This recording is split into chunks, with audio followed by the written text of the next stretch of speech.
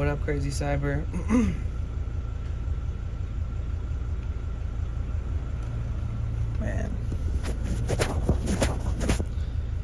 Man, have I ever had the most stressful fucking last X amount of days. No, I'm alright, but I'm massively upset and fucking frustrated and pissed and aggravated and fucking just over everything.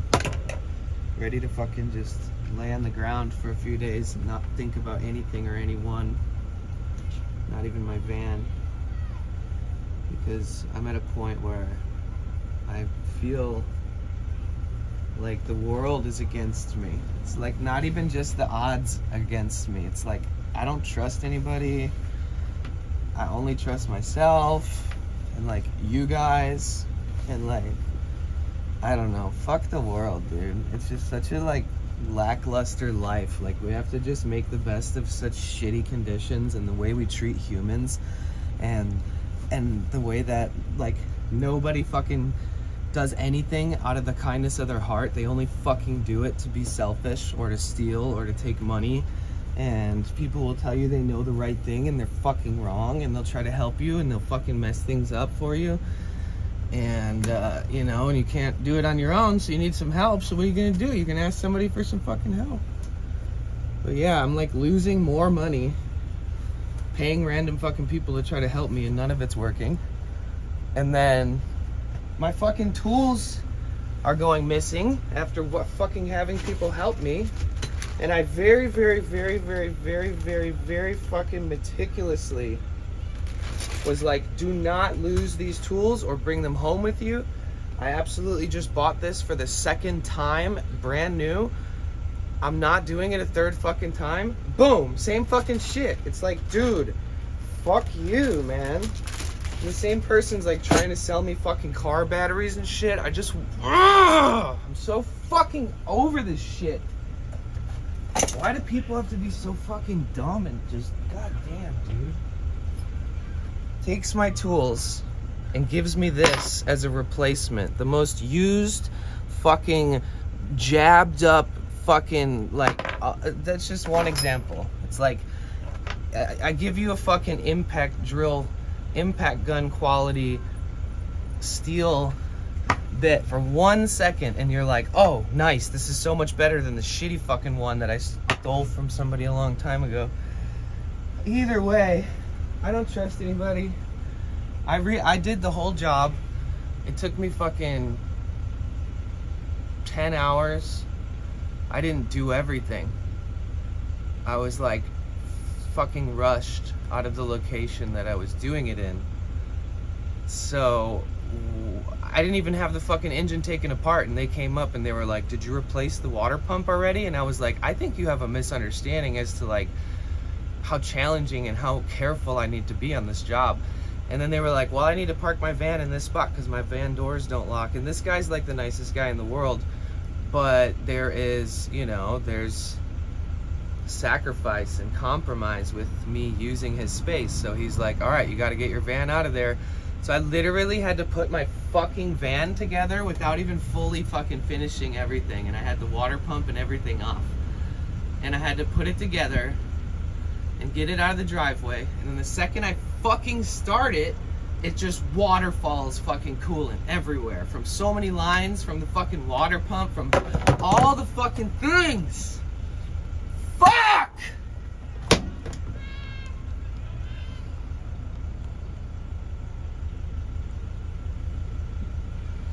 So I calmly collected my shit, and I was like, dude, I just nailed my head on the back of this chair so fucking hard. Okay, that'll be the last time I ever slam my head back like that again. So essentially, did I just like give myself a concussion? Okay, essentially,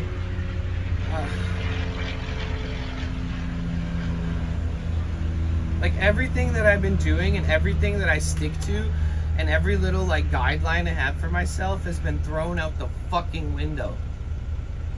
Like I was parking in spots where you're not supposed to park. I was parking in like spots where you can get tickets. I'm like dumping coolant out more than I was before I even fixed the fucking van. So I'm like, I'm like, what the fuck am I supposed to do? Okay, I'm gonna take apart the whole thing and do it all over again.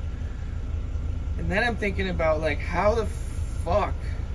It's like really hard to do that shit on your own, man. Like there's heavy parts that need to be like shifted and moved just to get into spaces, and I'm not like a mechanic with an entire garage full of fucking little tiny magic tools. Like it's just this whole, everything about this is just so fucking awkward and hard for me. Like I did the whole job, it starts dumping, I'm like, oh fuck, so I start like picking lines and being like, oh this one's leaking, oh this one, oh shit, I didn't torque this properly I guess, and I'm like fixing, repairing, and then it stops leaking, and I'm like, oh shit, we're good. And then I fucking, bro, I have a welt on my head. I fucking so I just started fucking redoing things a little bit, and it stopped leaking. And then I was like, no way, it was just that, even though everything was rushed at the end, and I kept being like, please don't rush me, please. Like I literally wrote out like months for a month and a half not to fucking be rushed while I'm doing this shit, right? And so the opposite of what I had planned happened. I was rushed the entire time. I had to organize and label everything on the fly. I went 10 notes down, and I have like a 95-page note system.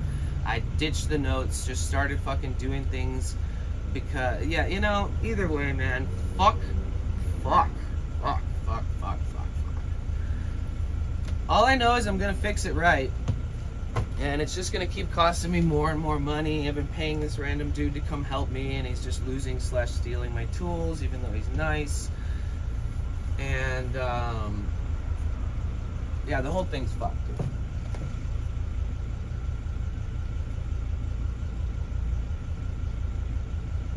So I went in there last night at 11. Wow, you live in a van. We need a mod. Buddy can't fight. Dude, shut the fuck up, you stupid dumb cunt. You're a fucking dumbass idiot who has no fucking idea what you're talking about. I live in a van. Go fuck yourself. And feel free to hang out. You can stay in here too. We love your ass here. You're a loser, always a loser? Good. If I'm a loser, then I like being a loser because I love who I am. You fucking dumbass. But yeah, imagine working on a German, not American, a German turbo diesel engine for your first time. You're probably gonna have these same feelings after the first day or two of working on it, so go fuck yourself. You're seriously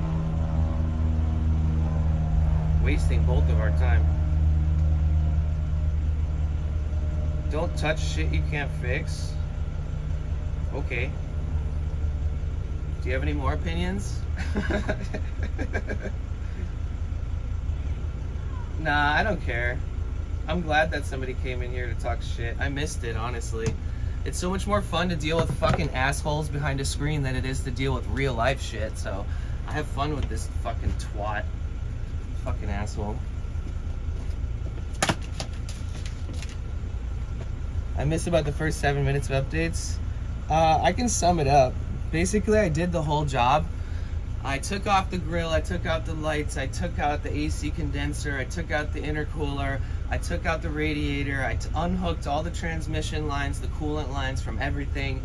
I removed the turbo line. I got in there to the hard pipe on the manifold, had to fucking manhandle the manifold because it's prefabbed to a big triangle piece of metal that if you move it, it has to be like forced back to lock into the right position, and it's never even probably supposed to be moved like that too much. But so I did all this stuff, and I'm getting it together, and then I'm sort of being rushed by the person who's allowing me to do it on their property, and they're like, oh man, I didn't know this was gonna take like all day. And I definitely told them that, and I told them I want to get there early for that reason in particular, but I guess it just kind of went over their head. So there was a point where I'm like rushing to torque bolts. I'm like rushing on the most important parts of everything.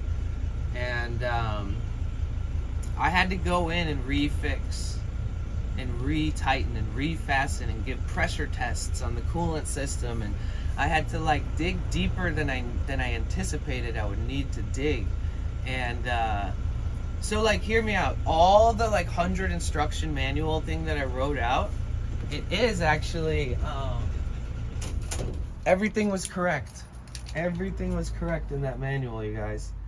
The only thing that wasn't correct in that manual that just wasn't there was that you're gonna bust knuckles, you're gonna break fucking nails, you're gonna get lacerations through your palm of your hand, you're gonna wear gloves for 5 minutes and be like, these are dumb, it's making me harder, it's harder to grab the fucking shit.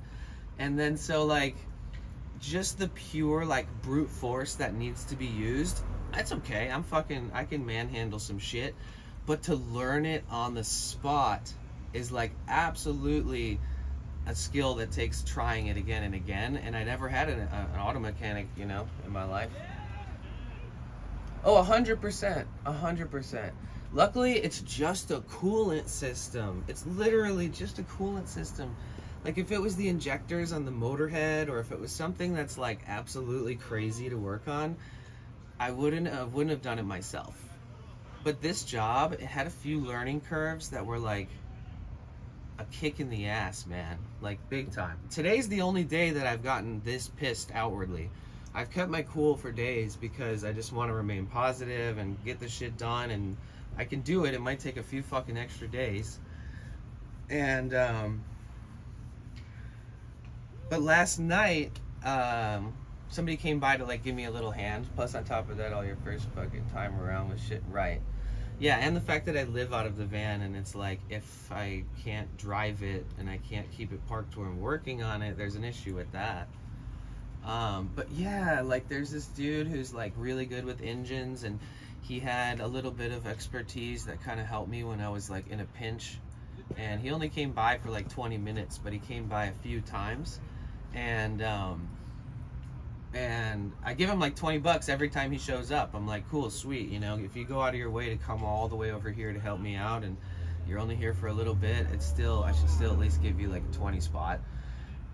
And he fucking lost some of my tools. I don't want to blame him for stealing them, but it's like, dude, if it wasn't the tool that I literally just rebought brand new for the second time in the last month, meaning I will have to buy this tool again for the third fucking time in the last month, I wouldn't be so pissed. But there's this one tool that goes to so many important Torx fittings, and it looks like I'm gonna have to buy my third fucking set of these goddamn Torx tools in the last month. And I don't know if it's because it's a simple mix-up, or, you know, something that like somebody has a tendency to be a little klepto with like tiny little tools or something, or what the fuck it is. But like, yeah, like he stopped by unannounced and was like, oh yeah, hey, is it still leaking, etc. Like, I'm just riding by. And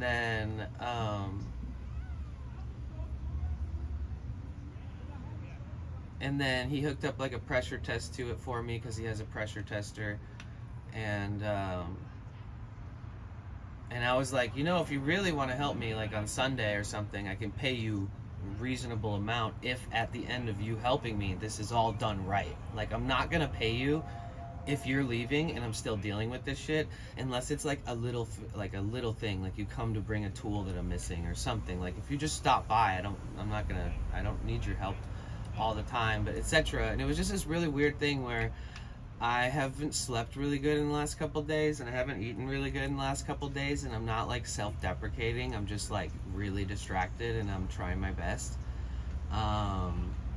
And he was like texting me at like 10:30 at night while I was laying in like with a migraine, like trying to mind my own business. And he's like, oh, if you could shoot me some cash tonight, it'd be really helpful for doing the pressure test. And I was like, and in the same message, he was like, oh, and I have a battery just like yours if you want to buy it for $50. And my only response was like, do you have my fucking tool? And then he responded like, oh, I put the tool and socket on your window. Yeah, he put his tool and socket, which literally 1,000,000% have absolutely nothing to do with what the fuck. I don't understand why. I mean, I get the socket, I can use this, but even this is kind of short, so it's like, yeah. I mean, I bought an impact drill driver socket, like a really high quality one, and this is just an Allen key. You know, they're very different in nature. Offer still holding on the table. I know I'm a long ways, but you're welcome. You can take your time as long as you need. My landlord neighbor is also a mechanic I trust. I don't know how much he knows about German engines, but he can tell you he knows nothing about it if that's the case. Yeah. The question now is, where did your tool go? Which is what was needed to do. Yeah, that's kind of, well, yeah, that's probably one of the biggest things that's frustrating me, because he was like, oh, you must have dropped it, like when I handed you them. It must have fallen onto the ground. So I was like, okay, and I took like a floodlight and I walked across the street, down the street at like 11:30 p.m. last night looking for my tools that were dropped. But they weren't there, so I don't understand where else they could have gone unless I like made the biggest mix-up ever and like somehow put it away and somehow just didn't notice. But that can't be the case because it's not here, and it's missing from this set right here. This little nub right here, where it was supposed to go after I fucking pulled it off and handed it to him. So that Torx bit, I literally got this one specifically because it matches up with my wrench set and I can adapt it to my wrench set and such. So for him to give me this doesn't really help, and then for him to give me an old rusted ass steel one that looks like it's been used on a million different projects compared to a brand new one. I mean, if it wasn't like a unique fucking piece, it wouldn't matter at all. Like, I could use a bunch of different other tools to improvise for it.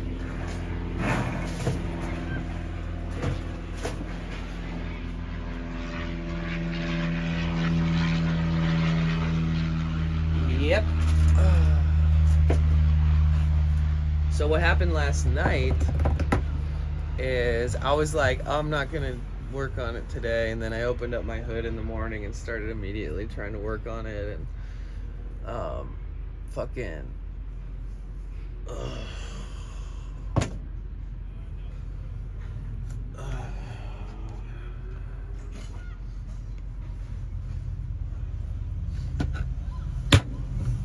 let's just let it all out. Where's that one asshole that was in the chat earlier talking shit? I need a punching bag. Where's that stupid dick? Stupid asshole fucking douchebag guy. Come back. We miss you. I need somebody to punch. Please. No! I would never threaten you guys with violence. Only that one guy who came in here and told me I was a fucking loser and that I live in a van and I should give up on life and shit. It's like, alright. Come say that to my face. Please. If you don't think I have weapons in my van to protect myself, then you're crazy. Because I have a lot of fucking steel pipes now. Either way, violence is not the answer. I just want to punch somebody today, though. What? That's the most counterintuitive thing I think I've ever said on stream before.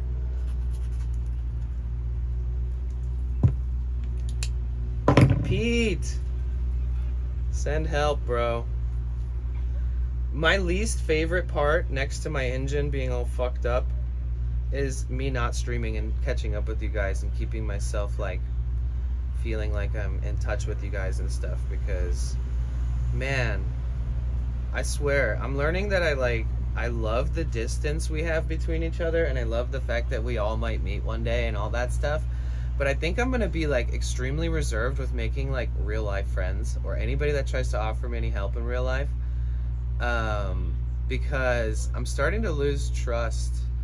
And only within like the if I need help type shit. Like, I don't know. the last couple days I wasn't streaming, like so many people came up to me and were like, "Oh, what's wrong with your car?" Like while I'm working on it, and I'm like, just go the fuck away. You're not gonna help me. You don't know shit about cars. You're literally wasting my time. I don't know. I just turned into a fucking asshole the last couple days, and I want to punch everybody. Pete, I kind of got rushed. I got permission to do my job, the water pump job. And mind you guys, I expected to do water pump, serpentine belt, idler pulleys, tensioner, thermostat, and an oil change, and air filter, cabin filter, fuel filter. I only ended up replacing the parts that I needed to get it back on the road because I was being rushed. So what I did was I put the water pump back in, I torqued all the bolts half torque, and then I torqued them all full torque. And yeah, guys, I used the torque wrenches finally. It's very satisfying to use them. I was rushing when I put the face back onto it. Maybe the gasket is like a 0.5 millimeter off. Maybe one of the wrenches, one of the torque jobs going on the spider like back forth routine, maybe one kind of pulled up the edge of another when I tightened it. Basically, I was told you should go half torque, then full torque, and then I didn't realize you're supposed to go full torque as a third operation in there. So like you go half torque, full torque, and then you do another star pattern with the full torque setting one more time. And I didn't do that third step. I just did half torque, full torque. And oh god, I don't even know how to tell this without like, okay, so right now my van is leaking exactly the same amount that it did before I did this fucking job. But the last 2 days I was fighting hoses, I was fighting like unseen random clamps and stuff that once were pressurized and moved enough like started leaking. Dude, I literally, okay, so imagine I basically, right? Actually, chasing leaks isn't such a bad thing, like, because you're gonna find the source. But when the source is the water pump, you want to punch yourself for making the mistake.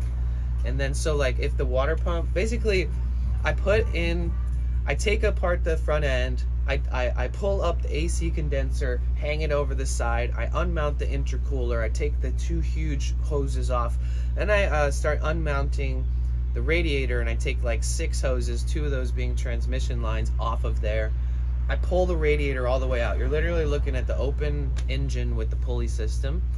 I take off the pulleys, I take off the serpentine belt, I take off the water pump, I put the new water pump back on, I torque it, I put the new pulley on, take off the entire tensioner, reinstall a brand new tensioner with the pulley.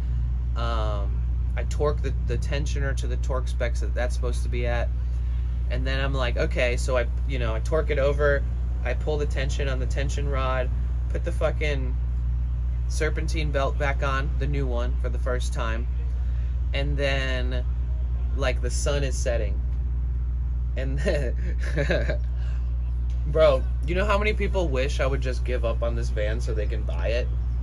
It is actually one of those types of vans. It'd be like if this was a 1985 convertible Mercedes, you know, those ones that like everybody likes.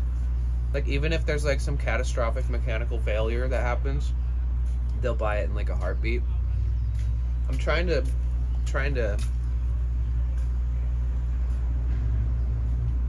I only ever want to sell this thing when it's in, like, when I mod it out. So what's next? Oh yeah, so I'm rushing the sun's starting to set. The owner was like, hey, my vehicle, thank you for the bits. The owner was like, hey, my vehicle needs to be where your van is right now because I have to get my doors fixed. My doors don't lock, and I'm afraid somebody will break in. And I was like, oh fuck, so okay, I have to get out of this spot. Like, he didn't tell me that I had a time limit. Like, he didn't tell me that, like, once it gets dark out, you have to move and I have to put my vehicle where you're working on your vehicle doing a huge job. He didn't tell me that until like 6 p.m. and I got there at like 10. So I'd been working for like 8 hours, And then he was like, yeah, so can you like put it together enough to just pull it out to the street and then you can pull it in tomorrow and continue working on it? And I was like, I don't think you understand like what you're suggesting, but I have to do that because that's like my only option right now. But so I put it back together, and listen, I put it back together. I even put the grill in, I put the lights in. I'm like, yeah, I gotta go back and be street ready. And then I turn it on, and it's literally just like a cascade of waterfalls. Like, there's a waterfall, there's a waterfall, there's a waterfall. I look at the top and I'm like, huh. And so I'm like, I literally like jump down and dive underneath the car on my back. And like, cause I'm like, I gotta see where this is coming from. And it literally just splashes all in my eyes and in my mouth. And I'm like, fuck, god damn it. And I'm like, ah, and it's like this hectic fucking moment. And I can still taste the coolant. It was like 2 days ago when that happened.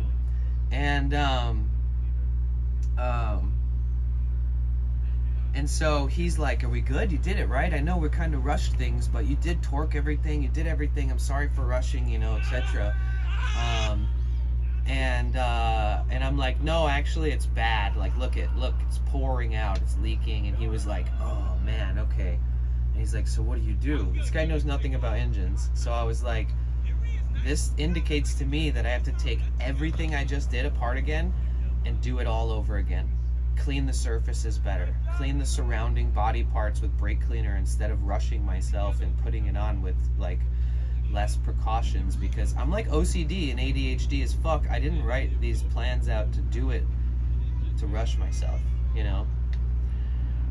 So I pull in front. He's like, yeah, just park here. You don't have to drive far. And I literally parked underneath a sign. The ones that I avoided for the last 7 months, the ones that I avoid so I don't get tickets, the ones that I see everybody else get ticketed in. And he was like, you're not going to get a ticket there. And I was like, are you sure? Because I've seen people get tickets here. And he's like, no, trust me, you're not going to. So I sleep literally right in front of his house. And I didn't get a ticket, but when I woke up, it was leaking again. And you know, I just like troubleshoot a bunch of hoses and different things that are almost or fairly accessible. I mean, I removed a bunch of hoses just to get to some hoses, but with it all put back together just to secure things a little more. Man, you know, I don't know, yeah. Like, this is one of the biggest tests that I've ever gotten from the universe. Is like, this man is so kind. He's such a sweetheart. Like, the guy who like is letting me work at his house when I do this work, he's like, Danny, you did everything. I saw your notes. Like, you wrote down the torque specs. You drew a graph of the fucking pump and showed me like the length of every screw and making sure that they all go in the right holes. And like, he's like, you did everything right. And he apologized for rushing, and he said that if he would have known it would have been such a long job, he would have asked me to come at like 7 in the morning and not at like 10. Granted, I told him it was a long job and I wanted to come as early as possible to use all the daylight I could. But yeah, he kind of like realized that it was low-key definitely his fault, that I could have taken my time and not rushed it, and I wouldn't have to do the whole fucking thing over again. So yeah, basically I have to do the whole fucking thing over again, guys. So yeah, I have a gasket, a brand new gasket with it. And honestly, the new one looks exactly the same condition as the old one. And my old water pump is fine. It was like a leak at the seam or something. Doesn't seem like it was the weep hole, meaning that my water pump was actually fine. It wasn't fine. It was leaking, but I could have possibly just opened it up and reinstalled the same water pump. There's just so many things that are fucking frustrating right now.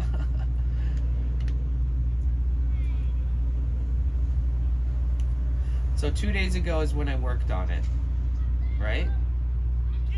And then yesterday I worked on it, but like in the street instead of at his house. And I managed to, man, if you only fucking saw. Well, I'll tell you what, on the bright side, I know a lot more than I did before. I know like every goddamn fucking screw and bolt and hose in this thing.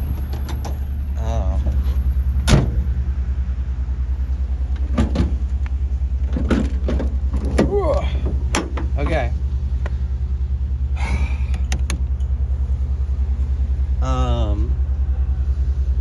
So last night I had to refasten so many lines. I didn't even replace this line, which is a double line that I bought to replace new. I did not replace the thermostat. I did all this shit and put everything else aside, meaning when I change the thermostat, I'm also gonna lose a shitload of coolant and stuff. So it's like everything I'm doing is like such a hardcore learning curve, and yeah, it's fairly annoying. You know, I'm like just trying my best. So look, so we got drips. That's just from today. Now that kind of dripping is exactly the amount of dripping that I had on the last one. The last one, the last water pump dripped to the same degree. And it's not gonna drip while it's off. Like, fuck me sideways though, right? Like, I did not just spend $1,200 fucking dollars and spend a day busting my knuckles and slicing my fucking hands open and all that just to realize that I just put the same part in, basically. Or it's not, it's a new part, but it's acting the same.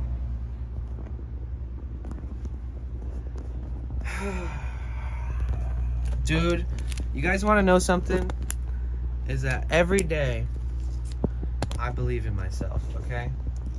And I have faith that I am one of the most hardworking people, and I don't care if I'm fucking stubborn, and I don't care if I get upset once in a while I'm learning something tough, okay? It's part of it. But one thing that I couldn't stop thinking about these last couple days is how much I fucking respect and love and appreciate you guys. Seriously, I just God, all I needed was just to remember that you guys exist, and I was like, fuck yeah, I'm gonna keep going, I'm gonna keep trying, cause I do believe in myself, but it's metal. I do believe in myself, but man, it's nice to know I have friends around that are compassionate and understanding. And there's no way in hell I was gonna try to do this job and it was just gonna work, right?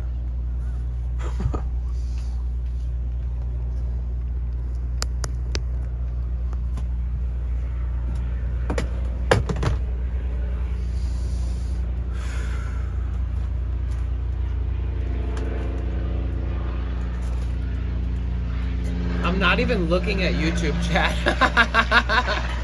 I forgot to open YouTube chat because I was so stressed today. Sorry, YouTube. Hopefully there's nobody that's been responding to my comments and stuff. Sorry. You got it? Is there anybody even there? We fuck with you, bro. Just ignore the dickheads that are haters. Yeah. You know, I'm less concerned about the haters than I am about people who I think I can trust.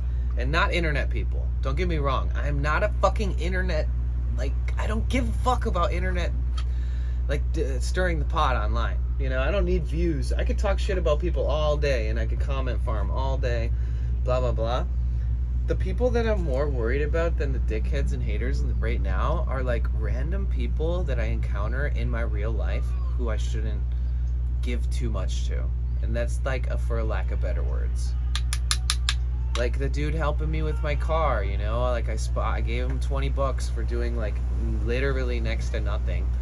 And then he kept showing up and knocking on the door of my van, and he's trying to be helpful, but I'm not sure if that's to my detriment, you know? That's a gnarly mad run it back again, figure it out, yeah.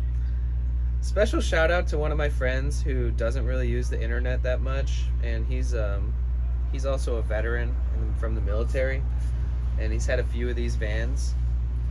I called him yesterday and talked to him all about the engine. He told me he's had 10 of these vans. He fixes them and resells them and stuff. And he said, man, that sucks. He said, man, if you only knew how many times I did a job on an engine and had to just open it up and redo the entire thing again.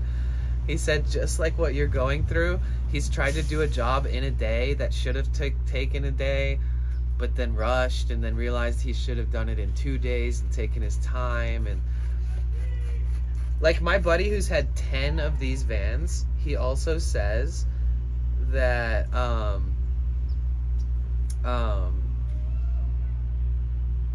like if he was gonna do a water pump on his van right now, he would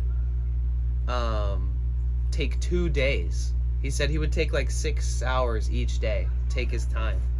And this is from somebody with experience. The man with experience on these particular engines, being a turbo diesel German engine, not USA made, not regular gas, it's diesel, right? So there's these little factors that like make it so that you should probably be fucking careful, and you should probably take your sweet ass time if you can. So it tripped me out to like talk to my buddy and him be like, yeah, I mean, I would take 2 days to do just the water pump. And I was like, you? Really? And he's like, yeah, I mean, even if you know all your shit, you shouldn't ever rush yourself on these jobs. And I was like, I know. People never trust me on the internet, really? They don't see me and understand that I'm the most reliable person on the planet, willing to scam, wouldn't even scam a person that I didn't know. Good. Yeah, so Pete, I'm pretty sure I know where the leak is coming from. There's only one place it could be coming from, in my opinion. There's really no hoses or anything around the water pump except for these 2 lines on the left. One is rubberized, one's hard metal. And those are good, but the water's coming straight from the pump. It's coming from the seal of the pump. What if I found out that my head or my timing chain face was like blocked or something? Cassie, thank you so much. What if I found out it was like warped? Thank you for the bits. What if I found out that any time I seat a water pump on there, it's just gonna fucking leak or something? I wish I could have come on here and been more positive and clear-headed, but I have had the fucking most stressful last 2 to 3 days you could ever imagine. And I went in with full confidence. I had all my tools organized. I had like a shit ton of bags with markers and pens, and I had boxes, and I was putting every tool and every nut and bolt and every single part into these boxes and writing every single time I took anything off. Like I was keeping really good track. I was being as like punctual as I could so I wouldn't forget. I was taking pictures along the way, like lots of pictures. And it just reached a certain point where I started getting rushed, and then all of a sudden all my tools are in a pile, and then all of a sudden I'm like, oh wait, where's this? And then so it's just it's you know, if I need to be accountable, right? Accountability is on me. I know now that moving in the future, if I ask somebody to use their space for a job, for a car, I need to overemphasize if it's going to take a long time. I need to overemphasize these vans are hard to find. These engines are very unique. They're hard to work on. You know, like there's a couple scratches on the front end of my car from them like trying to help me, and they like scratched the original paint. It had like no scratches on these portions of my van until like they started grabbing my headlights and trying to shove them in without asking me like how do they go back in. So like everything was sort of being rushed at the end, and it was so fucking frustrating, dude. Like oh my god, my OCD was like, I surrender, you know, fuck it, whatever. These people do not understand. I did not express myself enough. I did not clarify the situation clear enough, because if I had clarified it, I would have done it on a different day. You know, if they somehow understood, they would have been like, oh, come earlier the next day. So it's partly my fault for just not like understanding the depth in the situation. I've never you know, never asked somebody to do like a 12-hour job on their property, and I probably should have emphasized that it was going to take like 12 hours even if I took my time. So yeah, for me, like, yesterday I realized like I need to be more clear and assertive with my communication, even if the answer is going to be no, you know, because he offered me the space and I told him it's going to take a while. Like I need all the daylight I can get, etc. But I think that I probably could have been more clear on how critical I'm treating this whole thing and how important it is and how rare the van is and how it's not just like, you know, it's not like an hour and a half fix. It's like something that's going to take all day and I'm going to be learning along the way. And it's not that I didn't want to tell him that. I actually didn't get a chance because he gave me the opportunity and I just showed up like the next day and he was like, you know, there wasn't too much talking beforehand other than like he knows what a water pump is and he's seen one get replaced. But when he saw one get replaced, it only took like an hour and a half. I was like, yeah, not this, dude. And he was like, yeah. When I opened up the hood, he was like, this is a Mercedes? And I was like, bro, I told you that. I was like, it's a German turbo diesel. So if you call, like, oh, by the way, shout out Cassie. I called Cassie, or asked Cassie to call me, actually, because I don't think it's smart to just call people and be like, ah! I was like, Cassie, can you please call me? My life is falling apart right now. I need to hear your voice. Working on my car, thinking to be one day job, then realizing I need a tool or part, can't drive to get it. Dude, Cornwall, 100%. I had to go buy a set of tools for the second time, and then the person who came by for like 20 minutes yesterday, he accidentally lost it. And I feel like he's gonna come back in a day or two and be like, look, I found it. And if he does, unironically, I'm not gonna trust him much anymore, because I feel like he was withholding my Torx bit until I'd pay him $20 for helping me with the pressure system check.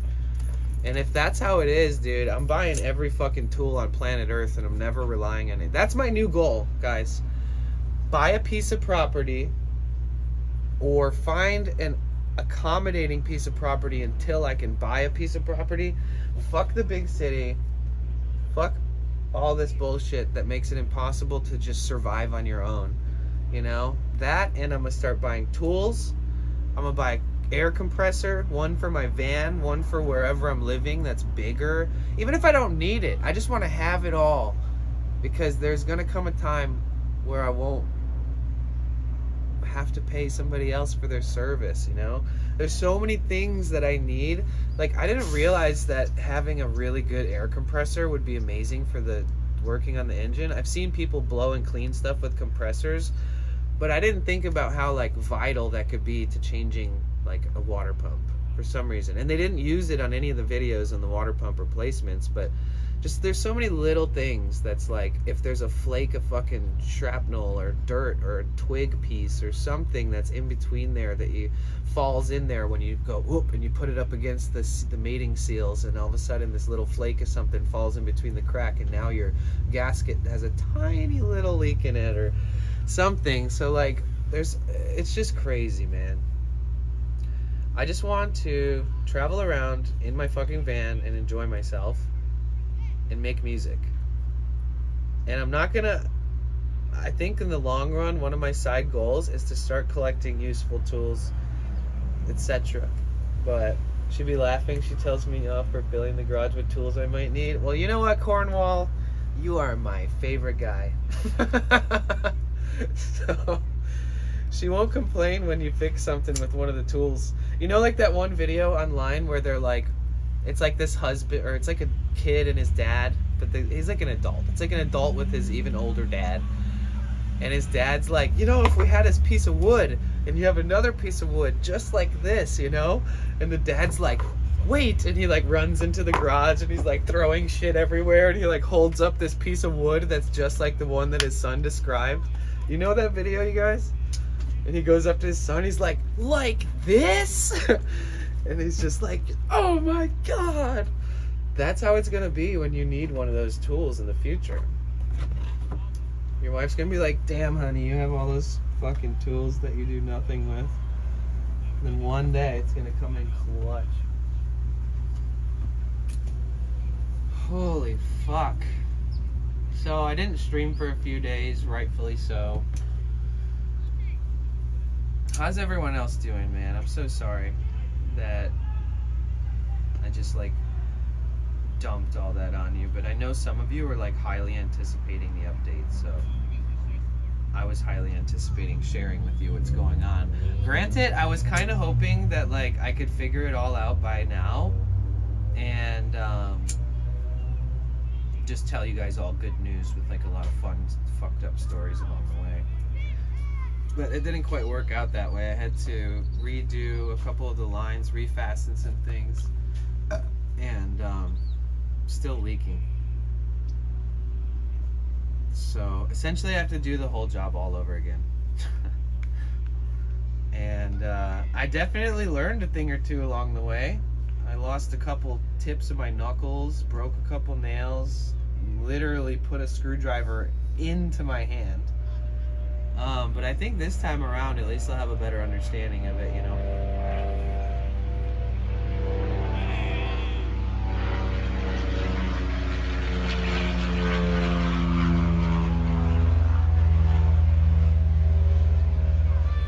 I've already come to the conclusion if that guy wants to come and help me again, that I'm not paying him anything unless the whole job is completely done properly when he leaves. Like if he's helping me at all, I'm not paying him for his time if he leaves and I have to work on it again.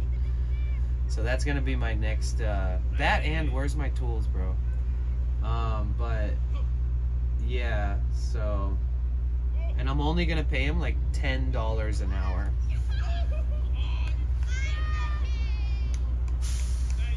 Oh, nice. Visited mom and dad today. Got to take my new car for a little longer ride. We ate Indian, exchanged some thoughts. I love them very much. Oh, that's so sweet.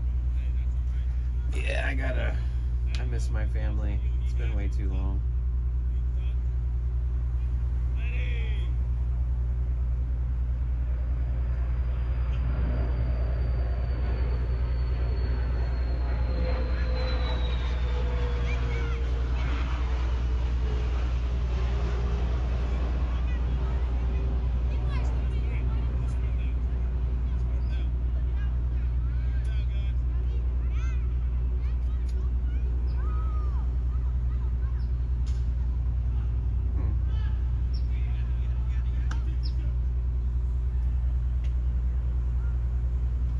So is your van running at the moment? Can you take it on short journeys if needed? Yeah. Yeah. At first it wasn't. At first it was like detrimental amount of coolant leaking out of unseeable, not properly fastened lines and stuff like that. And I was like, oh my god, dude, I was so rushed. But yeah, so now I'm only leaking like drip. Drip, drip. I mean, before, at one point it was like, and then another point it was like, and I was like, fuck. Now it's just drip, drip. So it seems like it's only leaking from the seal of the water pump at this point. But the funny part is that all the other shit that was leaking, guess what? I have to take all of that apart again just to get the water pump out and back in and reseated. So I'm gonna be extra careful the next time I do it. Take all the time I need to make sure that nothing goes like unfastened. So the fucked up part about it is that like you'll fasten something, and if you're not constantly remembering the things you need to remember, it's easy to lose track. So like say if you torque something and you torque another one, well you might want to torque those one last time to spec one more time. And guess what? That last time you torque it on spec, it might somehow move the other bolt just enough away that it needs to be torqued again. And like double and triple checking the bolts and making sure that things aren't loosening other sides of the things they're tightening, even though you've already done a shit ton of tightening. There's still chances that it can lodge it in a certain way when one's not screwed in enough or one's screwed in to the wrong torque setting or something. Can't believe he even pushed you to pay. Well, it wasn't the guy where I was doing it there. It was a guy who like helps him once in a while. And they're both really nice. His friend is really nice. He's just got a lot of questionable kind of like behavior. Like he doesn't have a cell phone and he doesn't have a car, but he's like a self-taught mechanic. But he like lives in a house. So there's like all these like red flags, but like also not to judge a book by its cover, but like just, you know, it's like, oh, hey, I'll help you with this, and I got like 10 minutes, you know, and then he leaves, and then I'm like, all right, well, I'll see you tomorrow, or how do I get in touch with you? Like, he's like, oh, if you need any more help, I'll just come by, and if you're there, I'll help, and I'm like, that's a very weird system. Can I see the YouTube? No. I didn't open it because I'm like, my head is not in a good place right now.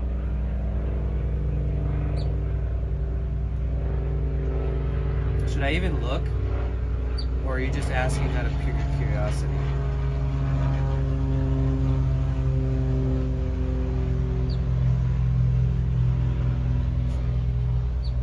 Okay, I see you guys.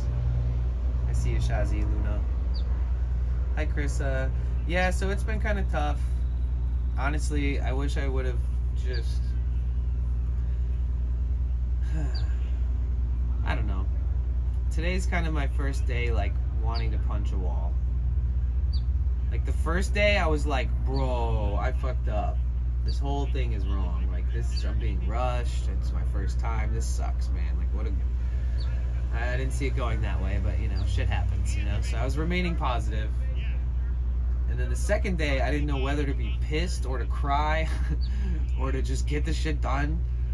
And now today's the third day, and I just want to punch a fucking hole in the wall and just let all the steam out and just get back to work.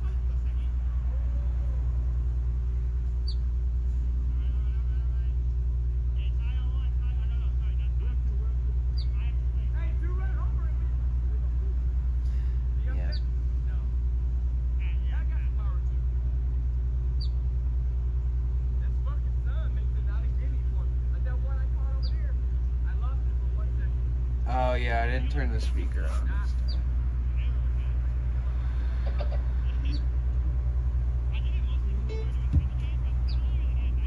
So yeah, one of the things that's uber stressful about living and traveling out of a vehicle is that you start having that imminent feeling of homelessness that you're not usually associating your life with, because it's like, you choose to travel in a vehicle, you may get bunched up into people who are just have given up and aren't in that same position and out of necessity versus out of maybe choosing to do it. But when you're working on a vehicle, what up, Greg? When you're working on a vehicle, yeah, I don't know, man. It's just a lot to fucking process.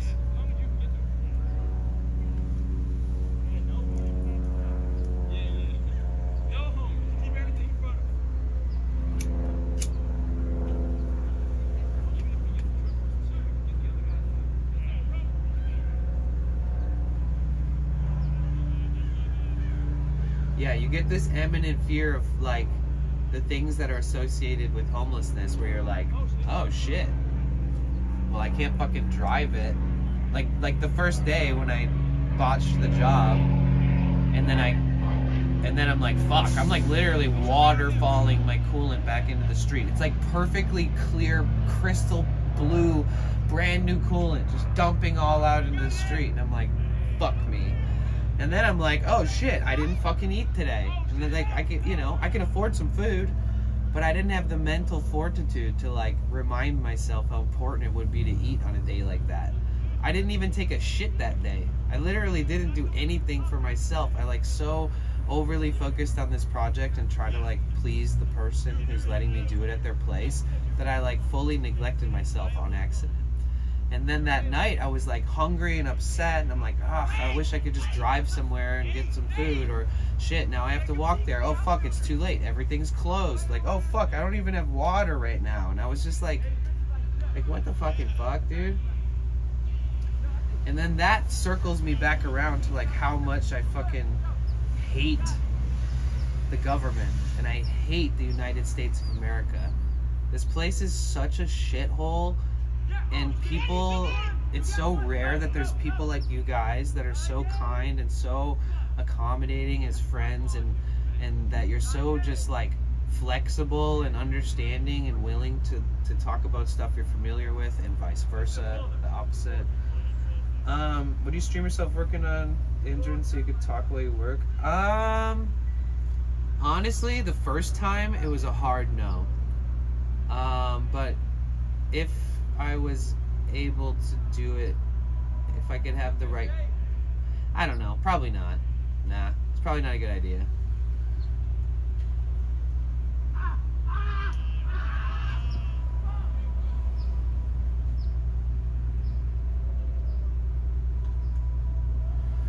So, I went to bed last night with a little relief, because at about 11 o'clock, I got everything to stop leaking without taking the whole fucking engine apart, and it was hard. I mean, like, I have these, like, cuts and bruises and busted knuckles, and I had to, like, you know, just pretend that doesn't exist, and, like, get, you know, start ripping through some shit and trying to fit my hands in impossible to fit places, and have like a little tiny wrench that I'm like hooking up to another wrench that I'm hoping will somehow catch, and then if it catches I can shove my thumb up against it, and then if I reach my arm around the other way and grab the handle I can move it a half inch, and like all that kind of shit. Where's the beeping 10mm? Dude, straight up, it was a 30 mil, or it was a T30. And that one little tiny wrench I bought for 20 bucks, I'm returning it. I never used it. There wasn't one fucking bolt or nut on the whole fucking job that involved this thing that I was specifically told to buy. The exact portion of the engine that I was supposed to use it on had totally different bolts. Totally threw me off. It's like, what the fuck? Other than that, every other tool was on point. I had everything in between, every size, every adapter, all the extension adapters I bought. Everything is everything that I needed and nothing more. Except for a torque gun, like a impact drill, because there's no way that I can get the there's a couple things I can't get off without it.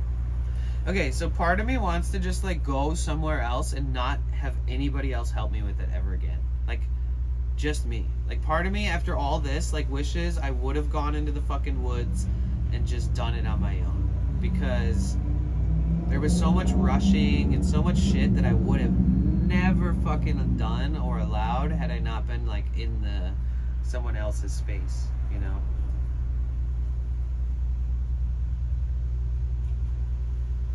I had everything I needed, and I would be a little less frustrated if it was all on me, you know, because it's my job.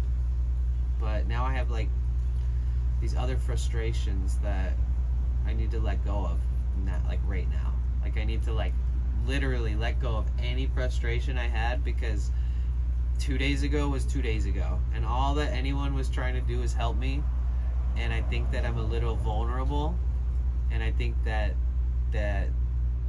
you know, it's really easy for me to get a little bit caught up in my head right now, being like, why the fuck do I need anybody else in my life to help me with jack shit? Like, might as well fuck it all up on my own and then ask questions along the way and fix it on my own. So yeah, I don't know. I think what I'm gonna have to do is I'm gonna talk to the guy that was helping me again, and I'm gonna be very clear with him. Like, I don't have a lot of money to pay you to help me. Like, I'll give you $10 an hour, and if that's not enough, don't fucking help me. And I'm not paying you unless this shit is done the way I need it done for being a helper. I'm not paying you unless I finish the job that day. Like, no, like, this isn't like, you know, like, if they could have it their way, the people that are helping me, they would basically help me a half hour every day. And it's like, I mean, I you know, can't deal with that. You don't recommend what?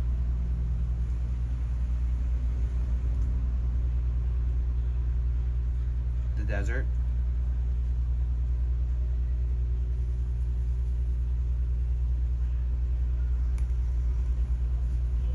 Yeah, I mean, I'm definitely at a point where it's like, don't touch it unless I ask you. Exactly. Yeah. I learned that while they were helping me or trying to help me, that, like, that's how I need to be. Like, there's a slight level of assertiveness that I was able to present, but at the same time, there's also me learning some stuff on the spot, too, and then them, you know, being like, I'll show you, and I'm like, okay. And even in those moments, I'm like, this whole process is just a bit frustrating.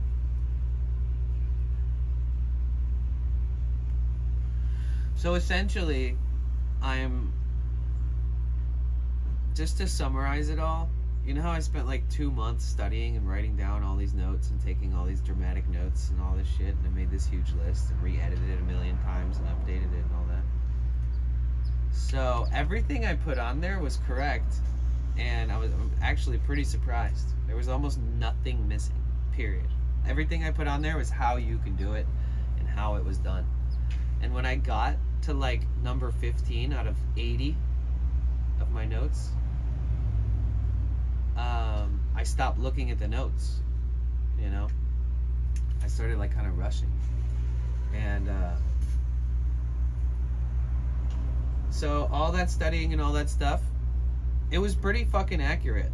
All that time and all the meticulous detail and every little thing and little tool and little side thought I had about not being able to reach this or whatever, there was one bolt that the guy suggested this wrench for on this on these forums and stuff. That one bolt was wrong, but I had the right tools to do it anyways. So everything was pretty much on point. I'm pretty proud of myself, but I gotta say, there's something that feels like it feels like I literally stood like this and let somebody just like do it. Just kick me in the nuts as hard as you can. Like, make them go in my body. It feels like I did that to myself because I studied for 2 months. I find a place. I do it. I have to refix it all for 2 days straight. And it's leaking exactly the same as the old water pump. It could be worse, but the fact that we're at ground first base or whatever again, or like at, you know, we're starting over, it's like, at least this time I don't need to re-fucking study everything and rewrite it all down, you know? At least this time, fuck, man, I don't even need the notes anymore, for fuck's sake, honestly. Like, but the fact that I'm in the same position, that now I have to do it all again, you know? I don't know. I guess I don't want to gaslight myself into copium happiness, you know? I don't want to pretend like, oh, I should make the best of this. It's like, yeah, I should be positive, but I'm not going to fucking allude to the fact that I fucked it up and I didn't do it right, and I allowed somebody to rush me when I shouldn't have been rushed on my own vehicle.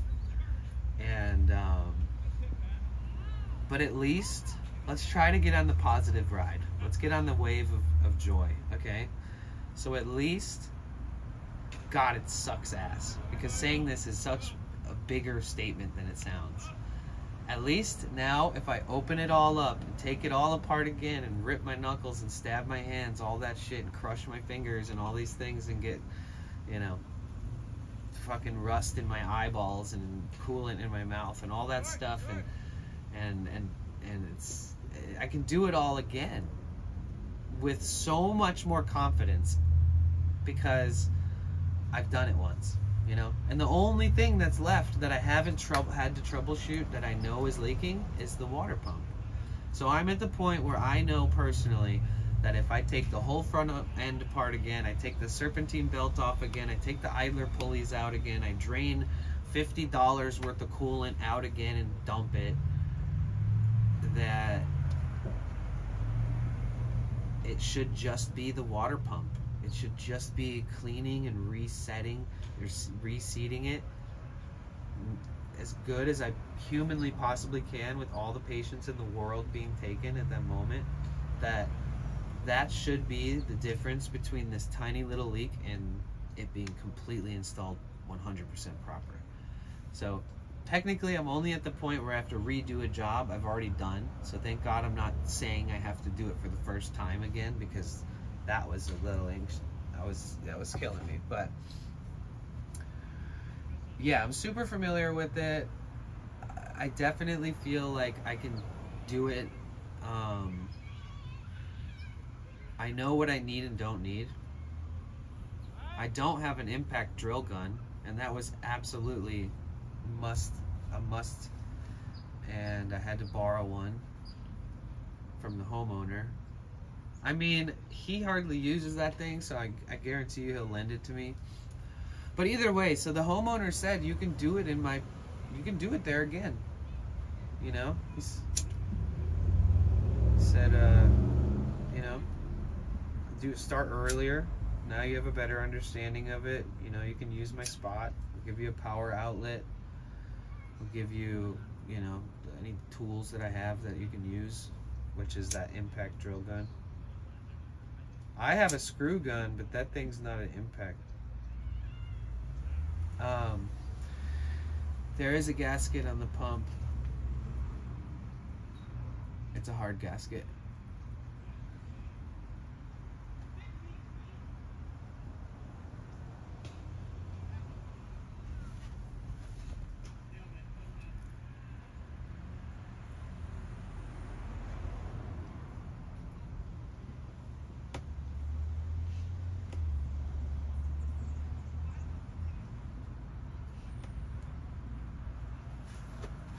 Yeah, so the hard gasket might have been misaligned by like a fucking millimeter or a half a millimeter.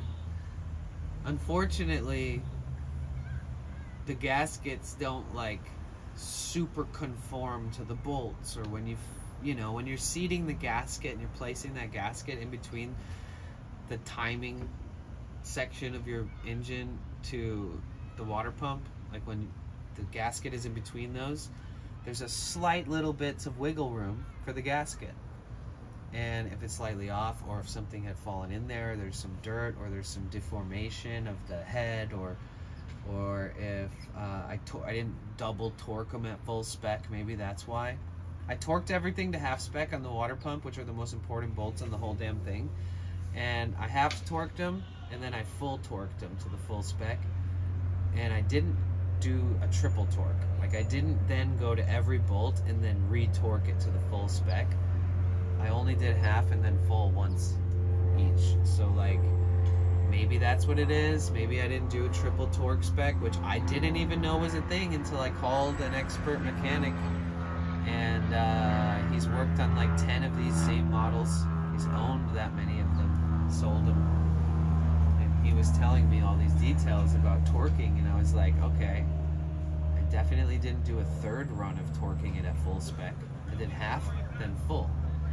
I figured it might be a little dangerous to do another full torque spec on the bolts that you just full torqued. But he said, no, you go around and you do them all one more time just to be sure, because if for some reason when you full torque spec it and then you do the one on the other side and it pulls the frame, that pulls the water pump, the tension away from that last one that you torqued, believe it or not, you know, that last triple check could be the reason between it leaking and not. No, it's a hard gasket, so it's metal on metal, and there's no lubricant and no silicone or anything like that.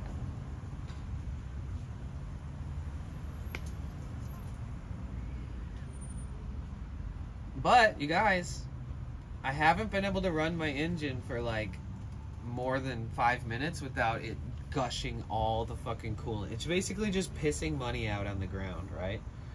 And running water through your system during one of these types of things is definitely doable, but it's a whole thing. because at that point I need to bleed the whole system and get all the water out so there's an even mixture when I refill it with the premix, and then all this shit. So I've just been like immobile, you know. I haven't been able to recharge my van battery. I haven't had good enough power for the last couple days. I've used like all my battery banks up and stuff, and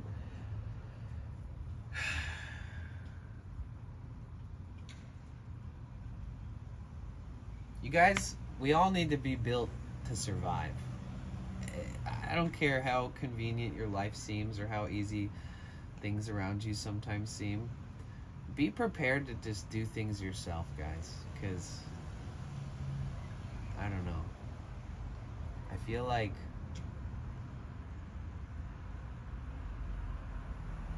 this is like a huge wake-up call with how I'm not trying to like cope, honestly. This is like a serious statement. I think we live in like the most backwards, most fucked up world that is literally ran by the most uncomfortably, disgustingly rich, horrible fucking people. Like, the reason why we have everything that we love is because some horrible fucking people made it happen because they're just so good at it. And like, we're just like little cogs in this fucking wheel. And people are so just, it's just so easy for everybody to just pretend that like we're gonna be fine. And I think that like no matter where you stand on the social ladder, whether you're lower middle, upper middle, or high class, or you're in the higher upper echelon of rich as fuck, I don't care who the fuck you are, the same things that break me down at my age and where I'm at in life, granted, you might have a totally different financial institution surrounding you and a different life and a different everything. All the same things that take me down are gonna take you down too. You know, I think that people don't understand that, like, oh, look at this guy, you know, living in his van, and they can make an assumption. Like, some people might think, oh, he's on a great adventure, and some people might think, oh, he's fucking homeless, or, you know, whatever. Like, whenever people ask, and I'm like, right before I moved into this van, I was living in a $2,000 luxury apartment next to my job. Like, I don't know who you think I am, but either way. And but the reason I wanted to travel and get out of paying rent all the time is because I'm pissing every waking moment of my life was involved in working to live and not really live. You know what I mean? Like, working to survive. And I feel like there's certain types of people, certain class, certain positions in their life that end up feeling the same thing that I feel. But what I'm realizing is that it's on a much bigger scale. It's affecting everybody. And like, I have friends who had $1 million a year ago that are like, their financial advisors are telling them that they're worried about their spending, you know? Maybe you should stop drinking a kombucha and a smoothie every morning and switch to like water and coffee and tea. And like all these random little things. It's like, it's everyone's gonna feel it, man. I don't know what's gonna happen to the United States economy, but it's trash right now, dude.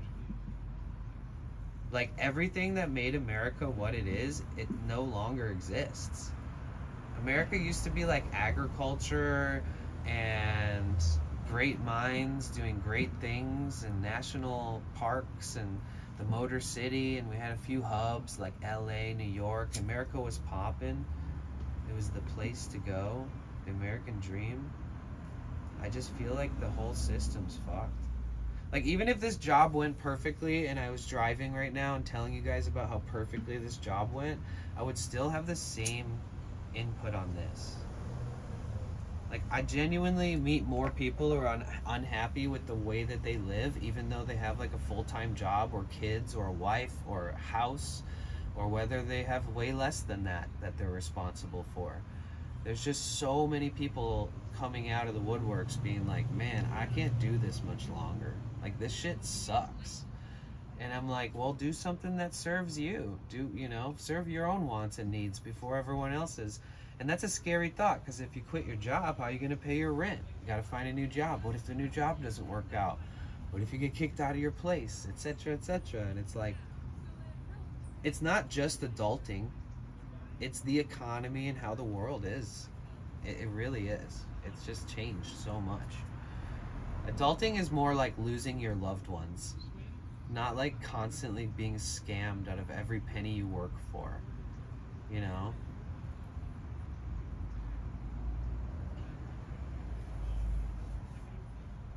Yeah, true, Cassie.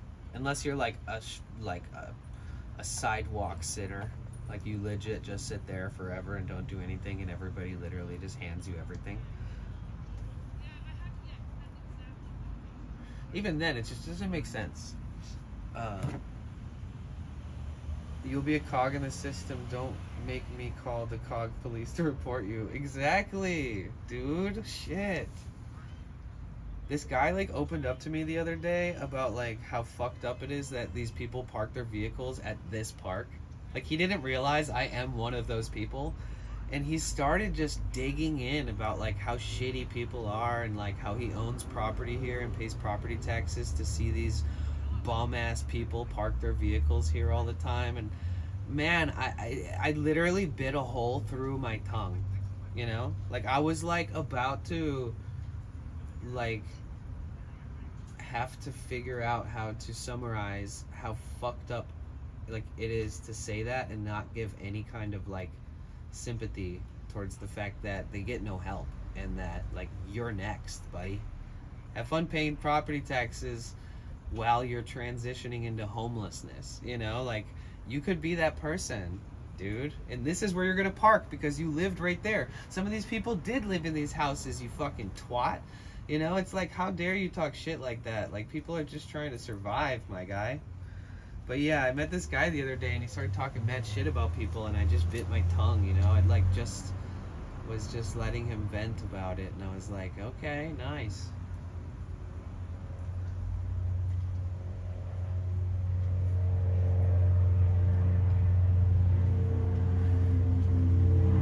He walked up while I was working on my van and he was like, I mean, look at you. You're like, you know, you paid money for the parts, you bought the tools, you studied, you're doing the job, and then all these other people, they just park here and break down and they never give a fuck. And like, I was like, I mean, it was like, it's like they give a fuck, dude. Fucking idiot. It's just their head's in a different place. Did you fix the van? I'm just getting here. Yeah. Kind of. So I fixed it and it didn't do the job properly. Something happened. Basically, long, short, 48 hours and a headache and a heartache. It's leaking the same as it was before I replaced it. But that's not the worst. That's not the worst. It could be so much worse, and it was. It was pouring out of the new water pump system was all fucking pouring out everywhere. And I was like, oh boy, time to troubleshoot. This is crazy. So I can't even describe the last 48 hours without giving the impression that I'm always this manic seeming, because I feel very manic right now. I feel like I don't know how to explain how I feel, or like I don't even know how I feel or something. People who lived in the 1800s live much happier lives. Sure, they work 16 to 8-hour days, but they work for themselves. Sure, maybe it took you 4 hours to wash and dry your clothes, but they were 1,000% happier. You should be very proud of yourself. Thanks, Nugs. Yeah, you know, thanks. And that's very true. Like, I talked to a mechanic friend of mine who's reputable enough to like fly across the country and fix one of these engines, and he's done it plenty of times, and he's the guy who, like, I don't know, I trust and love his ethics and his where his heart's at, and he's just like a really good person aside from being like a very intelligent mechanical engineer type. And I called him and we talked for like a couple hours, and just hearing from him like how many times when he first started working on these vans that he had totally miserably done it wrong and had to redo everything, and that, you know, he wouldn't have such good knowledge as he does if he didn't fuck up. Like if he didn't have to do it twice again over, you know, he wouldn't have like each little tiny insight that you need to store in your memory for doing the jobs in the future, or to know when you pull on the side of the road exactly what you're looking at or exactly where you can reach it from because you've been in there a couple times. And the odds of you changing a water pump and it working, while it's like 50-50 first try, imagine if I would have gotten it to work and just started driving. I would have been like, wow, I'm surprised, because I rushed the reinstall because I was being rushed by the like property owner. So like technically it's not, I don't know if it's copium or not, but technically this gives me a deeper understanding. I have to go in there again. I have to disassemble everything again, relabel everything again just in case. And I have to take the water pump off and reinstall the same new water pump again. And we're all just gonna pray to God that it doesn't leak that time, because that's the only thing that technically I could do. Other than that, like most people would say, oh, send the water pump back, tell them you put it on and it didn't work properly, or it leaks. Maybe it's a defect on the finish on the mating side or something. So I'm at a point of like technicality where I have to redo a job I just did that was supposed to work perfectly but didn't quite work perfectly. But I did run it for like 30 minutes today. So my low coolant light has been on, and even with the water pump leak before, it's never been on. So enough coolant came out during my almost fix that I'm still low on coolant. And I poured like a quart in last night, and I was like, fuck, I'm gonna have to bleed the whole system again of all the fluid, of all the brand new coolant. And I can't put it back in because if there's any particulates, if there's any dust or stuff in there, or mix of transmission residue fluid on the old pan that I already used for some other shit, that I have to be careful to like make sure that I would love to be able to reuse the coolant that's in there because it looks crystal clear, but I'm really nervous about doing it because it's not so smart. So yeah, I'm gonna have to take all the fluids out of the entire system. I'm gonna have to unplug everything. So it's basically like I'm doing the whole job again. It's just gonna cost more coolant. I have to buy more coolant, and then it's going to the labor. And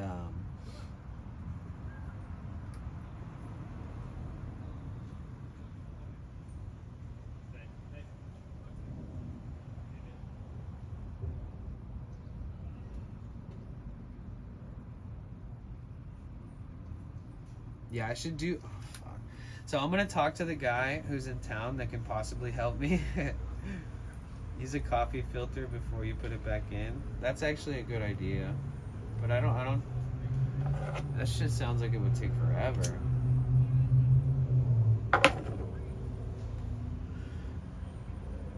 Maybe not, because coolant isn't like really viscous like oil. Coolant is very watery.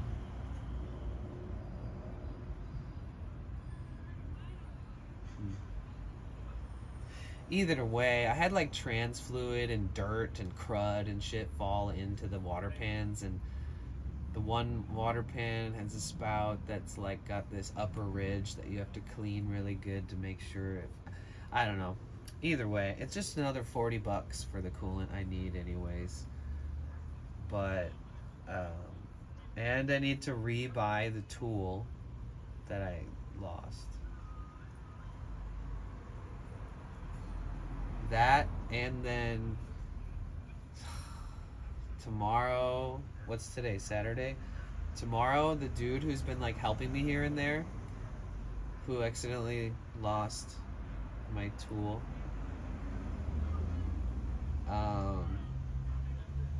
he said he'll come by tomorrow, and I'm just gonna park here again tomorrow. He said he'll come by, and he'll try to come by early And I was like, listen, man, I don't have much money. Like, I can't keep saying, like, I need help, but, like, I'm not going to turn down help. So, like, don't, like, not work some other shit if you're going to help me. And he was like, no, it's not about that. You know, I just, basically at this point, this guy who's been helping me for, like, 20 minutes here and there a couple times throughout the last 48 hours, he was like, I just want to I want to help you so that it's just finished. That's all I really care about at this point. He's a really good guy.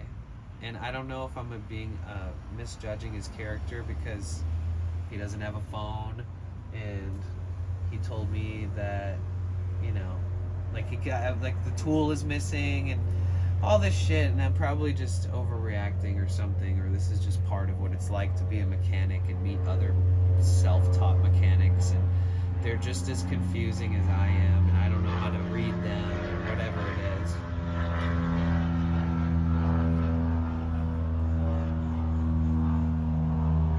But like last night, he came by my van at like 10:50 p.m. And I gave him $20 for hooking up a pressure test to my van earlier that day. But the thing is that I turned the van on and I'm like, it's leaking from right here, definitely. And then we pressure tested it and it was leaking from right there. So I kind of already knew where it was leaking from, at least the one you can see. But where it's leaking from now, you just can't see. There's no way you could see right where it's leaking from because it's kind of leaking at a seal that's hidden behind shit. Yeah, he came to my van at 10:50. And the weird part was that he was like, he texted me and was like he brought the pressure tester and I was like, oh fuck, I gotta pay this guy. You know what I mean? Like, he brought a tool. He brought a useful tool. He rode his bike from his house to here. He's my age. He rode his bike from his house to here. And he brought a pressure tester. So I'm like, fuck, you know? Okay, I'll give him like $20 for just coming here for a second and bringing the pressure tester. And then when he got there, I was like, oh, I don't have cash. Do you have like PayPal or something so I can spot you for bringing the tool? Because I don't have that tool. It's pretty useful. And he's like, oh, I don't have PayPal. I was like, fuck, you got Zelle? Like, no. It's like, oh, Jesus. Venmo? No. Cash App? No. And he doesn't have a cell phone. He just has a bike. So he like texted me off. I was like, well, Sunday when you come by, I got you. Like, don't you worry. And he was like, all right, cool. And then later that night, like, he had to get some stuff for a quinceañera. Like, somebody in his family's having a quinceañera. That's like a 15th birthday party for Mexican culture. And he texted me, was like, hey, do you mind, is there any way you can get cash tonight? Because I want to grab some things for the quinceañera tomorrow. And I was like, yeah, you know? I was like, I got you. Because I already knew that I wanted to give him $20 for bringing that tester.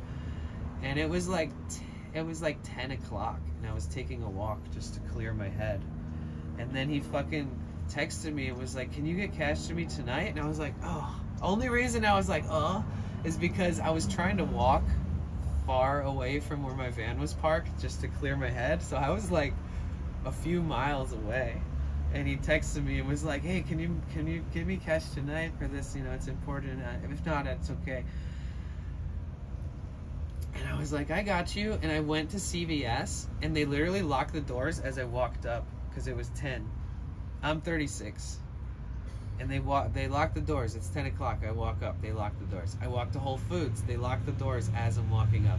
I walk down the road to Rite Aid. Or no, I walked down the road to this other grocery store. They're closed. I was basically trying to get like cash back so I could get a 20 and give this guy $20. And so then I'm like, he like texts me, what up, PB? Hold on, I'll explain. He texts me, how are you? It's good to see you. Miss you, bro. He texted me and was like, can you get some cash tonight if that's possible? And I was like, yeah. So I start walking. I literally go to so many stores and they're all closed. I went into a store. I finally found a store that was open, and I went up to the cash register, and I just grabbed the first thing that was next to me that was $1, and I just put it on a thing and was like, okay, I need cash back. And then I told him to meet me at the van, and I give him the $20. And I like stopped my walk and turned all the way around and went to all these different stores to get $20 to give him. And then I get to my van, and I literally had to wait at my van for like 45 minutes for him. And it was so stressful because I was trying to vent and get away from my van and then come back just to give him $20. And he has no phone, so he texted me off this phone number.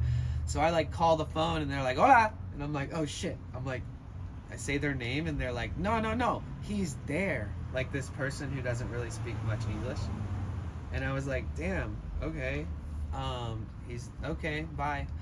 And then I waited, and then I texted and was like, dude, I have to move my vehicle at 11 or I'll get a ticket. And and nobody texted back, and I'm waiting, and then he shows up at like 10:50. And I'm like, here you go, dude. And yeah, so that was last night. And he said that he's down to come on like Monday, but he said he would take off work. So I don't want him to take off work if he can make more money working for somebody else, but I do need the help. I could use a second set of hands. This guy's worked on engines dozens and dozens of times. Like, he knows his way around an engine, and he's never worked on diesel engines, but a water coolant system in every vehicle is pretty much the same. The fact that a diesel is a diesel and a regular gas is regular gas, it doesn't change the coolant system. So I feel confident in letting this guy help me. And he is the guy that misplaced one of my brand new tools that I'm gonna have to buy for the 3rd time, unless he shows up with like a cool little workaround, because he has tools. But yeah, so PB, I tried to fix my van 2 nights ago, and towards the end, the homeowner was like, sort of like, hey, you gotta get your van out of here. And I was like, fuck. And he was kind of very insistent on me getting it put together, at least pull it out of the driveway so he can park his vehicle in there, because his doors don't lock. He's worried about people breaking in because it's like built out and it's a nice van on the inside. He's done like from San Diego to Alaska and back in this one van, and he just like wants to keep it safe. So I did this job in like a private area where he normally parks, and then towards the end of the day, he was like, yeah, I didn't realize this was going to take so long. I would have let you do it earlier. And I was like, me too, kind of. That's why I asked to do it early. And but yeah, it was like rushing me low key, and I don't mean to put the blame on him, but even after I talked to him about it and we're like hashing it out, he's like, yeah, you know, it got kind of rushed at the end and this and that. And so basically I took my van apart, put all the new parts on that I could, leaving a few out that I can do later. But the most important one was the water pump. So I put everything back together, and I'm like, okay, let's pray to God, you know. I'm telling the homeowner that's there, I'm like, you know, like halfway through the job, he like looks at me and he's like, have you ever done this before?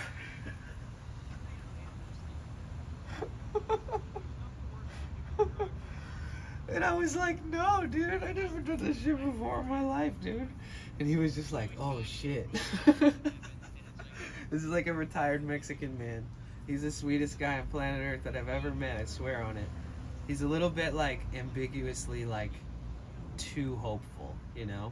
He's not like a preacher, but he's like, you know, he's a fast coper. He's like, it's okay, Danny. You did so much research. You did so much like detailed writing and tracing and writing this and that. And I seen your list and all this stuff. He's like, you should be proud of yourself and all this stuff. And I'm just like, yeah, you're right. But honestly, so what happened was I put it all together and I turned it on for the first time with all the new parts and all the new coolant. I go, it starts and like, sweet. I run outside. It's like and it's like coming out of the side of the fucking bumper. It's like shooting into the bumper and like sliding down this tunnel. There's water coming out in directions you wouldn't even ever imagine they come out. And it's like beautiful, glistening coolant that I just bought and put in there, you know? And I'm like, rip. You know, like in that moment, my heart, like portion of my heart, I think is gone. I literally think a part of my heart disconnected and disappeared into the ether in that very moment. I lost a part of my soul. When I did that job, which took me like 8-9 hours without taking one break, only drinking water along the way and just kind of trying to stay alive, that when I turned it on and that shit happened, as I was being told to move the van right away so that he could pull his vehicle in, oh, my heart, my poor little heart, man, it lost a part of itself. It flew right out. And it was like, oh, rip. Rip, rip, rip, rip, rip. I just looked at it and was like shocked. And I was like, fuck! Jumped in the van, turned it off, and it's still leaking. I'm like, oh, Jesus Christ, what the fucking fuck? And I legit just pulled it out. I was like, yep, I'm gonna get out of this spot because he needs to park here. So I pull it out into the street.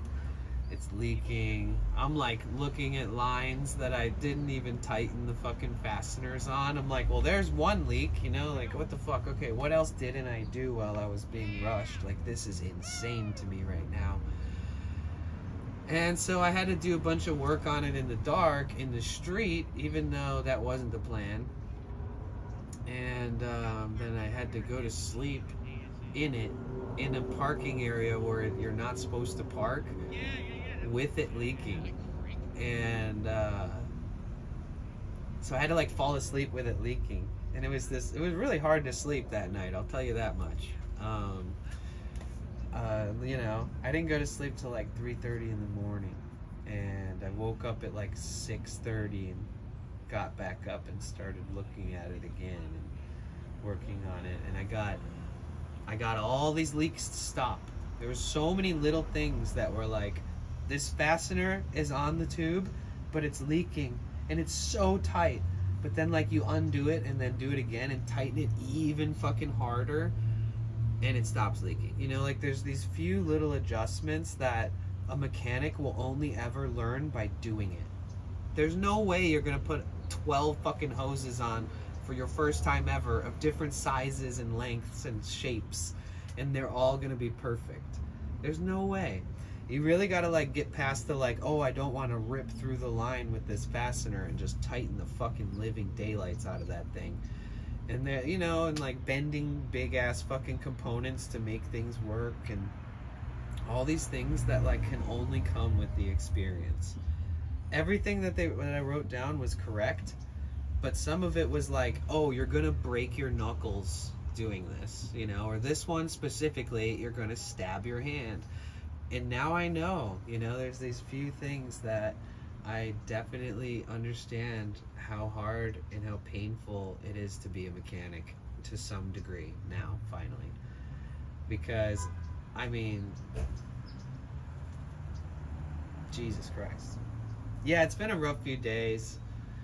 Last night at about midnight, I gave that guy a 20 spot for helping me with the pressure tester earlier. And, you know what he managed to do, though? This man was wearing, like, a white jacket. And I was like, dude, you don't have to do anything, man. Because he was like, bro, I think I can get to the screw. And this screw is like, you can't even see it. Even if you just have to describe where it is. It's that deep. And he hooked like 17 adapters that were like transforming this thing into like a fucking connect set. And he's like getting in, trying to get it, and he's like, and then I'm like, well, what if I use this and you put that Allen wrench with the Torx bit in this tool, and you like, maybe we can fix it through, like get it in to get it set into that screw. So basically we're trying to tighten this one screw where when we pressure tested it earlier that day, that's where it was showing the leak. So he was like, man, I can't go to bed tonight without us like making sure that's not leaking. Like we found the source. And I was like, all right, it's literally midnight. And I'm like, okay. And it's like an hour past the time you're supposed to be parked here. And I was like, dude, he somehow managed, by the grace of having done this, sticking his hands in small areas so much, that he was able to get this little Allen wrench in there and get the, like, and then he was able to get the Torx head bit that we lost or something into there with some of the tools that we mixed together.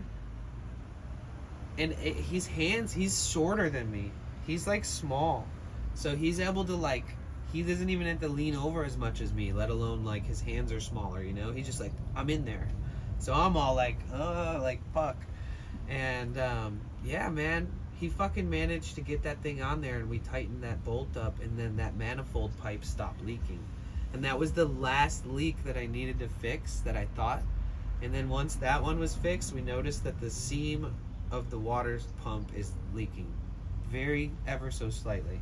So basically, I've said this already, but it's leaking about the same amount that it was before I put the new water pump in. And unfortunately, that means I have to take the entire engine apart and take the water pump off and put it back on. I literally have to go like this, take it off, clean the area, and put the same fucker right back on there and re-torque it again. And actually, there's only a slight difference in the way that I'm going to redo it, and there is a slight chance that it just might happen to be leaking again after that. So we're all learning here. Everything in life takes practice, you know?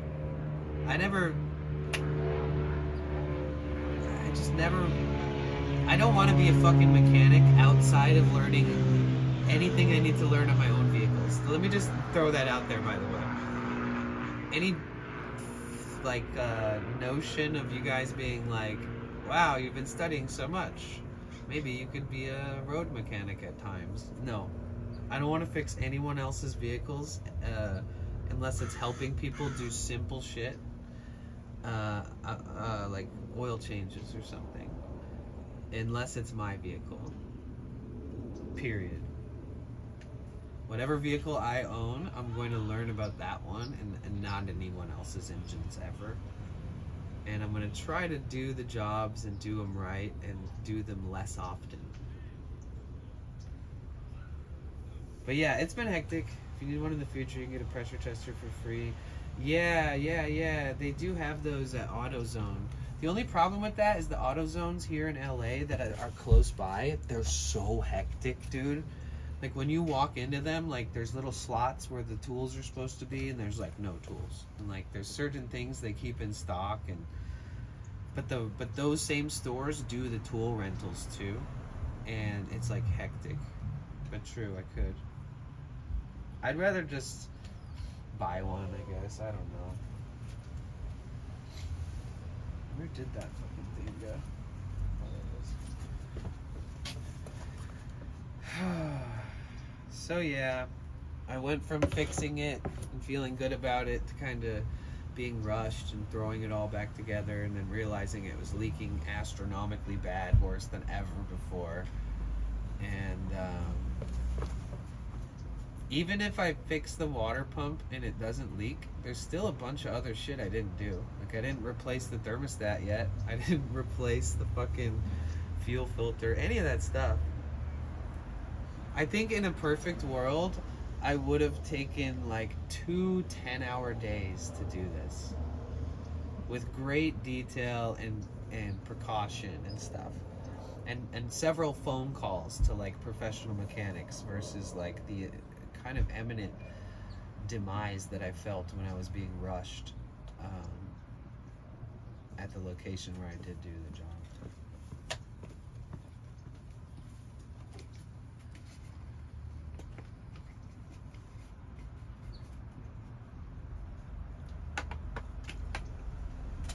There are some positives though. I mean, like pretty soon this thing's gonna be up and running. which seems hard for me to even speak out loud because it's not going to be that way until I do the job right, you know? So, but that is a good thing. I do really, it sounds better.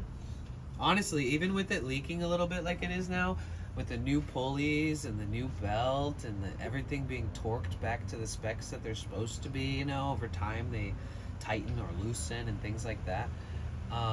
It was really good. It was a really good feeling to take the grill off, take the lights off, take the bracket off that holds everything together, and then have all the components, and I'm like finally unscrewing the condenser and taking out the intercooler and really starting to understand what the fuck's going on in there, and like confidently pulling entire components out, like the intercooler or the radiator, setting it down, and like having a really good system for having all my bolts organized and little notes and stuff. And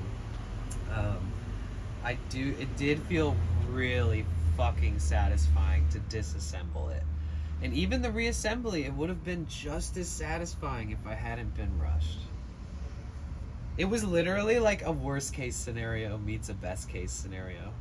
Like, best case scenario, I can do the job here. Worst case scenario is that all of a sudden the owner is like, damn, I didn't realize it was going to take this long. And you're just like, okay. And they're like, yeah, now hurry up. And you're like, okay. Whoop. Switched it up.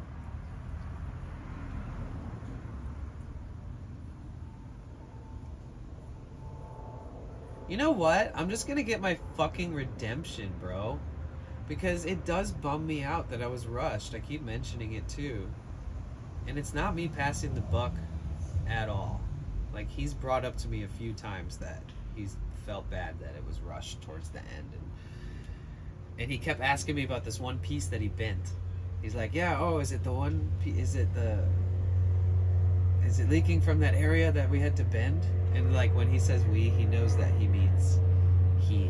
Because he was like, told him to grab something and hold it for a second so that I could get in there, and he's like prying it to where I could reach it, but technically I could have gone in deeper to reach it, and I was just like, yeah, don't pry that anymore, and it was already like bending a part of the frame that it's prefabricated to.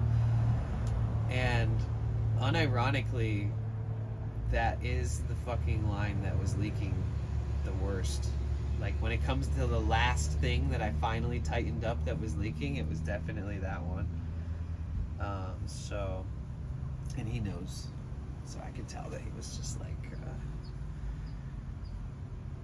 feeling a little accountability for some of the rushed vibes at the end.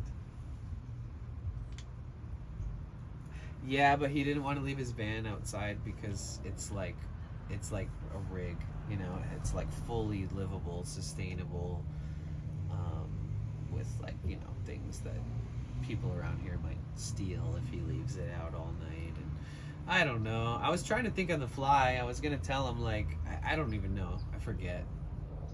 I really know convincing somebody who's wants to safe keep their belongings to like put that stuff at risk to help you, you know, that's not fair. So, oh yeah, one thought that whirlwind through my head was like, oh, maybe I should just tell him I'll sleep in his van. We keep mine parked here, close up the gate, and then I'll just sleep in his van, so like somebody fucking, you know, nobody will, it'll be fine if I'm sleeping in it.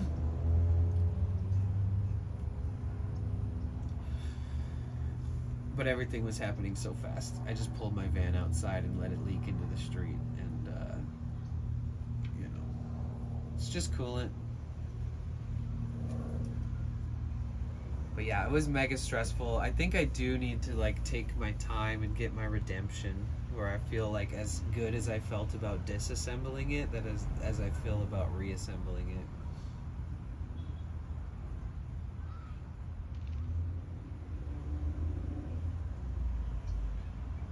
But yeah, that was my last 48 hours dealing with all that shit. And not like taking long walks, and not like listening to music, or like, I don't know, I just got like in the zone, and everything else was like mute, you know? And it takes a lot out of you. I felt like I took a crash course, you know, like it's learning so many things at once. All the while I had all these notes, but there wasn't, you know, there's a lot left out in those notes that is less technical, but it's like, you know, how much brute force is needed?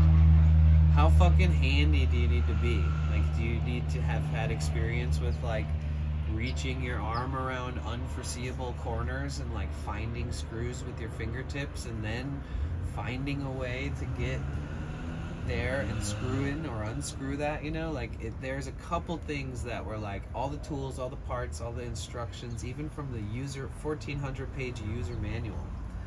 There's just certain things that you have to learn by trying it, and oh my god, there were so many of those things in a row. Have you any plans what you'll do with it next when you have go at it?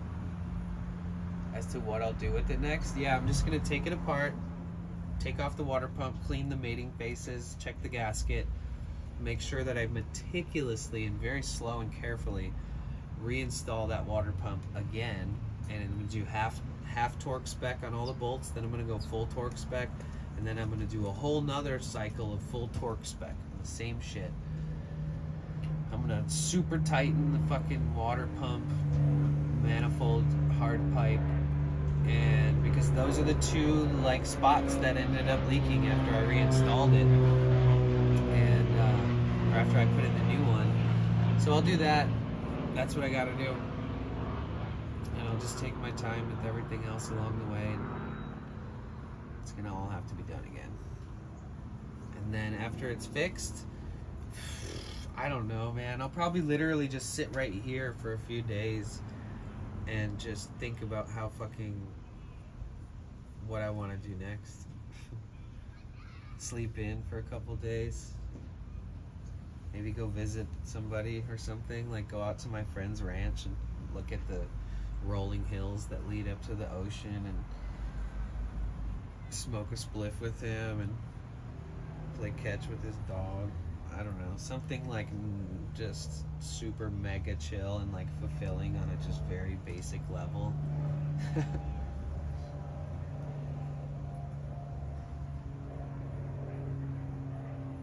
That or go down to San Diego.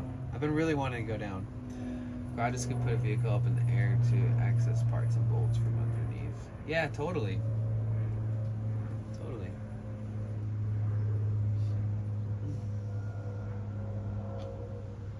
Yeah, luckily this van is really high off the ground, so if you're not like opposed to like laying your back down on the ground and sliding under there, you got plenty of space. Like you can wave your hand in front of your head like this. Like, it's not very low to the ground.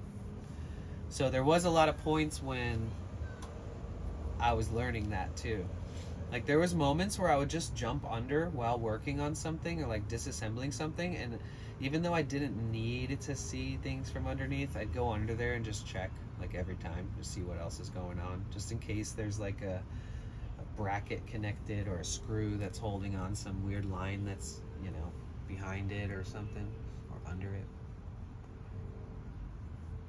Yeah, 100% Harry. I mean, technically I drove like 10k miles and never broke down once. I've never felt like this. I've never felt like, oh damn, I have to fix it real good before I can even really continue.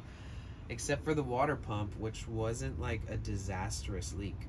My original water pump that was leaking, it leaked for like a month, and it still had hella coolant in there, but it was leaking every day if I ran it, you know. But yeah, it's a little frustrating to think like how much of turbulence that I've had, because it was seemingly sort of just fine before. And I got the old parts, the old serpentine belt I can keep in case I need a replacement on the road one day. The old water pump, I showed it to somebody and they said that it seems like it's in just fine condition. Just been used a lot. So it's better to have a new one in there. But they said that you should keep this one in case for some reason, you know, one day you're on a road trip and you're out in the middle of the fucking highway and you have to do the job right there. Like, you'll have a water pump and the tools to do it. But yeah, so it's weird because now that I've fixed every single leak except for the seal of the water pump, we're basically at the same position we were at before we ever did any of this. The only difference is that I don't have to buy all the parts and tools again. I just have to do the whole fucking job again. And I have to buy coolant though. Actually, I lied. I think I gotta buy a tool that I lost.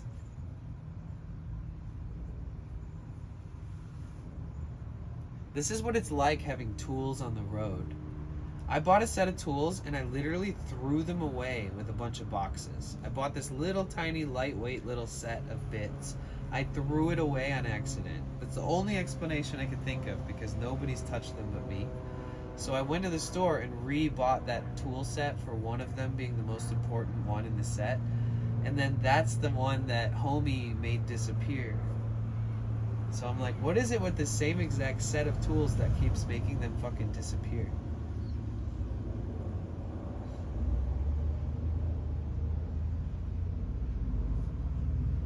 That's what I was asking earlier. Felt bad asking it after. Wait, what? I wish I had the knowledge or money to help you with it. No worries. Yeah, I think it's more of like a self-reliance thing. Like, it might seem like I need help, but I don't think anybody can help me but myself, you know?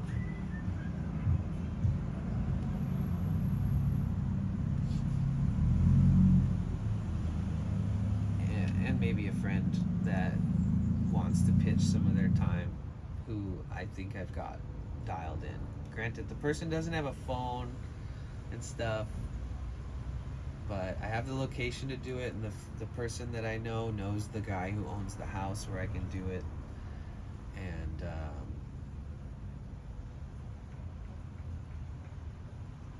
yeah, I'm just gonna express in a summarized form to the dude who said he would help me, like, how I feel about it and how I want to do it and get it done, and that if he's down for that, then, like, let's do this.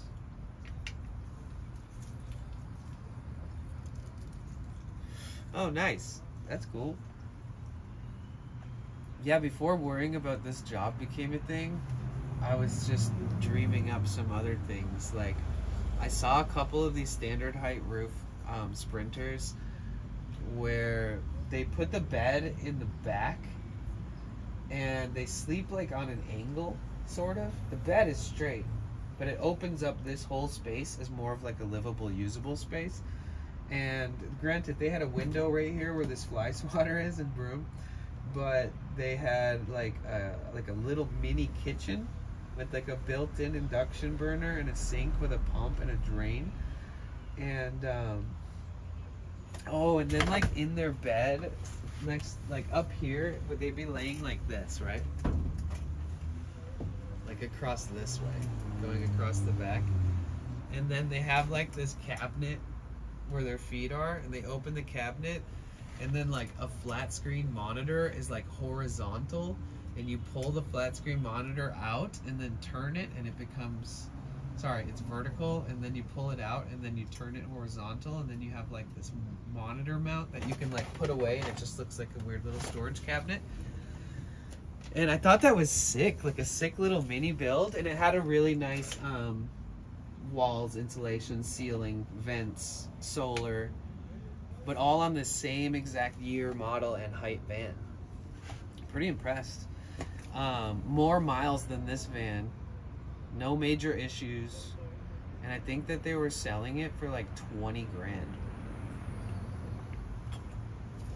So I think eventually,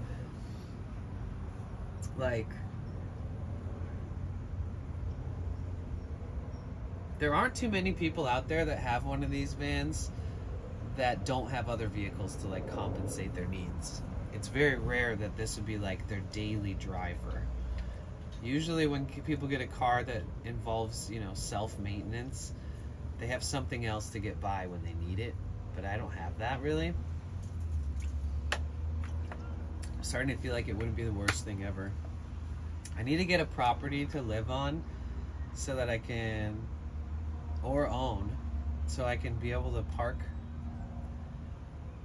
and work on my vehicle and live and thrive, and maybe have another vehicle that I can use in the meantime.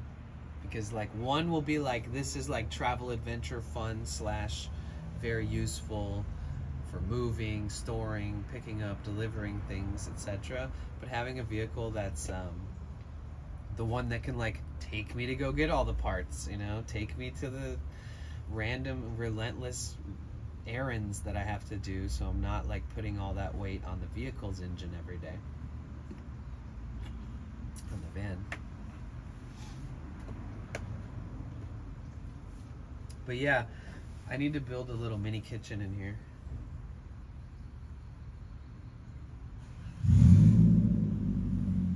One day.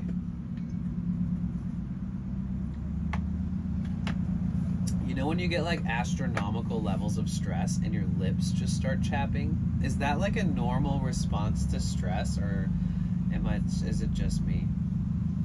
Because the last few days, I don't think I've ever had such chapped lips in my whole life. Here where I live, it's a beachy, surfy type area. VW vans sell for a lot of money, especially if they've been converted nicely inside. Yeah. You can get dry skin. I bet you at some point, the dude Luis who owns the house on the corner, he'll probably come over and check in. He's been awesome. He's super sweet. You know, there's this guy who sells fruit on the corner and stuff, like the fruit cup guy. And he sometimes walks over there and like gives the guy coffee in like a glass mug.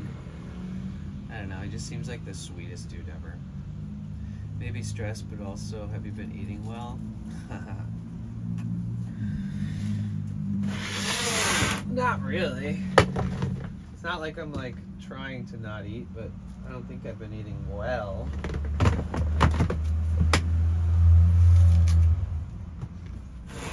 It's kind of hard to take care of yourself when you're so wrapped up in shit. But I definitely like got a smoothie the morning that I worked on the van. I got a smoothie from Whole Foods, and then that's all I ate all day during that day that I did that job. Other than that, I just drank gallons and gallons of water.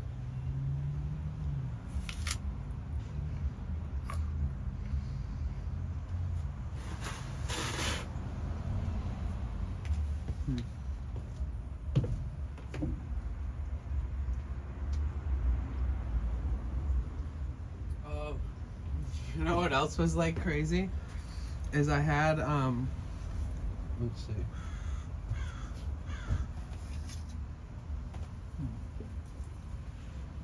Oh shit, maybe I threw it away. I guess I did.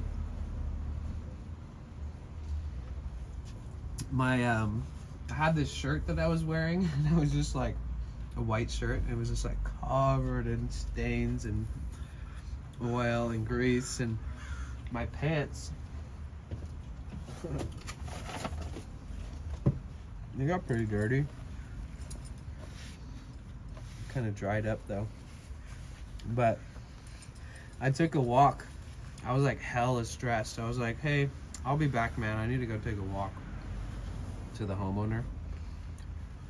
It's like I haven't taken a second to myself all day. This is a lot. I like take a walk. My like whole face is black. My hands are like super black. Like I can't get the oil out from under my nails. And I've got like these giant cuts and gashes and shit. My pants are like black. The shirt I'm wearing is just like covered in marks. And I like took like a 20-minute walk. Everybody that looked at me was like, oh my god. I just look like a pissed off, dirty, homeless person.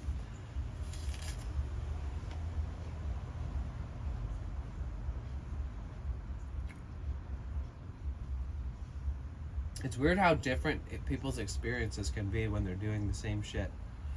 Like a part of me was like, man, imagine if I just had like a workshop Like, what if I had a barn? You know, what if I had a property where I had so much more freedom and like time and space and resources, and like, look at me though, like trying to make it work, looking like I just crawled out of an engine, walking the streets, moping around, trying to catch a breath of fresh air after not enjoying 1 second of daylight aside from working in it.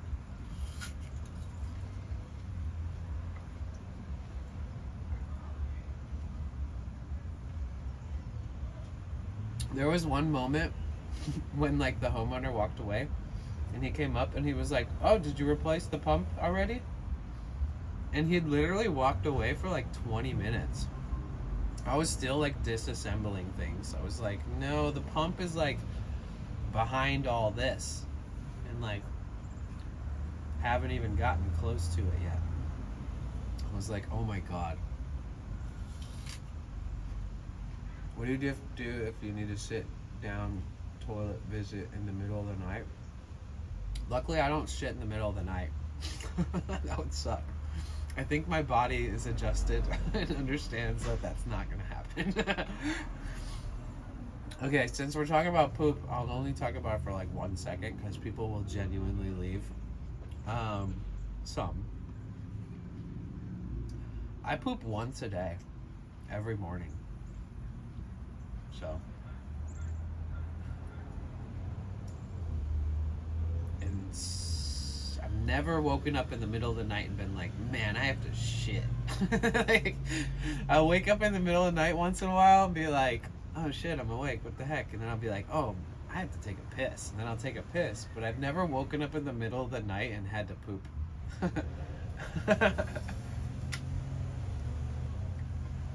Thank God.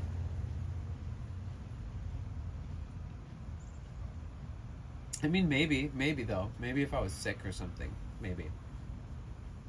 I can't really be certain now that I think about it. Maybe if I had like the flu or some kind of stomach bug. I mean, yeah, that was happening to me when I lived in Mexico, for sure.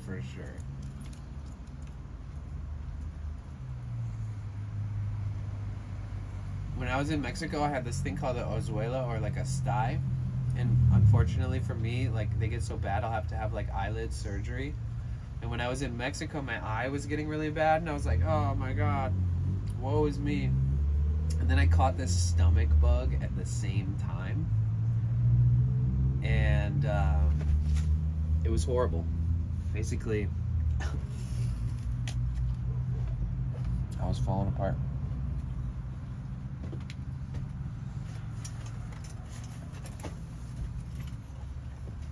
Oh.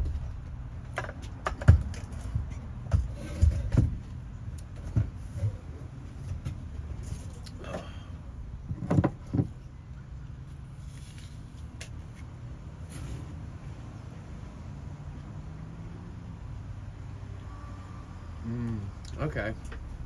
I see, Cornwall. I mean, I feel that way with peeing. I'll wake up in the middle of the night and be like, poof, I gotta piss.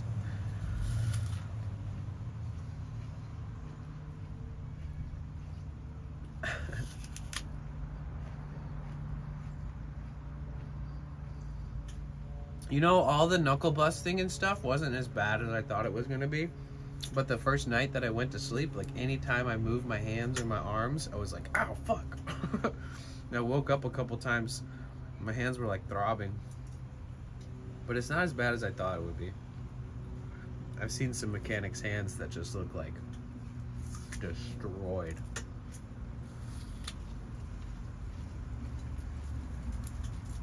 To be honest, the worst thing that happened to me as far as like oopsies was 100% user error. Like, God, it hurts to even think about it. It actually hurts just all the time. It's this one on my hand. I was like holding a line and there's a fastener around the line, and I was trying to get the fastener as tight as I could, and like right towards the end I slipped and like both my hands went towards each other, and I just like just stabbed myself in the hand with a flathead screwdriver, like as if I was trying to kill my hand. Just like the worst, most aggressive accidental hand stab ever. And the guy was standing there, so I was like trying to act like it wasn't a big deal. I was just like, no big deal. And I like looked down, I was like, oh. It's like bleeding through my fingers. I'm like, okay.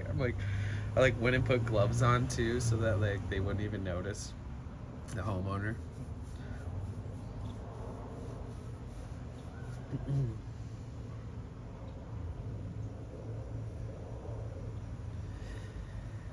Yeah.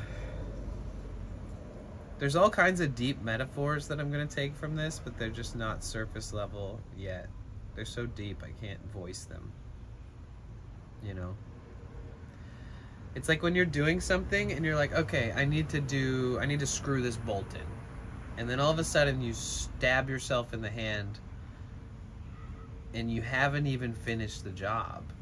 So you just go, oops, ouch, fuck. And you take your other hand that's not all bleeding and shit, and you get in there and you do it, you know, or the one that is bleeding, whatever. There's some kind of metaphor with like how dramatic that sounds. It's just like it applies to other parts of our life too.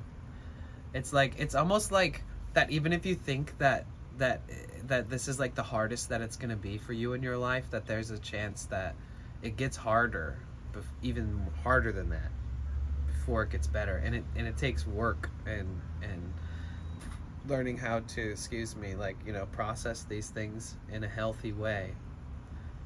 And that's life for you, you know, just in general.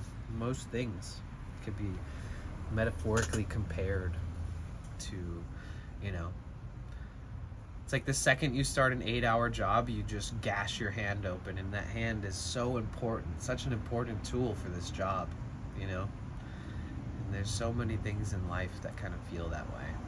You just gotta like walk through fire all the time. Does something happen to people at a certain age that the toilet needs become a big part of life? I never used to give it a thought when I was younger. You know, I think yeah. And people value their privacy and that comfort feeling of a sanitary, nice place to use the restroom at any time, emergency or not.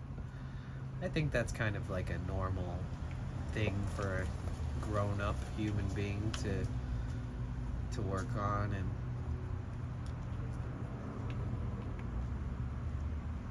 that guy looked so hard at my van.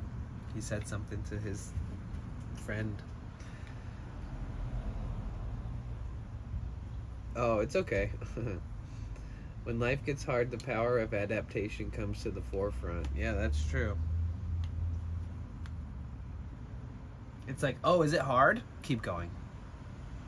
That's kind of the voice that I hear in my head. And I wish it sounded more like, come on, we all know this is hard, but you have to keep going. You know? That's the version I need in my brain. But yesterday and the day before, it was like, oh, this sucks, huh? Keep going. It wasn't like, there was no other way for me to think about it. It wasn't so optimistically like, come on, you can do this. It's such a counterproductive group of thoughts where I'm like I fully believe in myself. Like, I'll try anything. I've said this to people before. I mean, that's probably the reason I'm doing this work myself, is that, dude, somebody could tell me that something's gonna be like the hardest thing in the world, and I want to try it. There's just something about that entices me, that makes me want to feel more capable, even if it's like an irrelevant skill or something. I've always kind of wanted to be able to just put myself to the test, you know? If somebody tried to hire me for a job and it sounds like the most impossible task ever, I would love to try that, you know? As long as it doesn't ruin me mentally in the long run. But that's why I was so excited about working on the van. It's like I knew that it was going to push back. I knew that I was fucking flamboyantly, happily with a little stress and anxiety going into the project, and that I would probably have some wake-up calls along the way. And this is them. That's just it's crazy. I guess it's a little confusing for me because it's such a unique situation. It's like I don't have a place to do all this work and spread it out and take the time, so I had to do it in this way.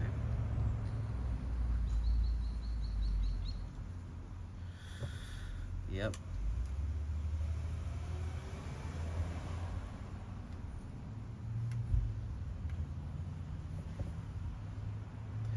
You know, there's a couple things that I also realized, that even if I have all the tools I need, I don't have all the tools that can be used.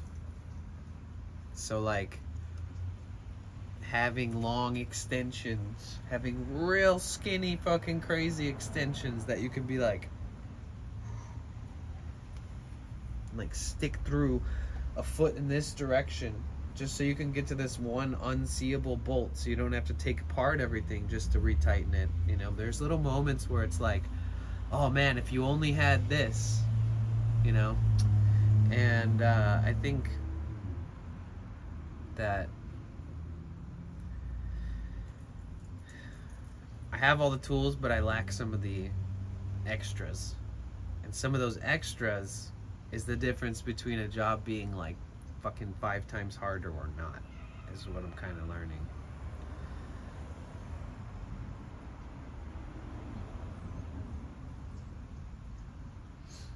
Like, I made a joke about getting really, really long extension bits, like 2-foot ones, and honestly, it wouldn't have been a bad idea because they would have been used. Because I had to like create those types of extensions by putting them all together. And I have AirPods in with no music, just chilling with AirPods in.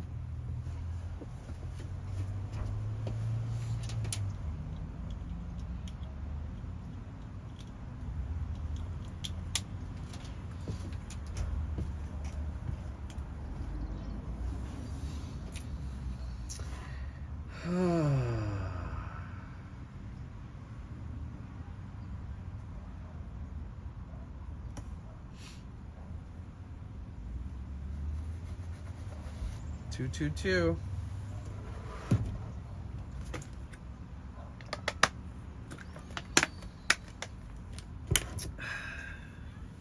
So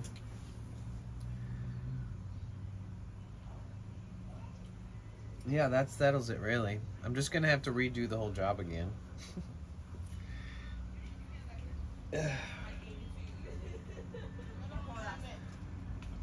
It is a little annoying and frustrating that I have to re-buy the same tool for a 3rd time, because I don't know if I can handle that. Like, if I have to go buy that tools again, the tool I need again for the 3rd time, I'm gonna go in there with my eyes closed and pay for it with my eyes closed, like as if I don't ever see or remember that memory. Like I'm gonna try to pretend it never happened type shit. Because to buy the same tool 3 times in like a week or 2 is crazy. Yeah, that's kind of what I was thinking too. It's like, at least I have the experience finally. And I'll get my redemption arc where it's like, okay, I did it all again, and guess what, guys? We're good. Let's fucking go. And then I can do small jobs. Like, I need to replace the fuel filter. If tomorrow or if I do it on Monday. So here's the thing, is I have somebody who said that they'd help me. And I'm down with that. But at first they said they could do it on Sunday. And then they were like, oh, I can't do it till like next Monday or next weekend. And I was like, oh, geez, okay. And then he was like, last night, he was like, oh, fuck, it's still leaking, huh? He's like, all right, I think I'm going to skip work on Monday and just come over here and help you. But like I said earlier, if for some reason, dude, he doesn't have a phone. The only way I can hit him up is if he rides his bike past me. But he's like in cahoots. He's like friends with the homeowner who lives here, and I told the homeowner that he said that he would help me and we could do the job again, and the homeowner said, okay, just let me know when. You can use my space. You're always welcome to. So the homeowner there has been astronomically kind. And then the friend, even the homeowner, like, okay, so when I gave this guy $20 for helping me, he was like, no, I don't want it. It's okay. No big deal. And I was like, dude, you don't have a cell phone right now, and maybe you can get a cell phone plan or something. Just take $20, man. I want to be able to text you. And then, like, the next day, he said he was going to get a phone, but he didn't. And then the homeowner was like, do I need to buy you a phone? Like, what's going on? Like, come on, just let me know, because I'll do it. And he's like, no. Don't do that. So yeah, he still doesn't have a phone, but he rides his bike to this guy's house a lot and checks in with him because he lets them post like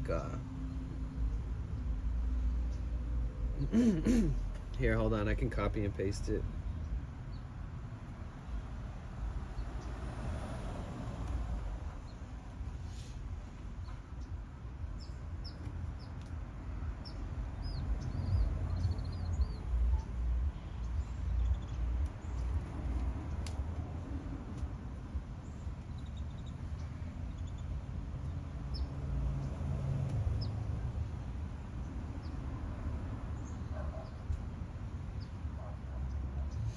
Oh, was that when I got it in?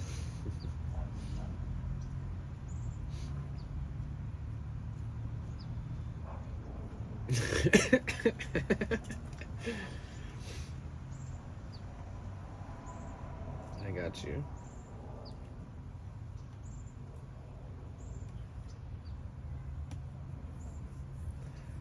I think that was the first try one.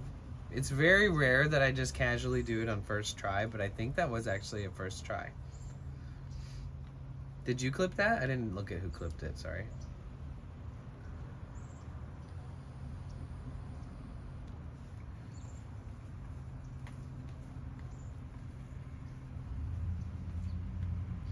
Oh, do you guys know that when I did ASMR streams that I did a stream with somebody, Ruby True, who's an amazing ASMR artist, amazing sound bathian, as I like to call them. Super cool person.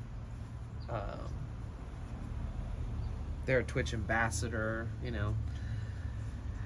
And they invited me to be on a stream once where we were on the front page of Twitch, and it was also like an introduction to guest star being used in like a very fun way with a bunch of guests and streamers. And that stream had like I don't know, remember, it was like 100,000 or 140,000 viewers or something like that during the whole stream, and all we talked about was like yoga and sound baths and meditation and ASMR and stuff. That was pretty cool.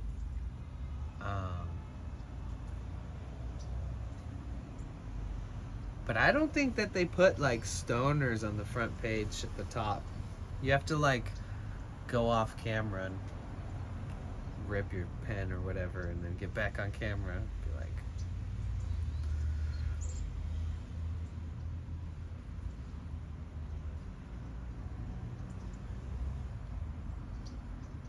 oh yeah, the one that Heartlight Woman made where it was like when it doesn't go in my mouth, like those classic like fail sounds and shit. Yeah, she's pretty good at that, huh? Like, she could be an editor for somebody. It'd be so cool if like a really cool TikTok, fuck TikTokers, if a really cool YouTuber made like, because the sustainability of TikTok, fuck that, not TikTokers per se, but TikTok, fuck TikTok. But say if she met somebody who's like a comedian, maybe an actor, and was just the right type of kind of fit, I feel like she'd have a really good editing gig. Like she could do a lot of editing and then acting too, because she does make her own videos and edits her own videos and stuff. But yeah, that was funny.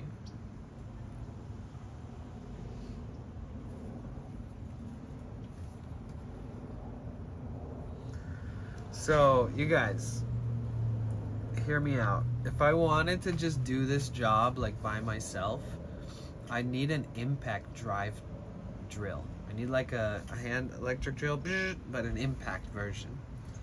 Because there's some bolts that are torqued in there that you cannot you can't hand loosen them.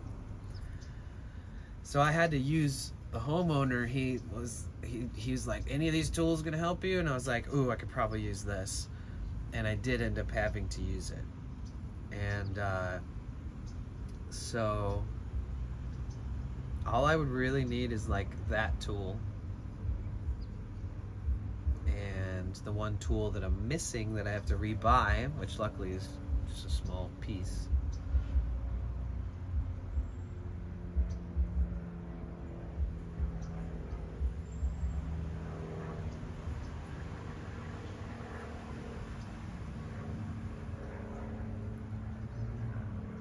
Other than that, I could just do it on my own.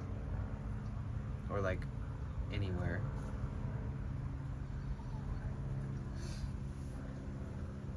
Yeah. Holy fucking crap, guys.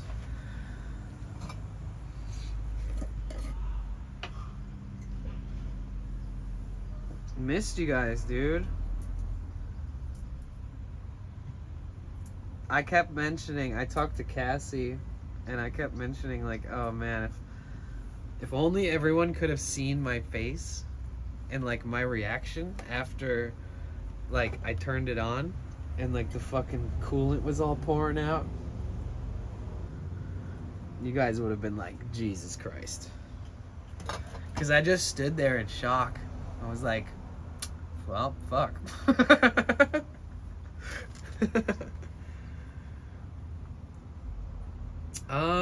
Yeah, they could definitely be cracked with yeah, kind of like what I was saying earlier. Like I have all the correct tools to a degree, but if I did have some more additional tools and like extra, maybe pry bars, you know, some little cylinder type steel pipes that from different shapes and lengths and widths and sizes and dimensions and whatnot, that those would be immensely helpful for certain things. Yeah, but to have like a cheap like $80 Makita to like just be like and take it out is infinitely easier. Granted, I don't know how healthy that is for the whole mechanism it's being locked into or the bolt itself. You guys, we're trying to hit a I didn't stream for like 2 days and we lost like 20 subs. Don't listen to the Plus program shit right now. Don't believe Nightbot. I should mute that for a while. I got bigger fish to fry. If I have to fucking create a whole thing for the Plus program just to get paid better by Twitch, I can't focus on that right now. But I can put some focus on the fact that we have a 100 sub goal, and that counts for Prime subs and everything. So if for some reason you guys out there have an Amazon Prime renewal coming up, feel free to try to be a part of this amazing 100 sub goal. We hit it in January. We didn't end the month with it in February, but I think we can do it.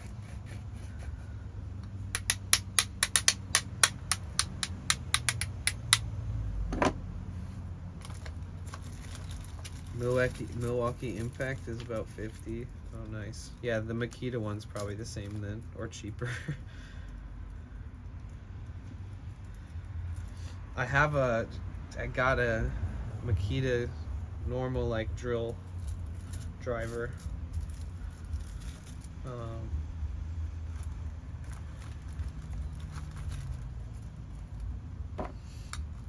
But I don't have the impact one.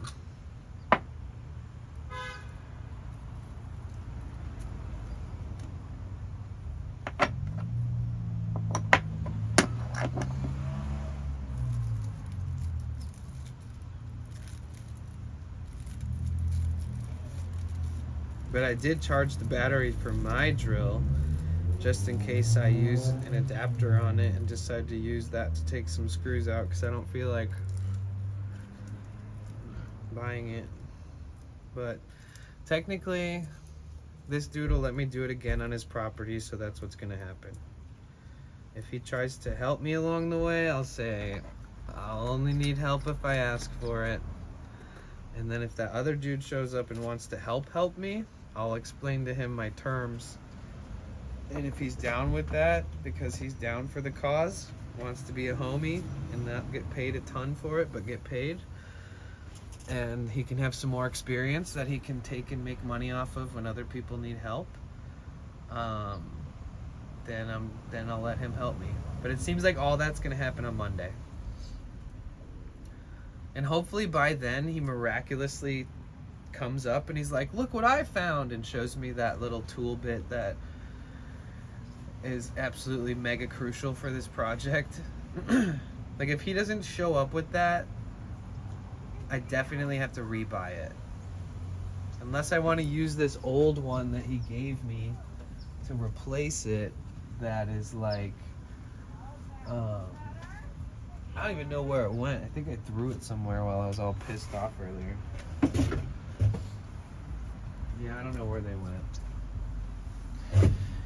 Oh, put it in here. Yeah, it's in here.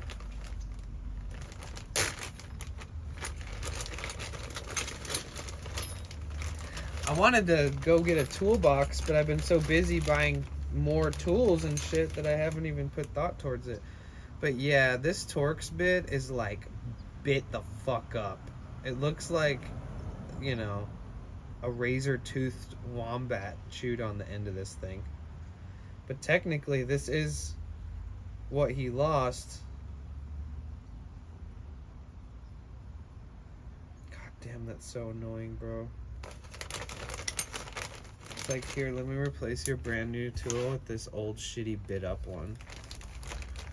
If it wasn't so meticulous, like some of these metric sized Torx tools, whether it's a bit or a T, which is a bit, or it's like an E Torx, which is like a socket, so one's a male, one's a female, if those weren't so important with this van, I wouldn't give a shit.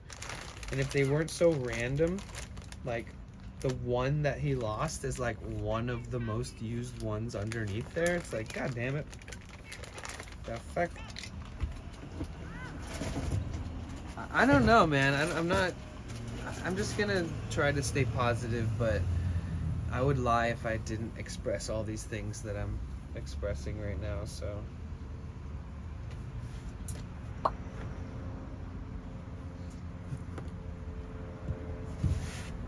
Ay, ay, ay.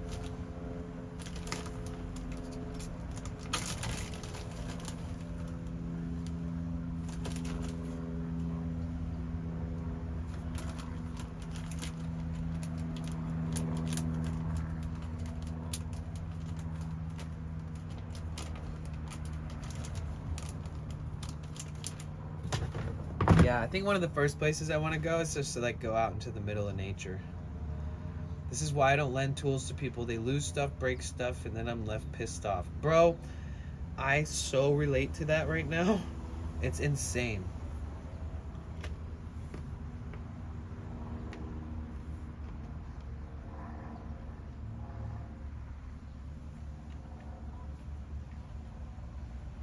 Good call.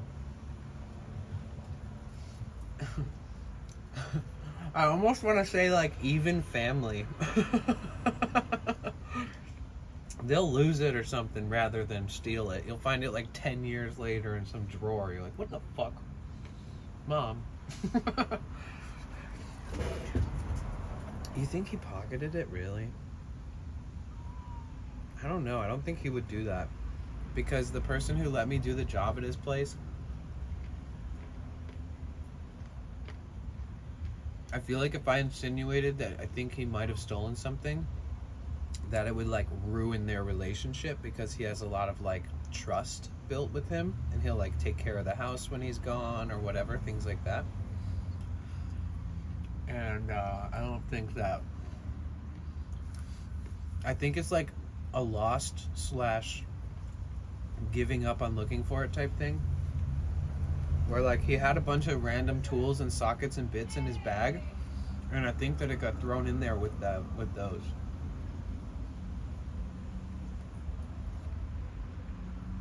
And I was like, it's not in your backpack? Like, it's got to be just lost in there in a nook and cranny in the corner or something. And he's like, no, I looked. Like, maybe you dropped it out the door, like when you set your tools down or something. And, like, right when he said that, I grabbed like my floodlight and I walked the whole street where I'd been parked. And I was even gonna take a magnet out and just start magnet fishing around to see if it just magically appears, but yeah, I basically looked at everything and made sure that I didn't drop it right there, you know. So it's hard to tell.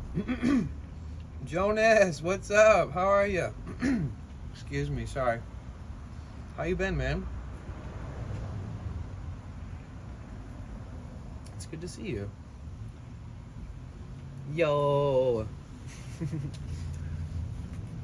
Whose sticker is that? Oh, Canut.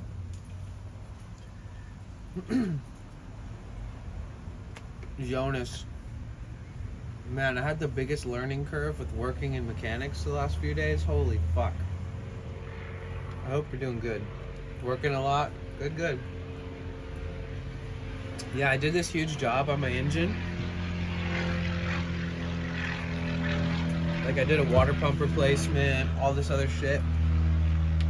And I got all these German parts because it's a German diesel engine. I mean, like, mechanics in this town won't even work on them. They're like, oh, we'll work on American diesels, but they're scared to work on these. So I did all this research and study because the estimate would have been over $4,000 to do all this work. So I got all the parts, got all the tools, I've been studying, wrote this huge guide for myself, and I tried to do the job at this property that I got permission to do it on. And I felt super confident, like taking it apart. All my notes were like so perfect. I'm just like, oh my God, how did this work out so well? There was a lot of learning curves with, like, you know, busting knuckles, cutting myself, bending things in ways that I wouldn't have expected. I have to bend things and like how to get to certain places. That's like, gotta manhandle that shit. Maybe a little worrisome sometimes when you're bending some shit to get to some other shit or whatever. So all these little learning curves, but then, and I felt good even through all those. I was like busting my knuckles and being like, oh fuck. And I'm like, all right, it's okay, I know what I'm doing.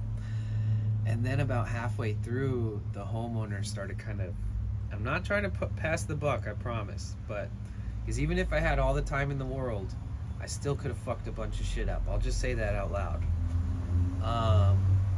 It'd be just a different learning curve. But basically he started kind of rushing me and being like, oh, I need to park my vehicle where you're working on the van because my vehicle, you know, the doors don't lock, and it's like a camper vehicle that he's driven to like in Alaska and back with his wife. And so he's really sentimental about it. And he was like, I need you to be able to pull out tonight so I can park my van there. So basically I started like being rushed. I started going fast, changing the parts, replacing the parts, torquing the screws. Man, there was fucking lines I didn't even fasten. Like, I literally turned it on, just didn't put it together just enough so that I could pull it out. Yeah, dude. And I turn it on, like I put it together just enough because he's like, all right, you know, like he's retired, man. He's like the sweetest fucking dude I've met in years, bro. He's like in his 60s. He's been retired for a long time. He's like originally from Mexico. Half the time he's around, he's like speaking Spanish to people around you, and everybody, like, he's so lovable, and he's just so generous, and he let me use this spot right here in town, you know, and I can't be any more grateful that he offered it, because I hang out here. This is where I've been hanging out while I've been studying the engine, writing all my notes. So the dude that lives right where I've been parking and doing this every day, he said I could do it at his house. So I was like, hell yeah. He didn't realize that it's such a long job. I mean, partially I didn't realize it was gonna take as long as I knew it could take like 12 hours, but seriously, it was a wake-up call for me too. So essentially at a certain point he was like, yeah, you know, he's older, he's retired, he's like, I'm gonna go to bed at like 11 o'clock at the latest type shit. And he was like, yeah, I gotta get my van in there. No, I'm so sorry, but like if you put it together and you need to work on it more, you have my permission to like park here again, but we can get you here earlier, and you know, like any day's good for me type shit. And I was like, okay. This isn't the best case scenario, but, and I turn it on and it starts dumping coolant everywhere. Like, literally, like it was like a sprinkler system of coolant was just shooting in different directions. And I was like, all right. So while it's leaking profusively, I start driving it without bleeding the coolant air, without burping any air out, without doing like different run cycles of letting it get to temperature and down to get the thermostat adjusted and to get the heat to work and everything. And I just pulled it out into the street and I stood there in disbelief. And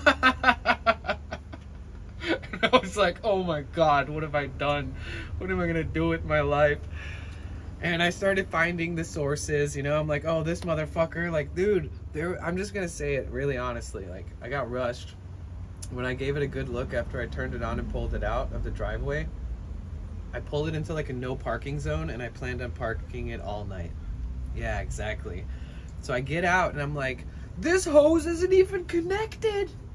It was never connected. There's hoses that weren't fastened. There was hoses that weren't even connected.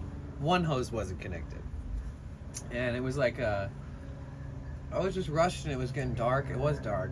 And so I get out to the street, I start identifying all these sources, retightening, fastening things that the fastener never ended up on there.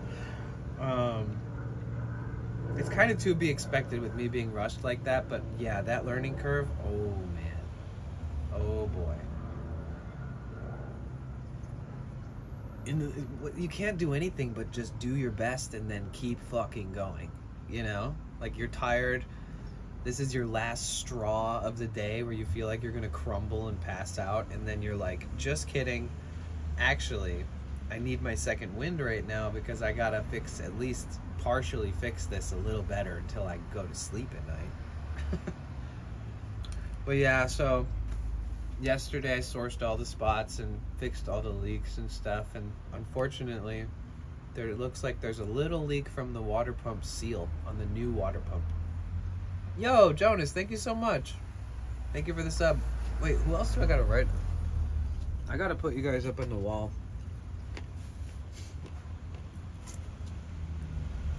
Helixo, Jonas. Somebody else subscribed today. Earlier. Or am I tripping? Oh, no. No, that was Bits. I'm sorry. So we got the magical sub wall. So once all said and done though, you guys, it'll be great. Why did you rush it? You could not stay in that spot or something? Yeah. Yeah, thanks, Jonas. So what do you got looking forward to? Anything, Jonas? Just back to work, to the grind, or I know it's starting to get nice around the world, what spring and all. My nails have never been this stained black. And I only broke one fingernail. I tried my best to not break my guitar plucking nails because I really love playing guitar and I was just about to pull it out of storage. So at least I only busted one of those. It's gonna be a few weeks till it grows back properly. Yo, Poppies, thank you so much for the bits. Well, let me write you guys up on the board. Jonas. NYG25. Helixo. Poppies, thank you so much for the 145 bits. But yeah, so that's what happened. So I'm at the point where now there's just a little The irony behind it all. Early Easter vacation from now and 2 to 3 weeks. Oh, you're going to Argentina. I think you mentioned that before. Dude, that's so exciting. Argentina. Argentina's a dope place. I've never been there, but Argentinians are dope. I've seen a lot of stuff about Argentina and I've always wanted to go. Is one of them Argentinian, or are they just getting married there for like the sake of it? Is my camera exceptionally dark right now because the outside is so beautifully bright?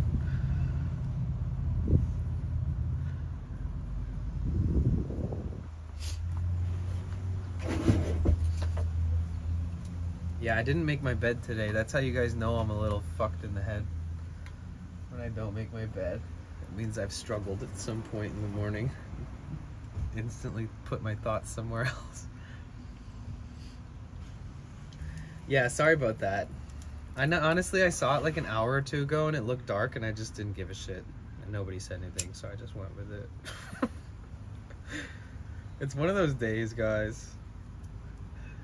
I missed you guys, bro. It's only been a few days. I think this is the most days I've taken off of streaming since like going to visit my family. Your friends from Norway, he found an Argentinian. Ooh. That's cool. Does she still have family there and stuff? Is that why, or?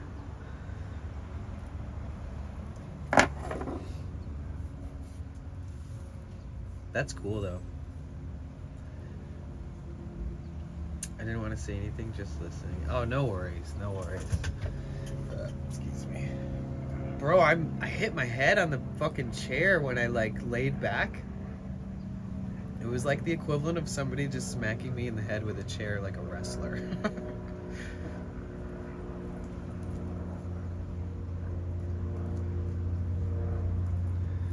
So yeah, it looks like I'll have to go in there again.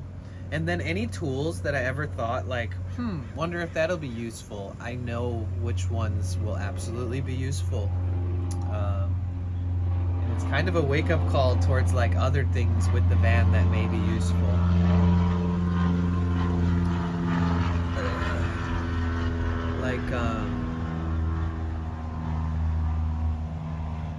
Like a jump starter, air compressor, so that you can have, you know, if you have a flat tire, like fix a flat and an air compressor or something like that, or tire plugs. I'm sure there's always going to be some kind of moment where it's like, oh dude, this will save your ass one day. Hi, welcome in. What's up, Rebecca, aka Heartlight Woman? We were just talking about, oh, Poppies, thank you so much for the sub. Wait, really? Thank you. Oh, you know what we should do to celebrate after we fix the van and everything? We need to get some new, I'll make them, or I'll pitch the potential ideas to you guys and see if you like them, but I'll come up with some new emotes for sure. I'm not going to replace any because I have so many slots, but I'm going to add some for sure.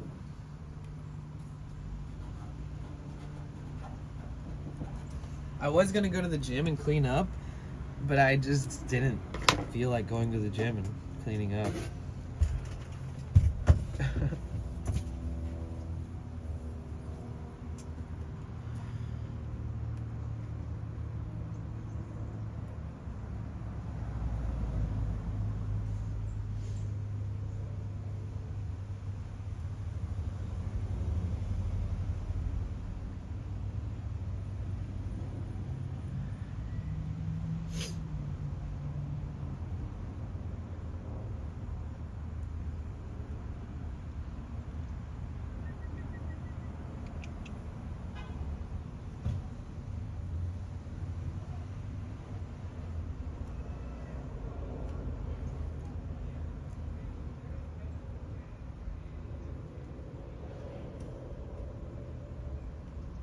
What did I miss while I was gone in the hyper online like osphere? You know, I don't know what to call it.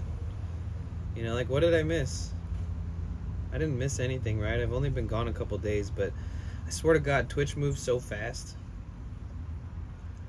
I did notice that Kanye is beefing with Kai Cenat.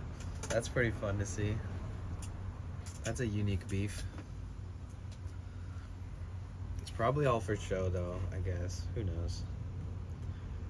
Any cool updates on the website? Nothing new.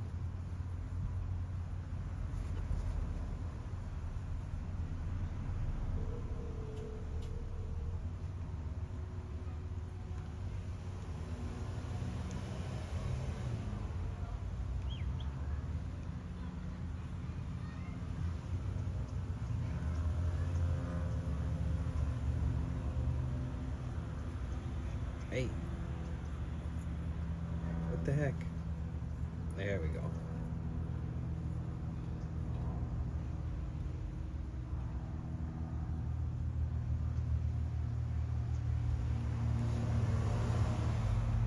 I watched the Cat Williams and Joe Rogan 3-hour interview. Oh, was he talking about crazy shit or what? What's the deal? Two guys smoking weed talking about every conspiracy theory under the sun. Oh my god, you might need to go cleanse your brain after that one.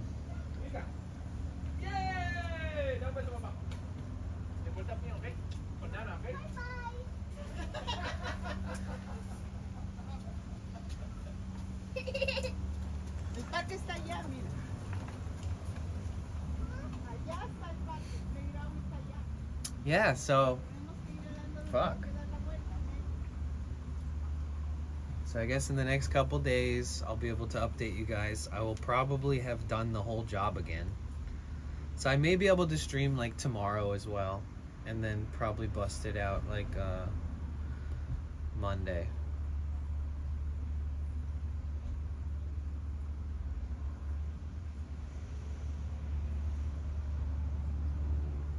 Dude, you guys, you know what's actually really good about all this? It's like the last like 4 or 5 days when I found out that I could do it locally, I was like so excited, and the weather's been getting better. There hasn't been like one night under 50 degrees, and that is nice because I'm, you know, in the middle of the winter, some nights are like fucking 38 degrees in the van.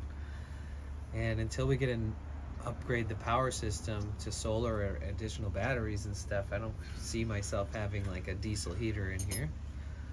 So wait, what was that?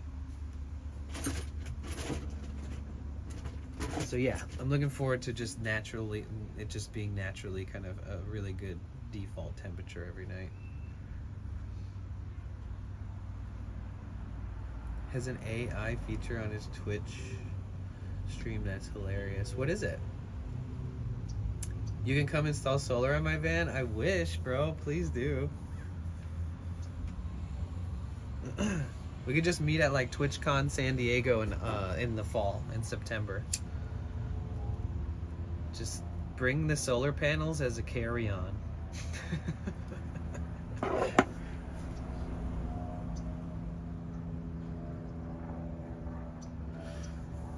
Oh, you know what's really cool? Okay, sorry guys, I've been a little in the dumps as far as my optimism and my fucking just being bummed out because I didn't do the job right and whatnot. But you know what is nice? You know the reason I got this van, I told you guys before, is that one of my best friends who's a former lawyer for one of the top 3 law firms in the entire world, and she stepped away from that to become a painter, a professional portrait painter, and she's so successful in her own right, and she's just an amazing human, and she's so generous and kind and friendly, and I've known her for years. And so last year I worked for her for most of the year as like an art operations manager, exhibit director, builder, and I made paint from scratch for all of her paintings, from paint pigment and walnut and linseed oil. And I took apart grand pianos and sanded them and put them back together and primed them and painted them so she could paint portraits on these pianos, and all this really cool, unique, epic, fun work opportunities, and a lot of like personal assistant type stuff, a lot of handling logistics of incoming and outgoing from art to art supplies to things that they're testing, etc. It was a crazy job, kept me really busy, and it was a great job. I mean, it was a salary job with like very honest, like, you deserve more and you're gonna make more the longer you stay here, period, type shit, and like family. And then when my brother passed away, I told her, I said, you know, I can't work for a while. And then not working for a while, and then getting in touch with her and her being like, it's okay, take all the time you need. It was kind of like quitting my job. And we've been in touch and stuff, but she's like the reason why I was able to buy this van, right? She's like the person I worked for, and she embodied such a like great work ethic and all these different things that I think are amazing. So I worked and worked and worked, and this is like a direct result of that, some of that hard work. And she's so busy all the time. She had to hire people to fill my shoes, you know, and all this stuff. And I've been traveling around and doing all this random shit and studying in the van and all this stuff. And I got in touch with her the other day, and I went and met with her, and I met up with like the dogs that I helped her raise and all this stuff. And it was so sweet. And she was just saying like, you know, I never know where you are now, but you know, if you want to work, there's cool projects coming up, etc., etc. And it was so nice that after so many months of me just disappearing to grieve, to do my thing and to stream and all that stuff, that she would be so open and generous with valuing me still. And being like, she brought up something from months earlier that I did, and she said, you know that one grand piano that you took apart all by yourself and sanded, and you like meticulously labeled every single nut and bolt and drew the shapes of the parts that the nut and bolt goes into just to be extra sure? That she had to like put that piano together and send it to Miami for Art Basel for like this like really big art exhibit and this night of entertainment, and like some celebrities were gonna play the piano because she painted like a portrait of Freddie Mercury on the piano and all this stuff. And she said that because of those notes and all of the meticulous like storage of every part that goes to it, that it was the only reason why they were able to get it together, put it together in like an hour and a half, and then send it on a U-Haul across the country confidently. And it was trippy to not have seen somebody for months, and then they comment positively on your work ethics from some shit you did hella long ago, and that it stood out so much to them that they like had to bring it up. And I don't know, it's just good. It's a good feeling. I pride myself for being the best that anybody could hire if I'm trying to apply for that shit. You almost beat the rain though. Speaking of, I had to clean the diesel heater yesterday. Dust was seized up the fan. Had to break it down, clean it with a penetrating compound, and lubed it. Lithium grease works like new. Okay, nice. Right. Well, that's cool. That's a relatively easy little repair, like maintenance. Welcome back, Cassie.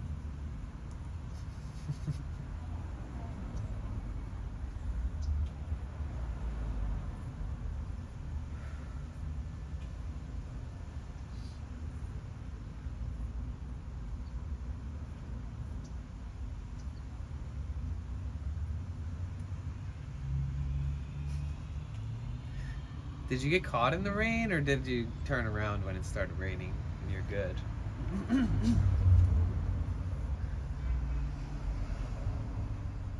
It'd almost be better if it was snow, because then it wouldn't get you wet, really. As wet.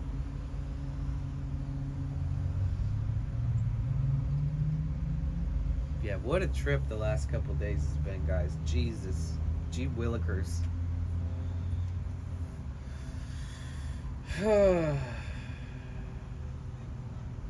Next project is taking the emergency door apart and lubricating it. Had a leak I need to repair, so it's rusted the door mechanism. Oh shit.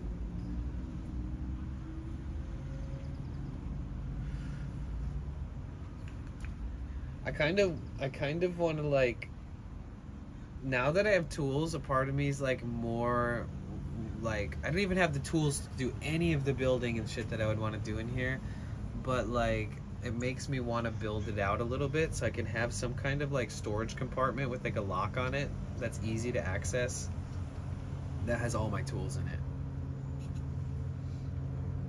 The AI feature is someone gets it and has a celebrity answer the question about what you're doing, Dr. Bill's voice, etc. Oh, yeah, they even have like TTS, if that's what you're talking about, like where you could pay like $1 and anything you type that comes through like this. Cassie Yasmin said I was 2 feet out on the sidewalk lol. So when something's like coming through like that. C_Theory on 7 said in a safe bolted down to the floor for all your important papers and whatnot. Right.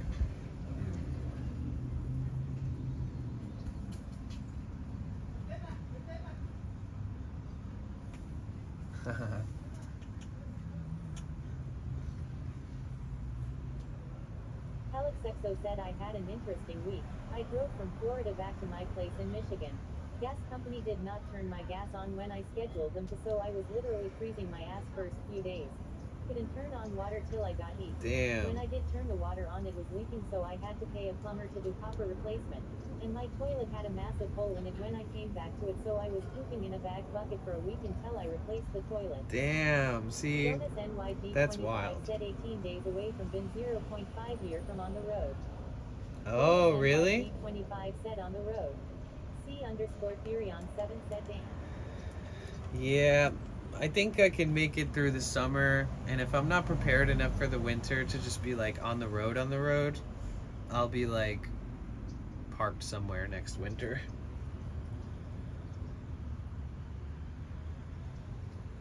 Yeah, Helixo, that's wild.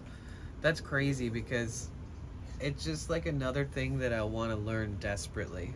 You know, if I'm a homeowner or landowner, I'm gonna probably need to get like a shed full of like copper pipes and like I don't even know, like every tool and accessory and goo and glue and fastening paste and lubricant and all those things.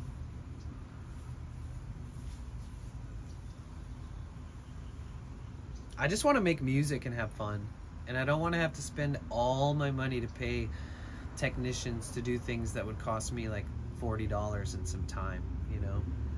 It's crazy.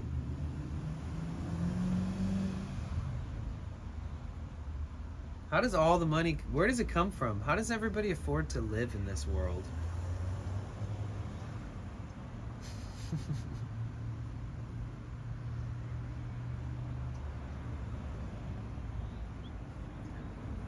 What would you guys do if you got $1 billion today? Somebody asked this the other day and I answered, and I'm curious. I didn't ask everybody. What would you guys do if you got $1 billion today? 1B. $1 billion. So basically you can do anything. What do you do? I know what I'm doing.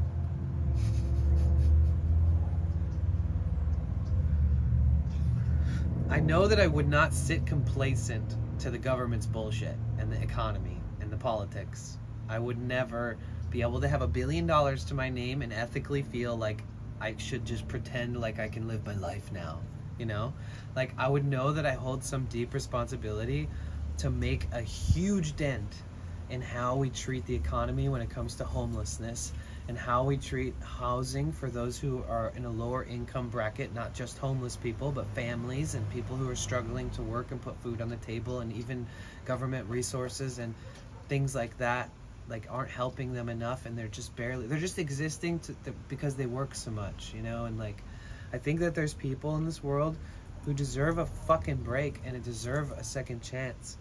And I would take all the money that I possibly could out of that 1 billion to piss off every person who benefits off fucking over people that are in the low income range. I would start helping people. I would put people in housing. I would send fleets of mechanics out to like fix people's vehicles and get them back on their feet. And I would just do every stupid little the philanthropist type thing that I could do, just to kind of like make an impact on it, you know? Yo, who did that? Jonas! Thank you so much for the 5 gifted subs. Holy shit. Hold on, guys. All right, keep telling me in the chat what you guys will do with $1 billion. And be honest. It wouldn't take a lot of that billion to piss off a bunch of rich millionaires who benefit off of doing big tax write-offs for the homeless population and stuff. You know what I mean? Like, so the less people that are homeless, the less like fake foundations and charities and little like swap meet type weird things that they do for homeless people in California, the less they would be able to do and the less they could write off on their taxes every year. So the more people that are off the street, the less that the super uber wealthy here, and it sounds, I don't know how else to sound, but it's just kind of how it works here. You guys, shout out Jonas. Okay, I gotta start a new pad for this one real quick.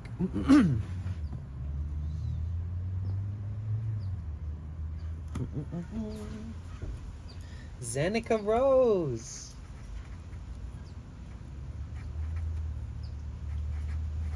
Yeah, I'm only gonna live to meet my needs, and then if for some reason I become a billionaire, I'm gonna exist just to piss off other rich people until I'm broke again. And then they can all talk shit and be like, see, you're dumb. And I'll be like, I don't give a shit. I'm gonna die happy now. Because I think that people do so many stupid things with their earnings, and it's like,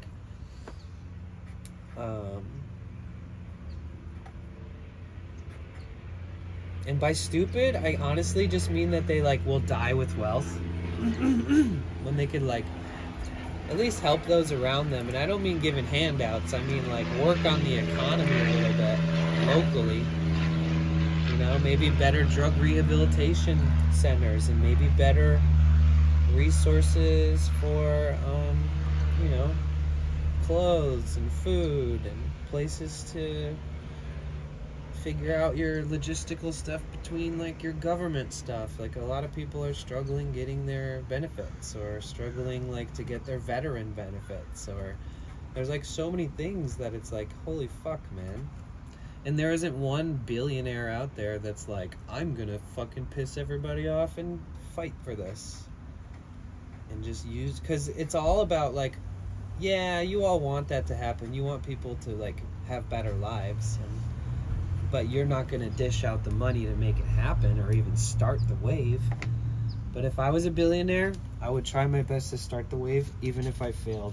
And I would die knowing that I was a good person and that I only need to live by up to my needs and not much more. Everything beyond my needs is a gift, you know?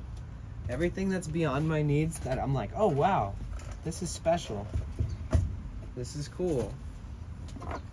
It's not something that I need to live every day with beyond my needs. An example is like, I don't eat certain things all the time because if I eat them once in a while, it makes them 10 times better. It's like when people go to festivals, they go to music festivals, and they go to the music festival over and over and over, and they go to like different ones over and over, and I'm victim of the same thing, but I was working at them and being paid to work at these events. You got a chair now? Oh, bro, I've had this chair. I got it a little dirty the other day when I was working because I started throwing shit down on it. This chair, it's just a simple ass folding chair. Once in a while, I forget to put it away, and it just fly across the van. I just hear a huge clunk and I know that's what it is. I'm like, oh. Oh, I haven't played the drum in a few days. I wonder if I can play it with this huge gash in my hand. It's not bleeding or anything, it just looks like a red mark, so I can show you. There's no toss there, I don't think. Just like a scratch. Right? Just a scratch. But in actuality, the fucking tip of the fucking screwdriver like went into my hand. Like, there's no ifs, ands, or buts about that. Was really fucking sketchy. Oof. Feels crispy. It hurts when I move my hand a bit.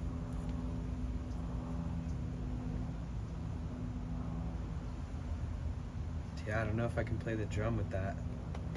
probably not going to want to do that. Damn.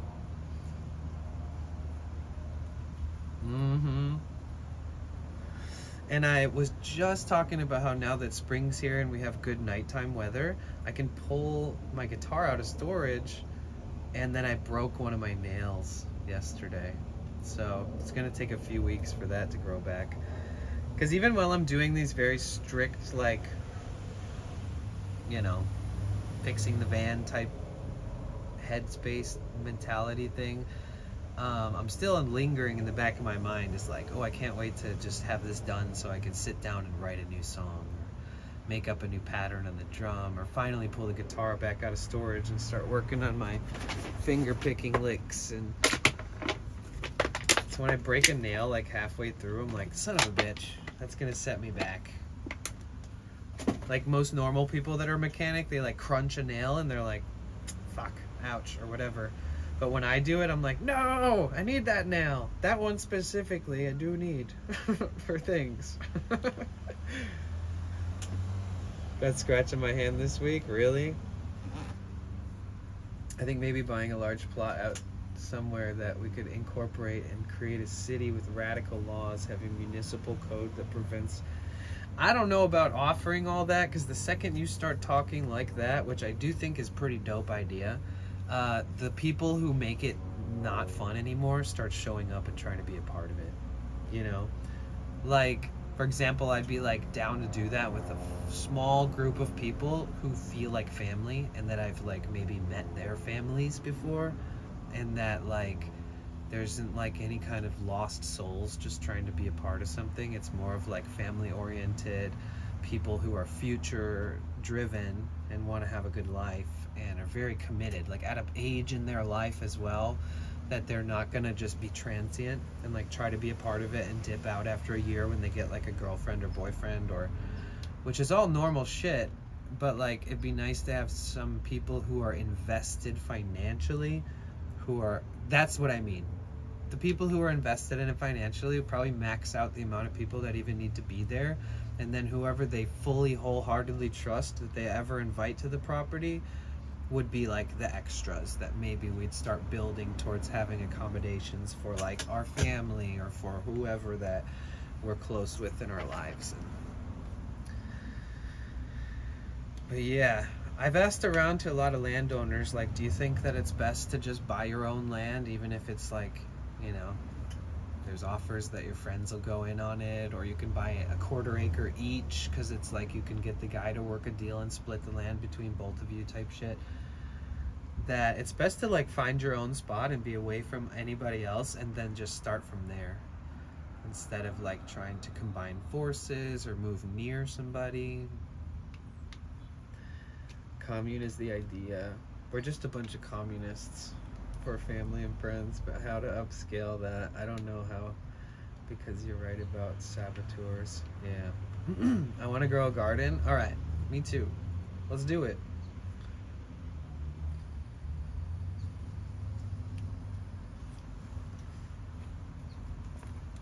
Have you ever grown anything before, Cassie?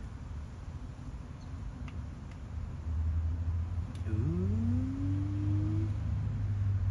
Yeah, growing stuff is very fulfilling, isn't it? I feel like growing a garden is one of the most like, it's just such a nice feeling. Just to have like a ton of different plants that they're all like have these different identities and different colors and different growth patterns and different shapes and sizes, and some, you know, flowers, some fruits, some vegetables, like all these different things. And I feel like it adds so much more to your life to be able to walk outside and water some plants.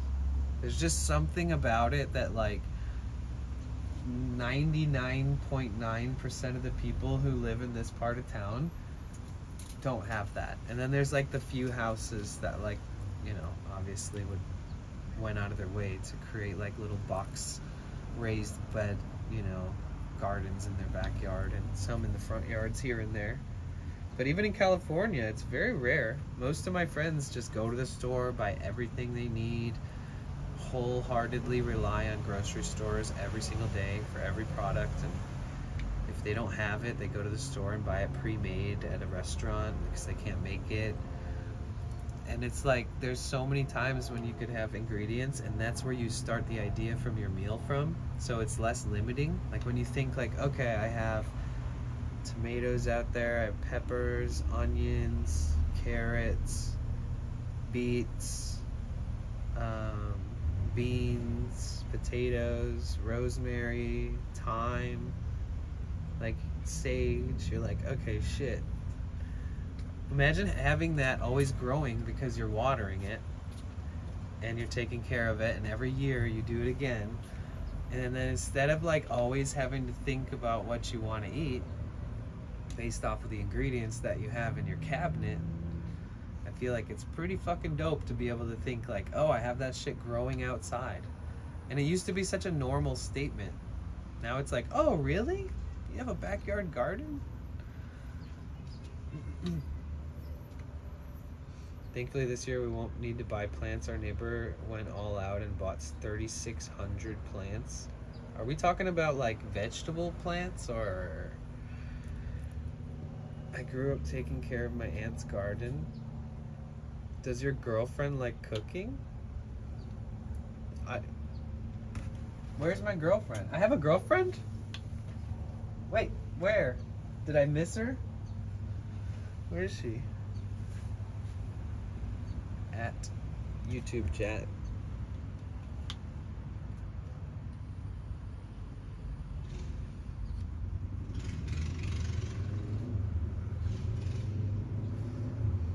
I'm going to bed. It's late here in Norway. See you later, brother. Take care, all of you fine people. I appreciate you, Jonas. It's always good to see you, man. And thank you so much for the generosity. I appreciate the subscription that you got your own and you gifted a bunch out. That means the world to me. Thank you so much. That's gonna go directly into the next project that we do on the van. The fun projects. Not the engine stuff, but like solar, power. I think I'm gonna get power first and then find a way to finagle how I want to do solar after getting some leisure battery system set up. But yeah, of course the cannabis is happening too. Ooh.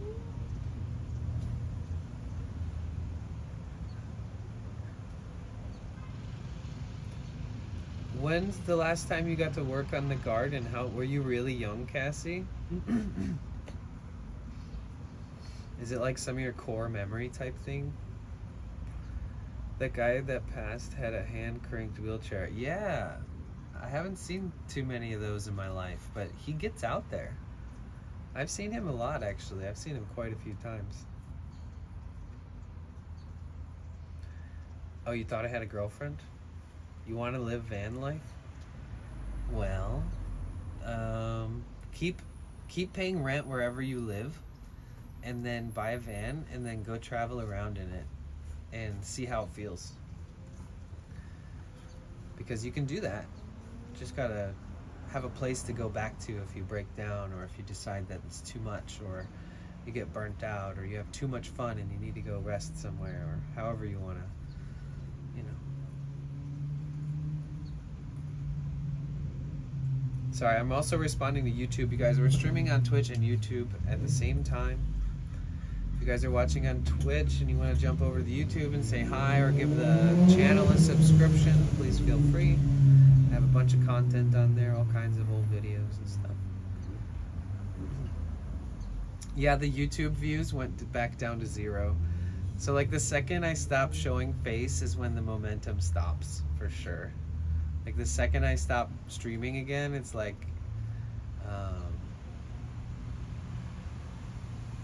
gotta keep streaming. Moral of the story, keep streaming. Don't stop.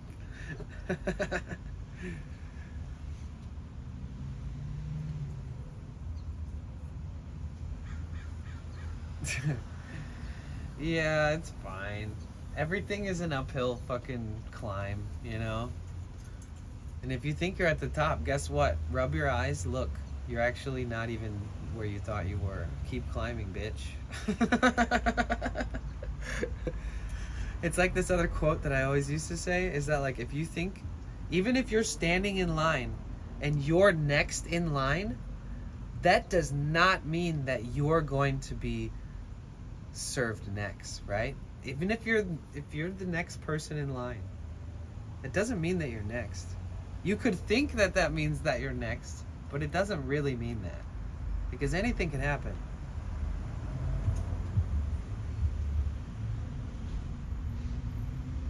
She had the garden right up to my early 20s. She sold the house and moved to London. Ah. Wow. Flex. So true. Welcome to the American dream. Exactly. You know what I think though? It's okay. If everything is a never-ending uphill climb, or you have to climb the social ladder for your whole fucking life and it matters so much, then that means that there really is nothing up there.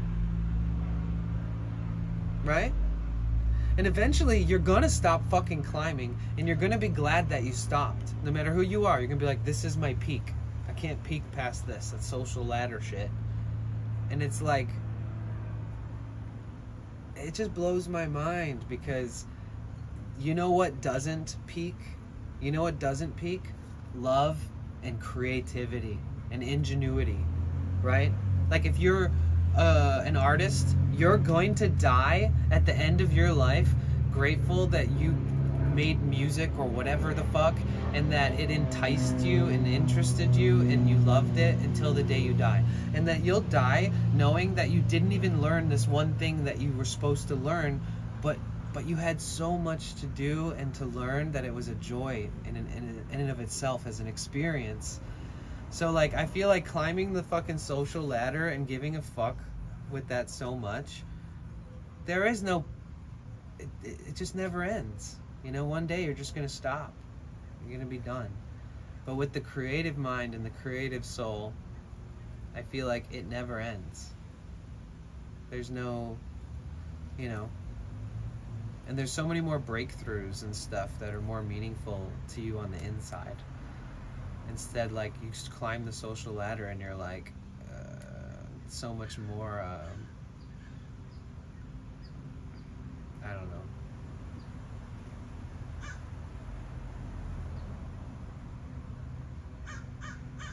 Like, even when I meet, like, really well-off people in this town who own homes and stuff, like, even the dude who lives right here in, like, the most prime real estate ever, literally one of the best locations you could ever own a fucking house in this neighborhood, even he's like, yeah, I want to get out of fucking LA. I just want to go somewhere, like, I forget where he said. Oh, yeah, like New Mexico. You know, he's just like, you know, it's like, even being in a place where everybody cares about that shit so much can wear down on you when you retire, because your retired mind doesn't give a fuck anymore. You're done climbing the ladder. All you want to do is enjoy every day and maybe be creative and have good times with your friends and family until you die. So like, when people retire here, they're like, yep, time to leave California, fuck this place. They're not like, I want to retire around the rat race. It's weird.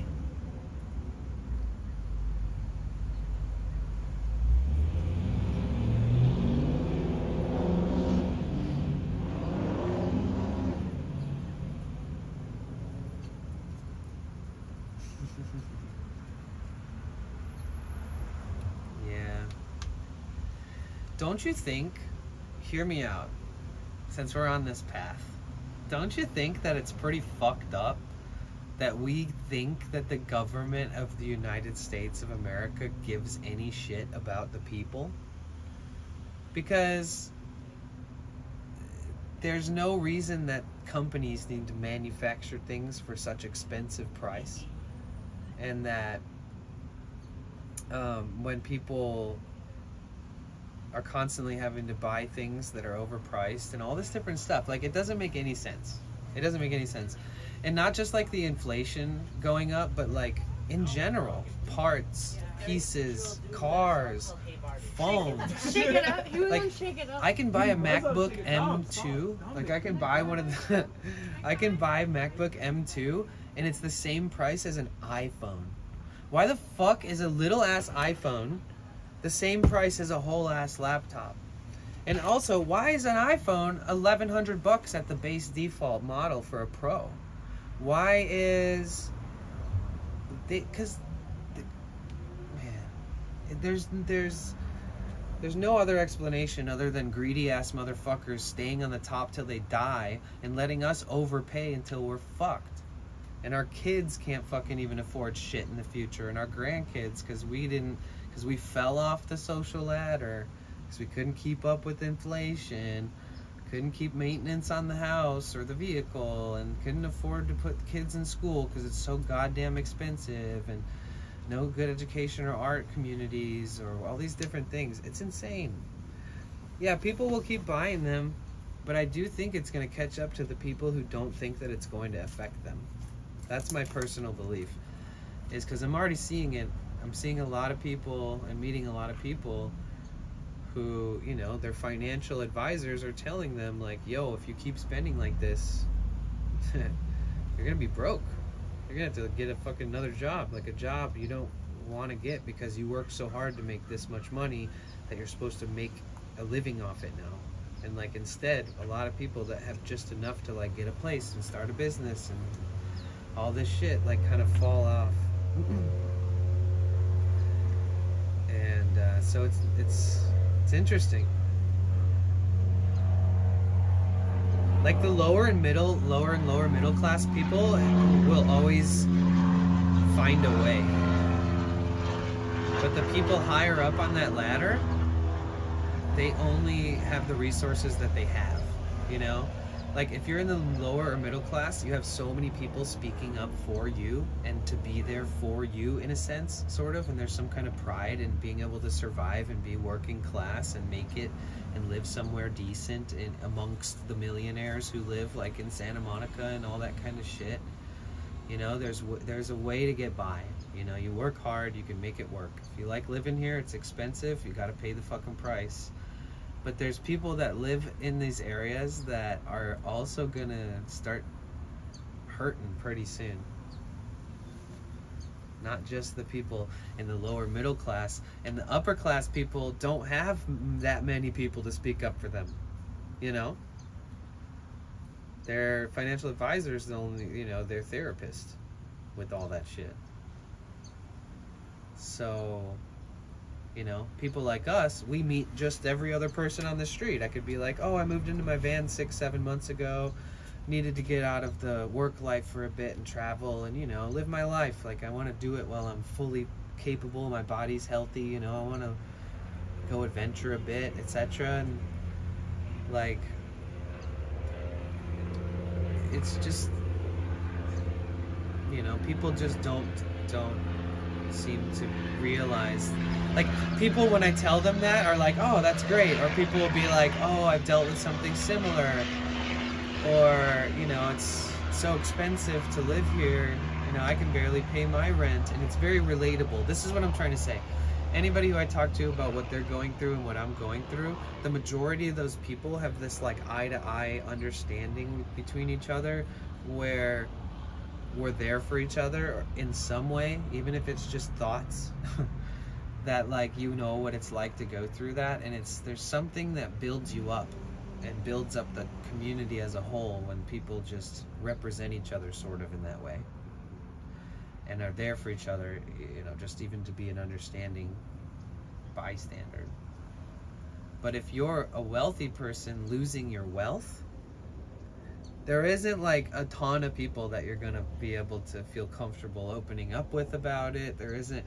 It's just a whole different situation, and a lot of people out here are going through that. A lot of people are leaving California, going to Texas, going to Arizona, going to Utah, Nevada, Florida.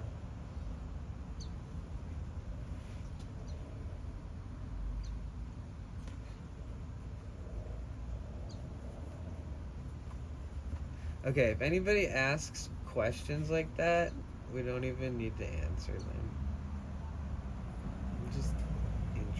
really tired of these YouTube people.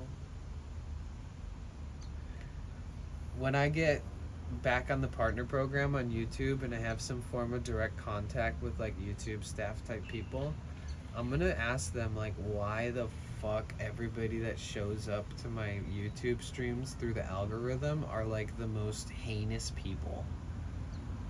I'm directly gonna ask them.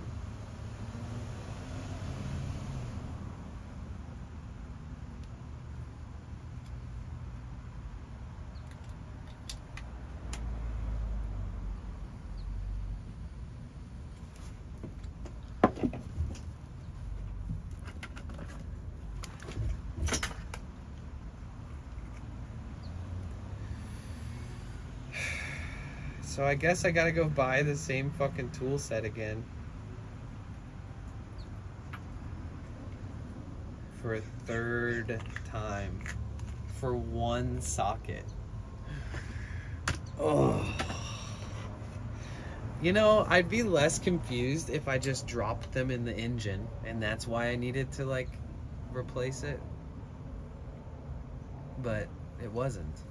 It just fucking miraculously disappeared. That magnet thing that I bought came in handy so many times. It was a lifesaver. There were so many different bolts and nuts that fell, and ones that I'd put it next to while I'm unscrewing it so that it just goes right to the magnet once it falls out. And that is one tool that I couldn't have gone without, that I randomly bought and was like, oh, this will probably be useful. If I drop a screw, that'll be annoying. It was much more than that. It was absolutely a lifesaver many a times during my process of working on it.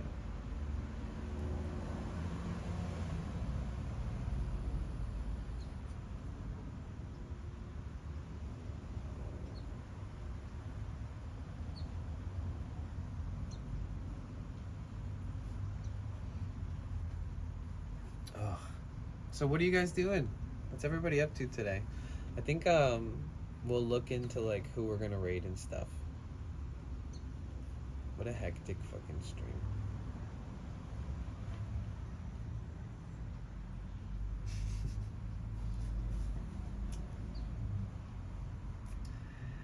I haven't even been checking who's streaming and stuff. Has any cool streams been going on lately? Anything good the past few days?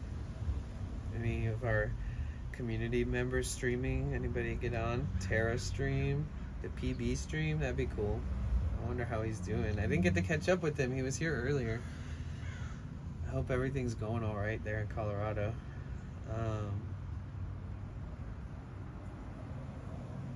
Yeah, so many cool people have been streaming so much lately. We raided the 88th Baron a couple times like last week.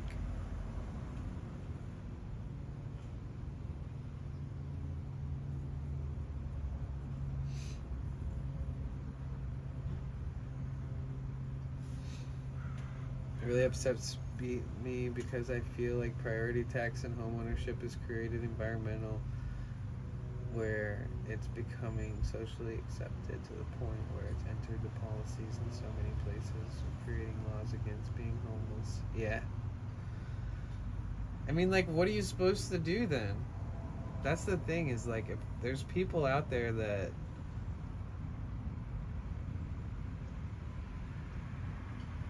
yeah, it's just kind of a fucked system.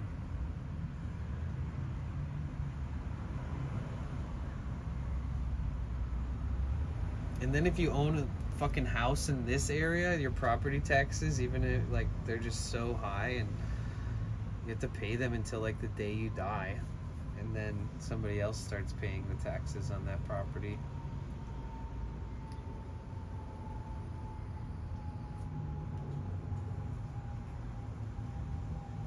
Yeah, I know. I haven't seen Ray's streams in forever. Ever since he went to that different area of Thailand that was like a slightly different time zone, I like every time I miss his streams lately. But also I've been studying it so much, and oh my gosh, I've been trying to figure out the engine stuff. I had to put my focus on it. It was tiring me out. I was in like staying up late enough to see when he would start his streams. And then usually when I get up in the morning, he would be on or getting up and or doing something when I'm getting up. And the time difference is just a little different now.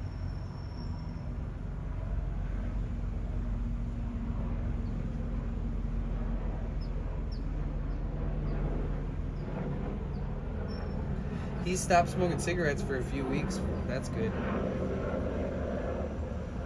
It's always a good thing. Here I am working on my engine. I would dude, yesterday if I was working on the engine the past couple days and somebody walked up and was like, here, and like handed me a cigarette, I would have smoked that thing like a fucking rock star cowboy. I would have been like, thanks for the cig, bud. Cause like yeah, he stopped smoking and I'm like, okay, I'm about to start. But I already put tobacco in my spliff, so I don't want anybody out there to think I'm bullshitting you guys, really. I'll bring you a pack, thanks. Wait, aren't you down in SD? I keep forgetting, my brain is mashed potatoes right now. But where are you? I'm gonna end up going down towards in and around San Diego. I don't know if that's where you're at, but I want to go down there and just be down there a little bit. LA. Oh, okay.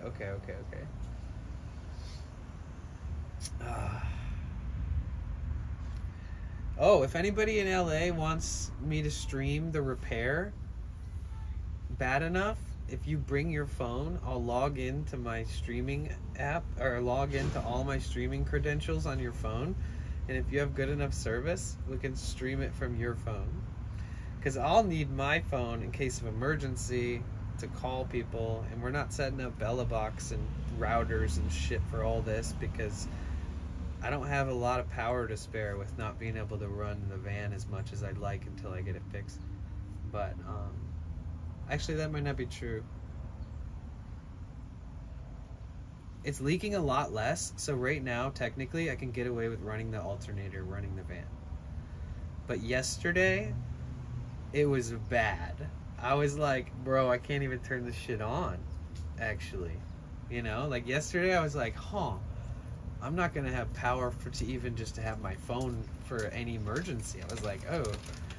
It got me thinking about like how badly I need leisure batteries in the van, like even if it's just a shitty fucking Walmart or a used one I find for like $40, that if I wire something in, buy a thing or two off Amazon to make sure it's got a good relay between it, and that even that would have been like so comforting to have yesterday. Good grief, you're tempting me to fly down. I mean, it would be fun, but I think this is my job, and the random, we'll call them angels, the random angels that have been coming out and making my tools disappear, but also being very helpful at the same time, which is an interesting combination. But yeah, I think I'm gonna just do it on Monday, do the whole job over again, and if I'm lucky, I'll have confirmation that one of those angels is gonna show up to help. Granted, that angel does not have a cell phone or a car, and I don't know where they live, and I've only ever seen them at my van. But they keep showing up and keep telling me they want to help me get it done right, and they've worked on a lot of vehicles, and it's extremely obvious when they are telling you what they're doing. They're like, or they're looking at it. Like when I first met this guy, I was taking the engine apart, and he's friends with the homeowner that's letting me do it there, right? And he looked at the engine and he's like, oh yeah, you're doing the water pump, eh? And I was like, yeah. And he's like, shit. So you're just at the intercooler and the radiator, like, how's all that looking? You gotta take those trans lines out of the radiator. He's like naming everything I had to research, which is not like super crazy pro mechanic shit, but he definitely knew the engine, he knew the cooling system, he understood the turbo and everything, which is like not even shit he needs to even understand. So when he came up, there was like a moment where I was like, oh, can somebody lift this, you know? Because I need to get these screws out, and the only way for me to get them out is if you pull this up out of the way. I mean, I could do it on my own with more time and patience, I'm sure, somehow, or break a finger, but I could do it. And, or some, you know, whatever. And he helped, and then the homeowner was like, you know, do you just want to just stick around for like a little bit, make sure he does, you know, second pair of hands. And then he was like, oh yeah, sure, like I'm down.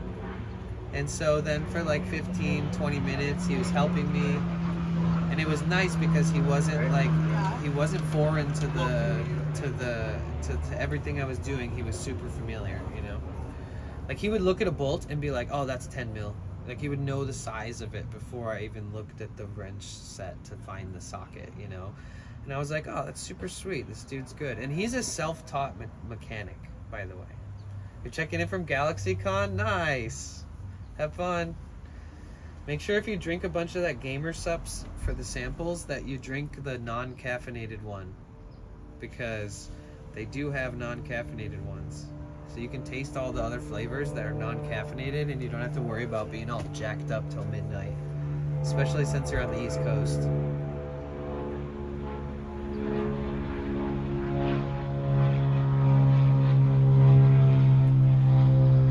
Yeah, so he was helping me, and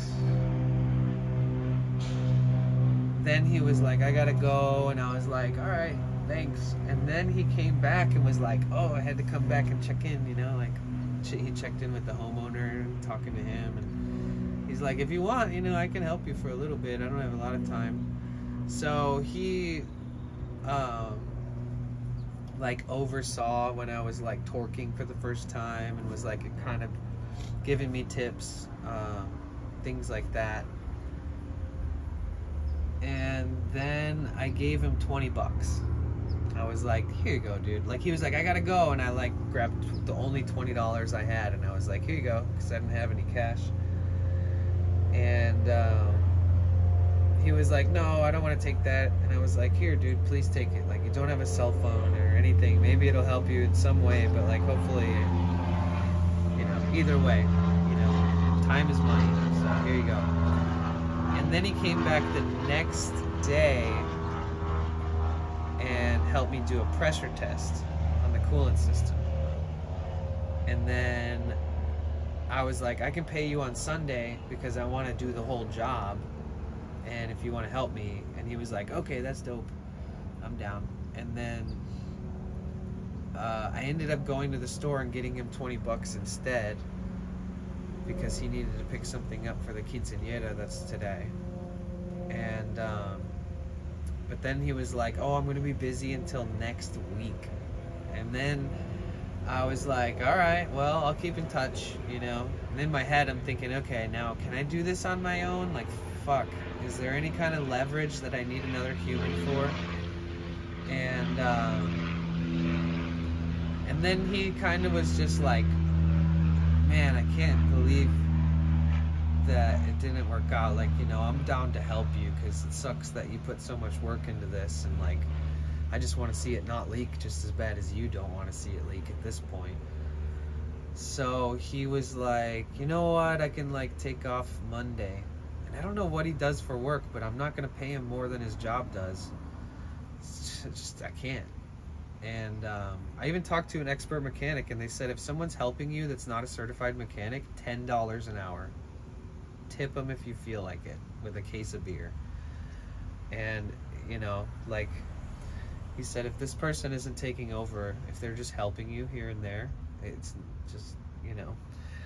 But yeah, so they said that they would be around tomorrow, which means that they'll like ride up and knock on my window, or they'll like see me on the street and be like, hey, what's going on, what's up. That's how you get in touch with them. And so hopefully tomorrow, like he said, he'd be around. So I gotta basically be here all day tomorrow in hopes that he come around before I make my decision, because I have a local hand that's offering help.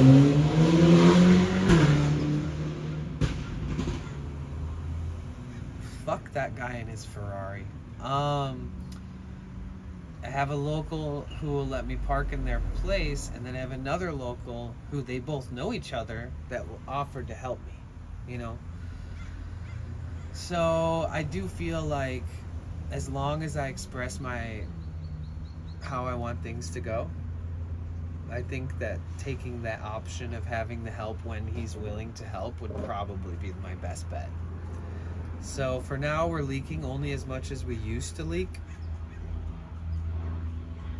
So technically I should be able to get by until he can officially find a good time to help.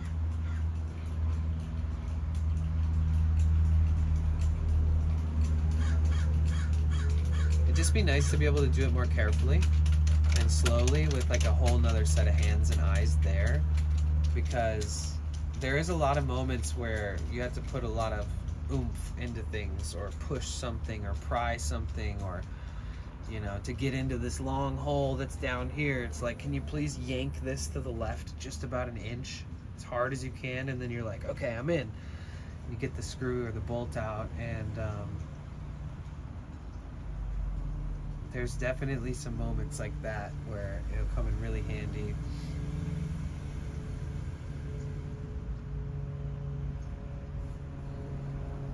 And early, not noon. I know. That's what I gotta tell him too. I gotta be like, listen, don't even show up if you're gonna show up past 9.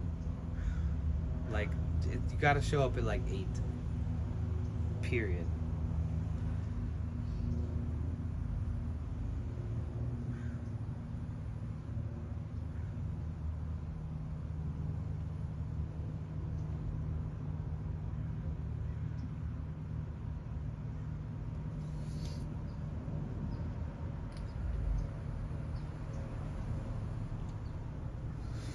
Yeah, that's my pay for random help, is $20 if you show up for a short amount of time and you're helpful for a sec because you went out of your way to show up, or you brought a random tool that you already own.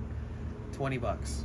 If you just come and go because you went out of your way, but anything that's past that first hour that's 20 is 10 after that.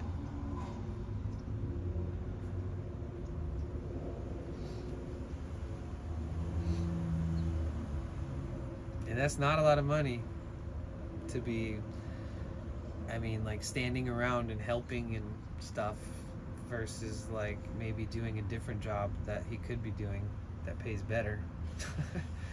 So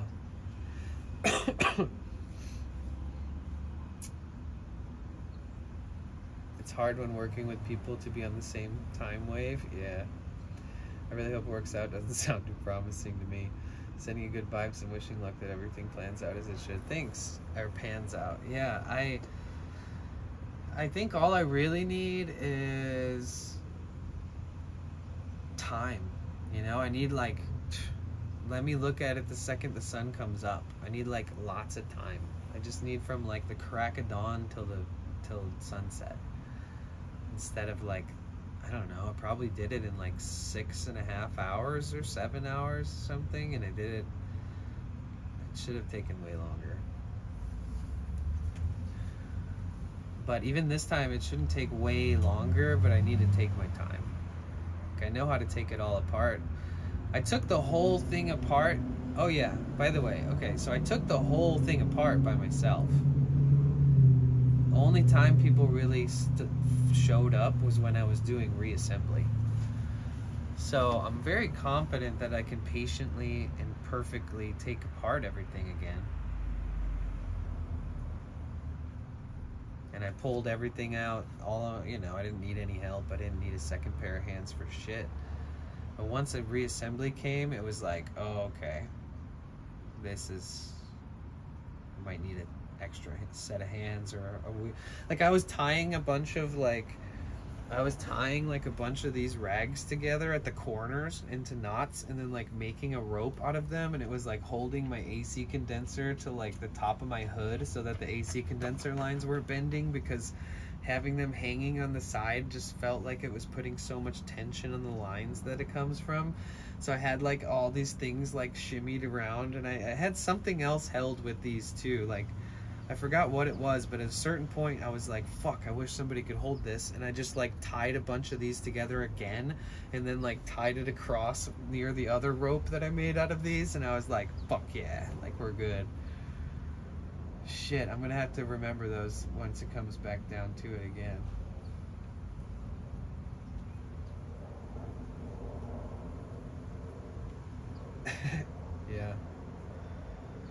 Yeah, maybe I should just drive up to Oregon. Fuck it. Or to Arizona. Wherever's closest that somebody has actual land. Who has actual land? I don't know what the opposite of actual land is, but write it down. Write what down? That I'm gonna have to tie these things to the AC condenser. Yeah, I'm trying to remember the other one. That one I can remember, but I think it's in a photo actually because I wanted to remember. What was the other one?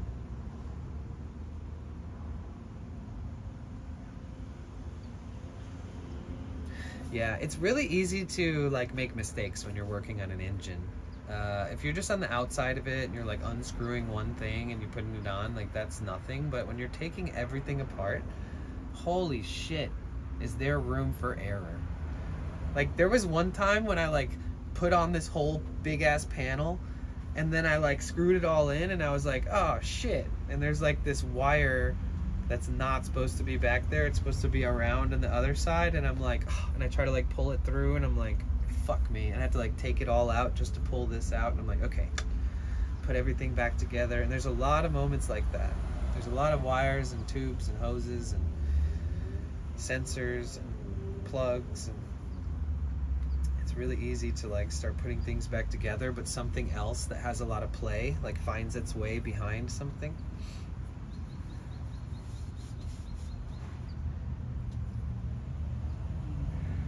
I haven't even given my engine a full pressure test. Like, I've driven it around a tiny bit with it like this, and the low coolant light is on, and I don't really want to add a ton of coolant right now because I'm going to have to drain it all out and replace it with new coolant, and that's money. So if I put too much in, I'm just dumping more money out as long as I'm careful. So while being careful, I haven't test driven it enough with like a high pressure test with it at like 180 degrees, meaning just driving it and stepping on the gas with it at full temp, which would give it a really good stress test. It would show that if there's any more leaks that need to be tightened that haven't come to show themselves yet, because I haven't gotten it up to temp and pressure tested it by driving it and then looking for leaks.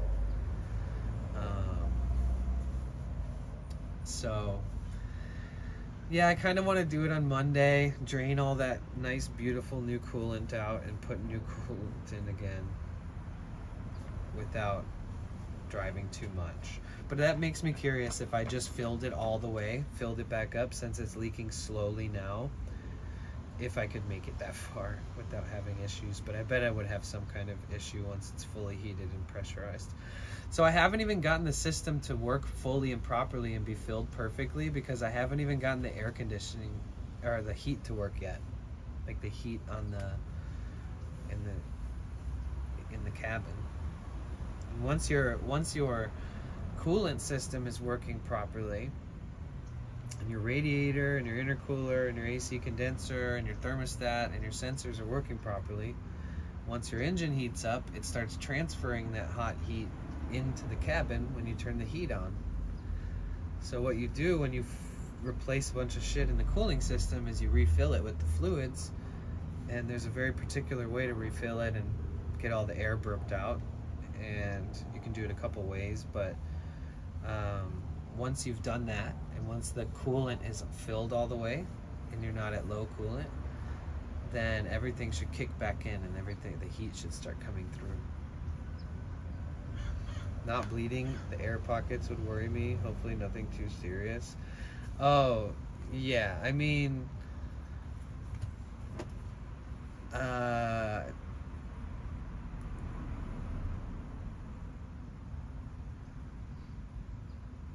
yeah, I can only do so much,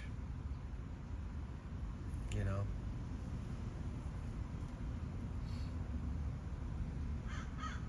I don't. Yeah, I mean, my first thought when it was like, oh, move the van so I can put mine in here was like, fuck, I'm gonna have to do it without even, I'm gonna have to run the system without even having burped out all the shit and making sure that the heat works before actually taking it on the road. So I had to like turn it on with it leaking and jump out the car. But I've ran it a bit, seems to be doing all right. I mean, all the parts are new, the coolant's new, the lines are new. hopefully there isn't anything detrimental that happens if there's any air stuck into any of the locations of that system, but I definitely put thought into that. Yeah, I mean, yesterday and the day before, I like ended my day by eating like 5 Tylenol because my brain was just feeling like it was hemorrhaging. I was just like trying to isolate all of the most important things that I needed to remember and go to sleep, and it was just a struggle bus both nights. I was like, just gotta kind of hope for the best at this point. And just keep doing what I'm doing, which is doing my best. But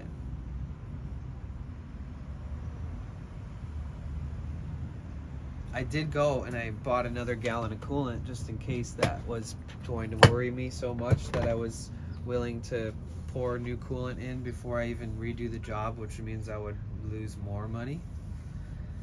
So I do have a whole gallon of fresh G48 European quality Mercedes engine coolant right there. So if for some reason anything starts, like, technically if you're low on coolant, you just start overheating, and I haven't seen it go over 180. So if for some reason at all it like acts out of its normal characteristics that it normally does, which even with this whole chaotic thing, my dashboard, like the thermostat and stuff, seems to be working pretty accurately. The warm time is similar, etc. And but if for some reason I see an abnormality in that, or like a weird pitch where it moves really fast or goes down or some shit where it's super weird, it doesn't like slowly rise or slowly drop, then I'm shutting it off right where I fucking am, and I'm getting out, letting it cool off, and I'm putting all of that coolant in like a 3-part starting and letting it cool off process, which is technically you can just turn the engine on when it's cold and like open up the cap on the top of the reservoir, and you can just squeeze all the lines. And if you have your car up on a jack, especially, it'll be fine. So technically, like the 3-4 part, like heating and cooling and all that, it works. Technically, you can just dump in 2 gallons of coolant and start squeezing the lines, like pumping the air out. And there's certain ways and methods to do it. So I think that it's not as critical. So luckily, as long as I'm not ignorant to the fact that things are a little wonky right now, if I keep my eye on everything, I think we'll be just fine until we do the replacement. But I am not sure if I tried to drive a long distance how far I would get before realizing it's a mistake. Summer's the worst time to have to worry about it.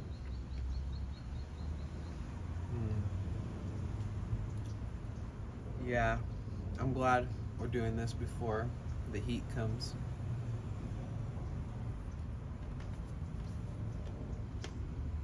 Technically, my old water pump still works too, which is a trip. And the bearings are fine. Like when you turn the bearings on the old water pump and you turn the bearings on the new water pump on the gear, they're like the same.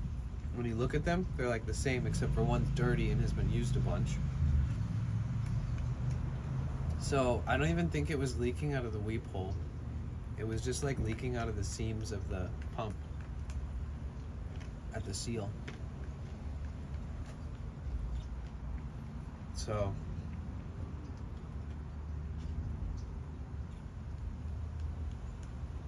I guess if I was the type of person who had like a big garage and I had all this like tools and shit and like lots of space and another vehicle to use in the meantime, that in a situation like this, I would just take my whole engine apart for fun and take off the water pump and clean the gasket and clean the face and put it back on and put everything back together and see if it was just like a simple leak that had happened over time with vibration and maybe improper torque or temperature or years going by, whatever. But if you reseat the same old water pump, that you could just use that one. So I guess if I did have like a better garage type situation, permanent, that in a situation like this, what I would probably do is just see if I can make the same water pump work properly versus definitely replacing it.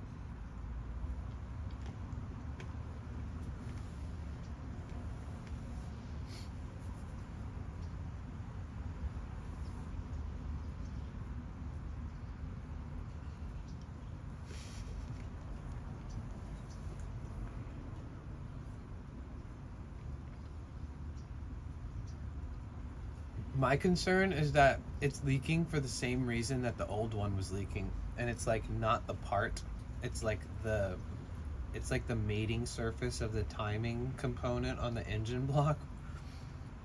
Like that, no matter how many times you put a new water pump on there, it's just gonna leak.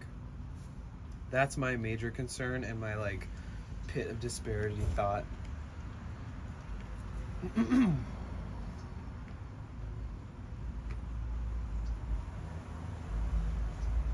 I mean, it feels like it. I put a brand new water pump on there and torqued every screw to spec. It's the one part of the whole job that I like meticulously took my time, and so that I wouldn't put the screws in the wrong holes, because there's 3 different lengths of screws in one pump and stuff like that.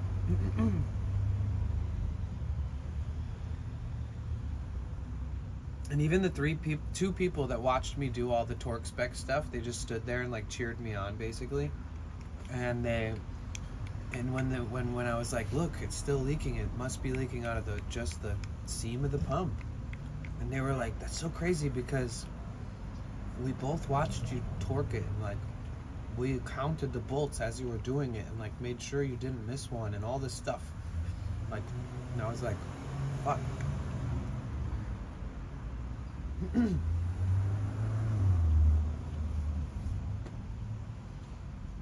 That's what I'm saying. If you're next in line, it doesn't mean you're next. You just put a new water pump on your van. Doesn't mean it's gonna work right away or soon or that day.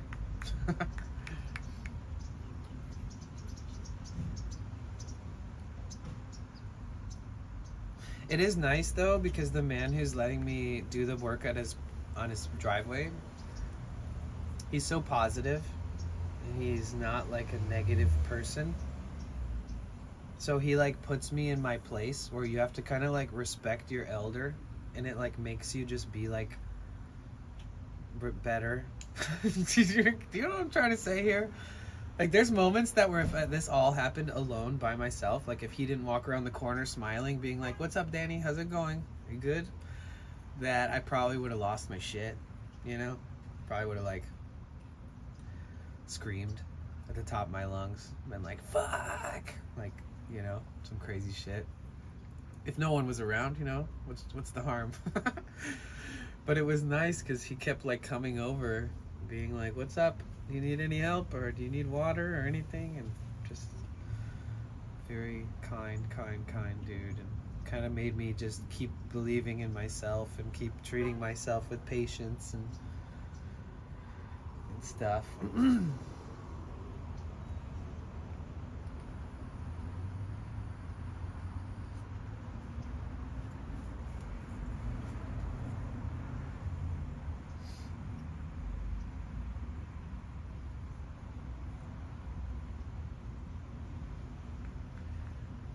So I'll probably stream tomorrow, and God, it feels good to say that. I'll probably stream tomorrow, and then I might as well, like, I gotta make sure that my battery's good if I stream tomorrow, but that dude will probably come by, and I'll have to be like, hey, look, I'm streaming. And just for somebody who doesn't have a phone or a car, and I only see them on a bike, I'm not sure exactly how they'll respond, but there is a likelihood that that person does miraculously drive by and be like, oh, hey, what's up with the car? How about, when do you want to do it? Or he'll tell me when he can. Because, you know, and like he helps this dude, this homeowner, with shit all the time. He helps him fix stuff in his garage and helps him with the dogs, random stuff that's like, he's gained a lot of trust in that guy, and I think he also wants to like further prove his helpfulness and his ability to be like helpful in any situation in the eyes of the homeowner. I think that like this whole situation he's like very committed to it because of that as well. I don't know if I mentioned that properly enough yet, but that's kind of another aspect of it where it's like at the end of the, like when he left at one point, he was like, make sure you tell Luis that I was here, you know. And so it seems like he's definitely trying to keep up his repertoire with this man. And so I think he'll follow through. I think he really does want to get to it and help me out, and also prove to his buddy that he's capable of more, because, you know, get more work, more side jobs and stuff. You walk around with him and he's like, oh yeah, he just helped my buddy fix his diesel engine, and it's like stacking up the little experience to get side jobs more often.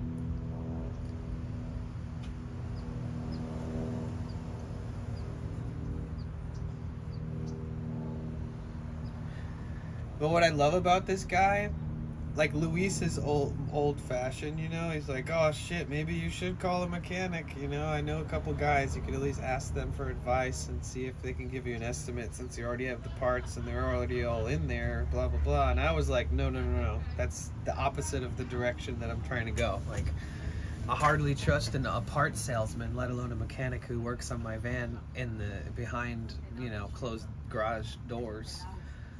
So but the other dude is like, there's no notion of him like ever thinking about us taking it in. The other guy is like, oh, we'll fix this.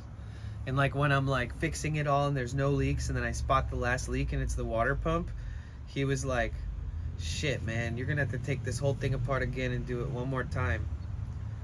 Be very careful. And he's just like instantly like, fuck, I want to help you. You can do this, but it's a pain in the ass that you got to do it again. It sucks it didn't work. But he's not like, oh, we should call so and see if they'll help. He's like, we can do this. And I like that mentality. I even told him, I was like, dude, I appreciate the level of confidence that you have with like immediately saying, with, you know, you got to redo this. It's gonna be fine, but you just gotta redo it, kind of shit. And my brain is like, oh, I just already did this, and he like crunched all those thoughts into like 1 second of him being like, you gotta redo it, but it's gonna be fine, it'll be work, it happens, you know. I was just like, oh, thank God. So it's nice to have somebody around like that, even if he lost one of my tools. Let's just say he lost it, okay? There's no bad blood. Hi Stevie. But yeah, today's a quinceañera, so he's not going to be around. Maybe he'll show up later, who knows, somehow magically. But Sunday he said he would come around.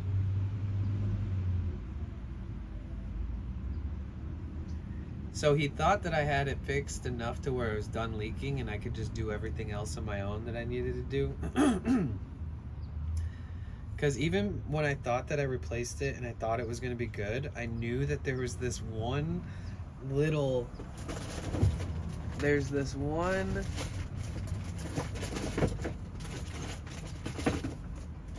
little rubber piece that like fell to the ground off the bottom of another piece.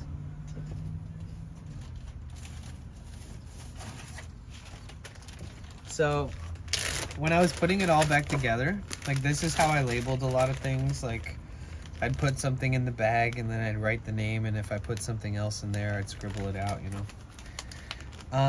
So there's this one big ass fucking piece in the engine, and it's heavy, and underneath it belongs this little beautiful thingy that's absolutely impossibly hard to buy another one of, even with the parts number. And I put the whole shit back together.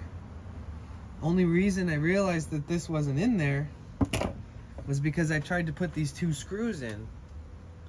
And these 2 screws are super important. They hold the AC condenser into the intercooler and the radiator, so it like clamps them together once you fasten them up. And when I tried to put those screws in, the fucking holes on the thing they're supposed to go into were like, they didn't match up. And I was like, oh my God, what did I do wrong? What did I forget? What did I miss? You know? And then I looked on the ground and I'm like, what the fuck is this? And I'm like, huh. So this is some kind of spacer that goes underneath that unit that I'm hoping that there's another one miraculously around, because if the spacer only goes on one side, it would be hard for me to believe that that spacer will give me the space on the other side. But maybe it's like stuck in the bumper or something random. Maybe it doesn't even exist. Maybe it's been gone.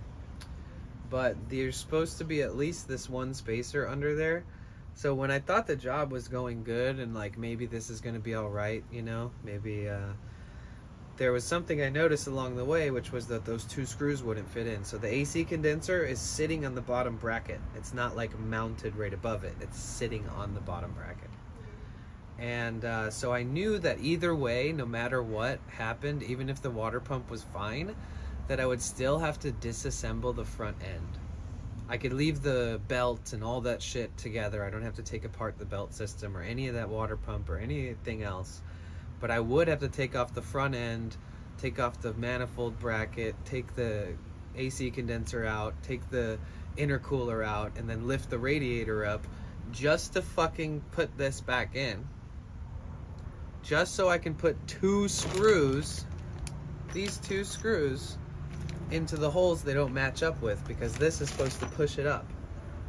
I didn't find this until after I was rushed putting the van together, and I was like, oh my God.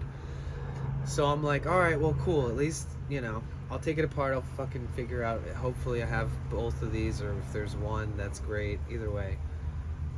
And then instead, I turned it on and it started dumping coolant everywhere. And I was like, oh shit, just kidding. I don't have to think about that other thing. I gotta think about this now. So the last 24 hours was me trying to stop leaks, even though this was on kind of the forefront of my mind. It's like, fuck me. And these two screws. So I hope that there's some way that I can lift the other side if I have to. I don't know. We'll see.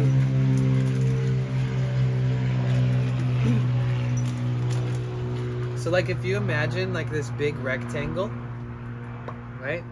Big one, the radiator. There's these two little like notches at the bottom. And then on the bottom of the engine, there's these two holes. So it goes, these little nib, you know, they go in there. And instead of sitting metal to metal, they have this little rubber grommet there. And then you put the grommet there, and it gives like a 1/2 inch of space to that weight. And it also gives flexibility so that it's not like crunching on itself on the bottom. So yeah, that's pretty important. There might be a way that I can get this in easier, like, but since I have to take everything apart to do the water pump again, I'm just gonna take everything out. Fucking.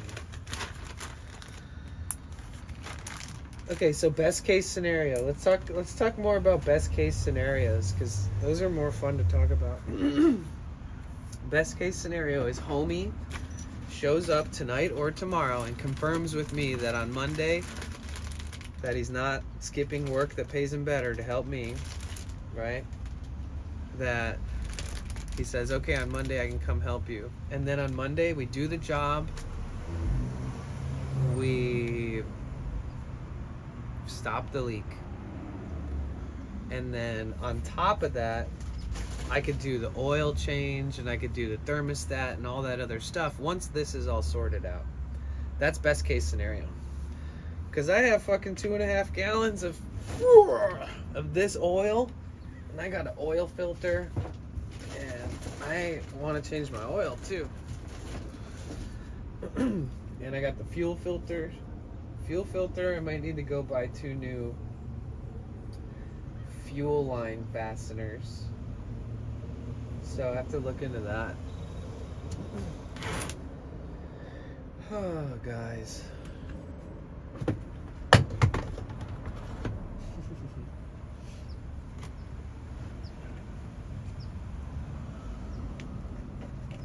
much fruit.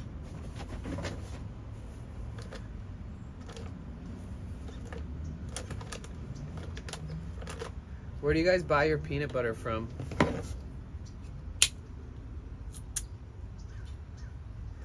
You know, I got really, really, really good at taking the stickers off the apples, Cassie. And you want to know why? Because a part of my ritual now is I always use a knife to cut apples, right?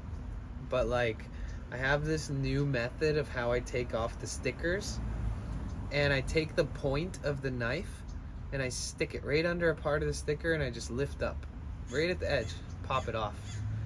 And it's part of like my fun of eating the apples now. So I used to eat apple stickers all the time on accident, for anybody who's wondering why I'm explaining this. I've probably eaten a good 20 or 30 apple stickers in the last 6 months, I'm not gonna lie. At least parts of that many of them. Maybe not the whole thing. Like sometimes I'll look at the apple and I'll see half a sticker and I cut through it, and then I'm looking around and I'm like, oh shit, I ate that other half, huh? This definitely happens a lot. Why do you guys get your peanut butter from Winco? Because it's from the machine? Is that how they sell it there? You grind it up on the spot? I see. Is it possible the pump I got has a defect? I mean, I couldn't say it's not a possibility. It's definitely a possibility. But if I put it back on and it did the same thing, that's almost the only thing I could do, is go to Europarts SD in San Diego again and then get another water pump from them for free, because that's bullshit, and then try again. Because other than that, I mean, and then if that other one doesn't work, then fuck, you're just, you know, you're screwed.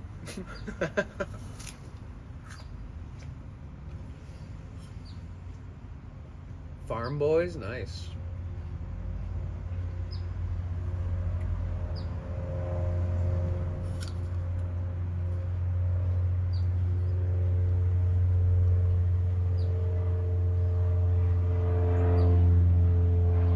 You know what I did this morning, you guys? Because the last 2 days were so stressful and I hardly slept.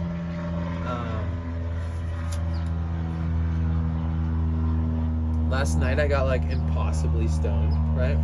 Like unequivocally, uncomfortably stoned. Just off one spliff, but I hadn't smoked all day and I just got power smoked it. Laid down, literally fell asleep. Out like a light. But then I woke up at like 6 in the morning and immediately started thinking about the van. And I was like, no! And I turned on some really soothing music and like forced myself to go back to sleep like 6 more times.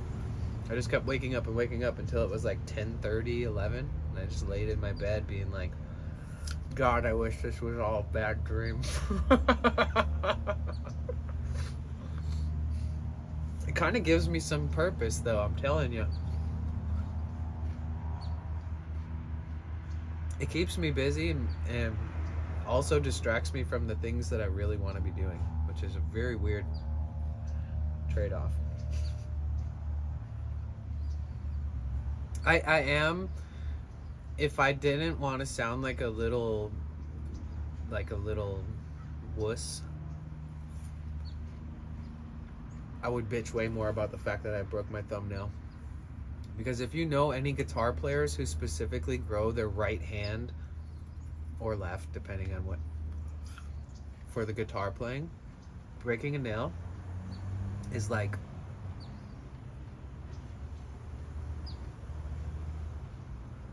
it sucks. It throws you back in time. It sets you back. You're like, fuck, my beautiful hand-grown guitar pick. But the upside is that it does grow back. But I thought I was gonna fix the engine, everything be good tomorrow type shit. And then that tomorrow, which was yesterday, I thought I was gonna go to the storage unit and I was gonna like play guitar and jam. I will have to wait about 3 to 4 weeks until my nail grows back at this point. And I refuse to cut it even though it's cracked and broken and split and stuff because I don't know. No, those ones don't work very well and they ruin your fingers unless you're like a professional who uses those over and over to travel and tour and stuff. So for me, yeah, it's an interesting thought process. The better you take care of your nails and the shorter they are, like right now they're at max, they're at like max perfect length. Like any longer and they don't really benefit you anymore on the guitar, and any longer they also break and crack easier. So I did have them at like optimal length where you don't normally break them, but I jammed my thumb into something super hard. So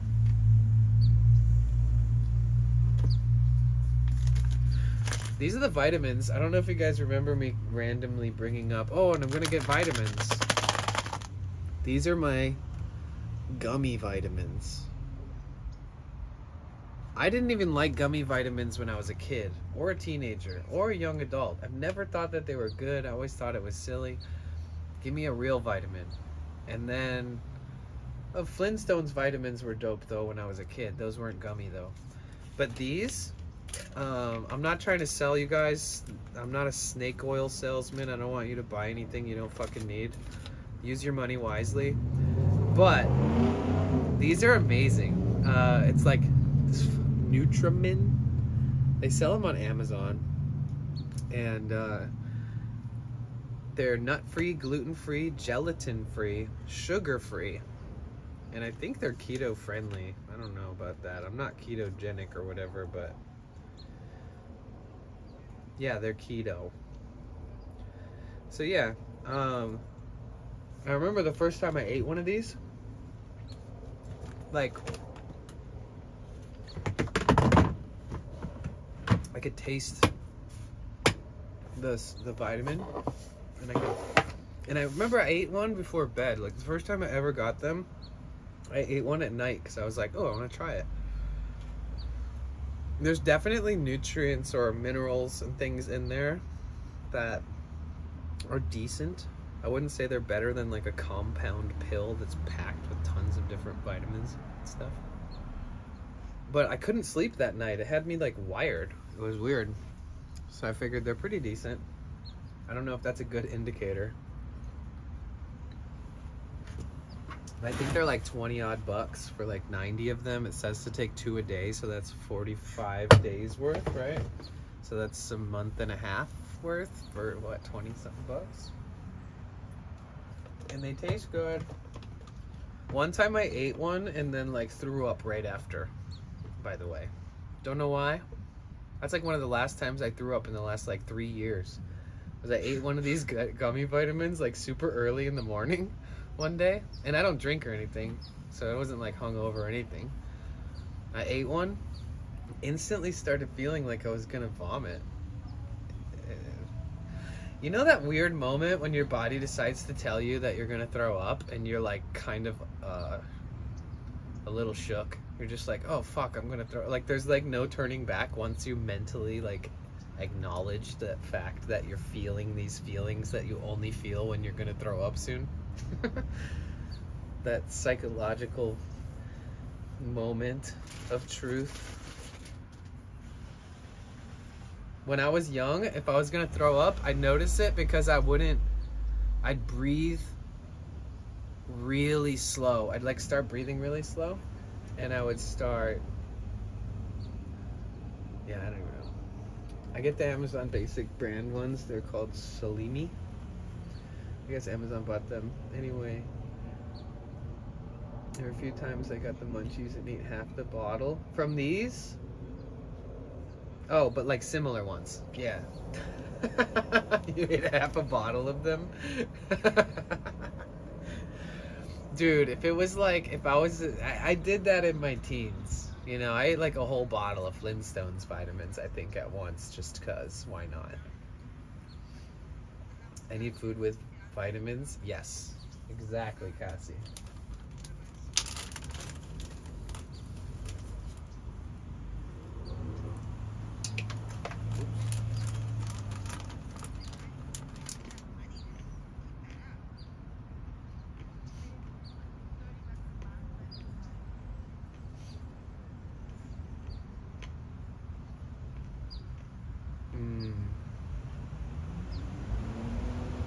What up, Pilkers? What's going on, man? How do I elevator pitch my story? All right, everybody count down from 60 seconds and tell me when it's done. Pilkers, are you ready for me to info dump you?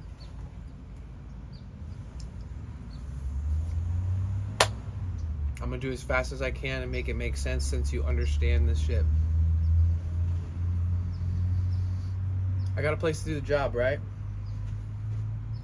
I went there all by myself, you know. The guy comes by, he's like, if you need help or need a hand, just let me know. I'm always here. Super nice guy. I start working on it. He realizes it's like a big job, like halfway through the day. He's like, oh shit, when are you gonna be done with this? And I was like, So I was really confident. All my notes were super fucking helpful. Disassembly, all the tools I needed I had because of my lists, and I even had an extra tool that I didn't need, which was interesting. And so I'm like feeling great. I'm like, dude, I got this awesome supportive dude who's so kind. He's like a retired dude from Mexico that lives here but has citizenship here, and super sweet. And he's just, you know, giving me this opportunity to work on it, etc. Long story short, I start getting rushed because he needs to move my vehicle out to put another vehicle in. What up, Clive? Welcome in. It's good to see you. How are you? So he's like, yeah, you got to get this thing together so I can get my vehicle in here because it can't lock the doors. And he's got like this epic vehicle that he bought and built out that he took on like a 7-month road trip to like Alaska and back with his wife. So it's like very sentimental to him, this vehicle. Like he doesn't ever drive it, but he did that one adventure on it. So he's like, man, you got to put this thing together so I can move my vehicle in here overnight because I can't lock the doors, etc. And, you know, I just want to respect his boundaries and his requests. So I was like, fuck. So basically I rushed putting it all back together and got it all started to move it out of the driveway. And the first time I started it, it starts fucking dumping coolant out like every direction you could possibly imagine. It was like torrentially bad. And I was like, okay, what up, Pinks? Welcome in. How are you? And so basically it starts leaking everywhere. He's like, oh no, Danny, what happened? And I'm like, yeah, I think that, you know. So I pull out to the street and he pulls his car in. And then his friend that kind of came by for like 20 minutes that day and gave me some insight. He's like a self-taught mechanic. It was really cool. He came back at that night after I pulled it out and he was like, holy shit, man, what the fuck? Oh, I'm so sorry it didn't work out for you. And, you know, etc. So the next day I met back up with that guy who stopped by and he offered to bring a pressure tester, and I had to, you know, refasten a bunch of clamps and some hoses and things that went like missed when I was in a rush and it was dark. And we zeroed down all of the like leaks. And then the only real leak that's coming now is from the seal of the water pump. So unfortunately, all of the leak finding and fixing led to one leak left, which is a minor leak. It's just dripping, you know. But that one leak means that I have to take apart the entire van, take off the idler pulleys, take off the belt, take off the hard manifold pipe again, and take off that same brand new water pump and reinstall it and do half torque across, do full torque spec across, and then do a second set of full torque spec across. Reinstall and tighten and fasten and don't miss a damn line on the way out. And I have to, yeah, basically I have to do the whole job over again, bro. And you guys know if I was given the time, I would not have fucking rushed that shit. You know it. I know you know it. I wouldn't have written down for months all these details. Like when he was like, yeah, we got to get this thing out of the way. I got to get my thing in here. I stopped looking at my notes. I like, you know, I just gave up and was like, fuck it. Yeah, exactly. So I got to that point 48 hours after starting the job where now I know for sure that the only leak left is the fucking water pump. It's leaking like the same as it was before I changed it.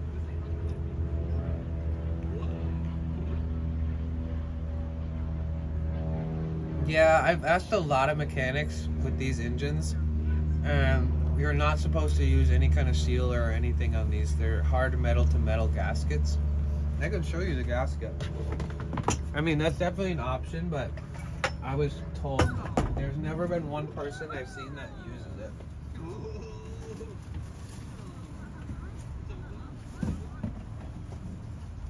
See, this is the old one. This is the old one, and it looks exactly like the new one. Like the new one was a little, you know, flimsy, but yeah, this one is in the same shape as the old one. Looks fine. None of the metal came off, nothing. Granted, it was leaking before too. Yeah, I don't know. Maybe it's the fucking timing. Maybe it's the timing chain section block where it attaches to. Maybe the whole block is warped.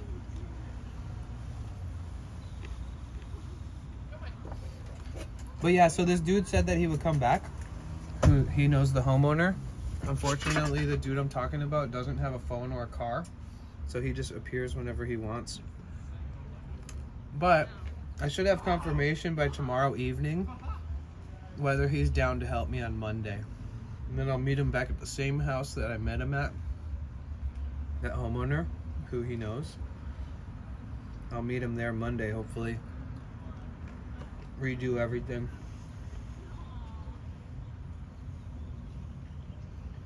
Sometimes tightening them out of sequence will crush the metal in one place too much. Wait, really?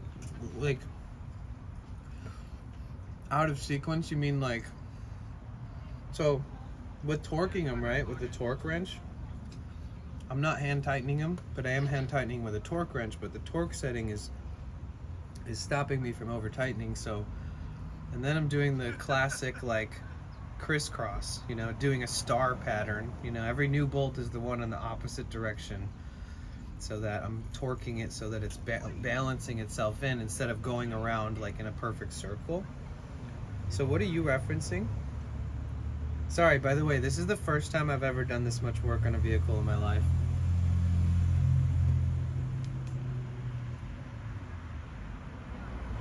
Is that kind of what you're saying? Like, it's technically, you could pinch it down on one side a little too much where it kind of makes the pressure pull the other side up. So what I didn't do, what I was told to do by my friend who's worked on like 10, 12 different of these same models, is he said I should half torque them, and then I should full spec torque them, and then I should do that entire set all at full spec a second time. I only did the half spec to full spec. I didn't do a second run of full spec, torque spec. So that could be my downfall. That could have been the reason why the seal on the fucking water pump's leaking, because I didn't triple down on that set. You tighten them all, then you go to the star pattern.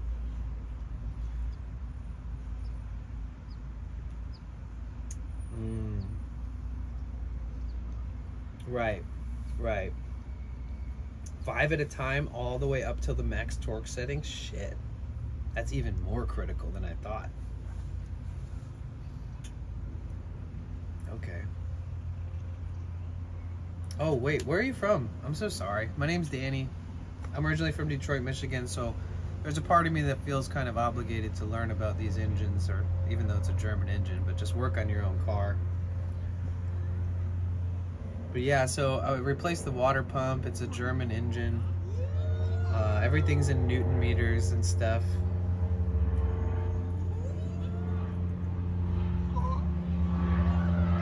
Yeah, I think that the gasket will probably be fine or reusable.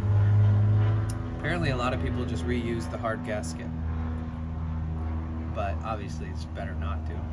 But the thing is that if it's not like when you peel off the gasket, or if you have to peel it off, sometimes like a portion of that metal will like stick against it, is what I've read and been told. And you know, those rubber gaskets and all that shit, definitely would want to be careful with those kinds of things. Don't use those. You're from California. Okay, cool. I'm in Los Angeles right now. I'm originally from Michigan, but I know California very well. It'd be very difficult to see if compressed. True.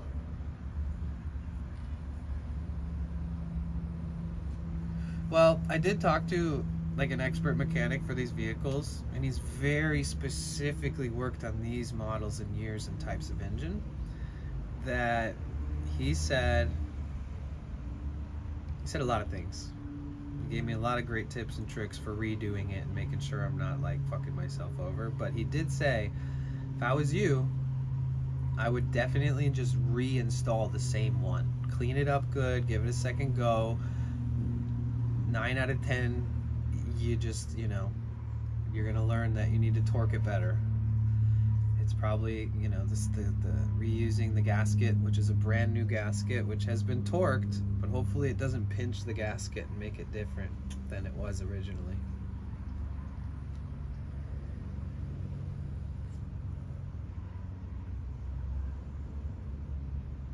I wish I had like a badass garage where I could just fucking like stream this and also have access to like my phone and internet and power and all that stuff, where I could just like stream the whole process.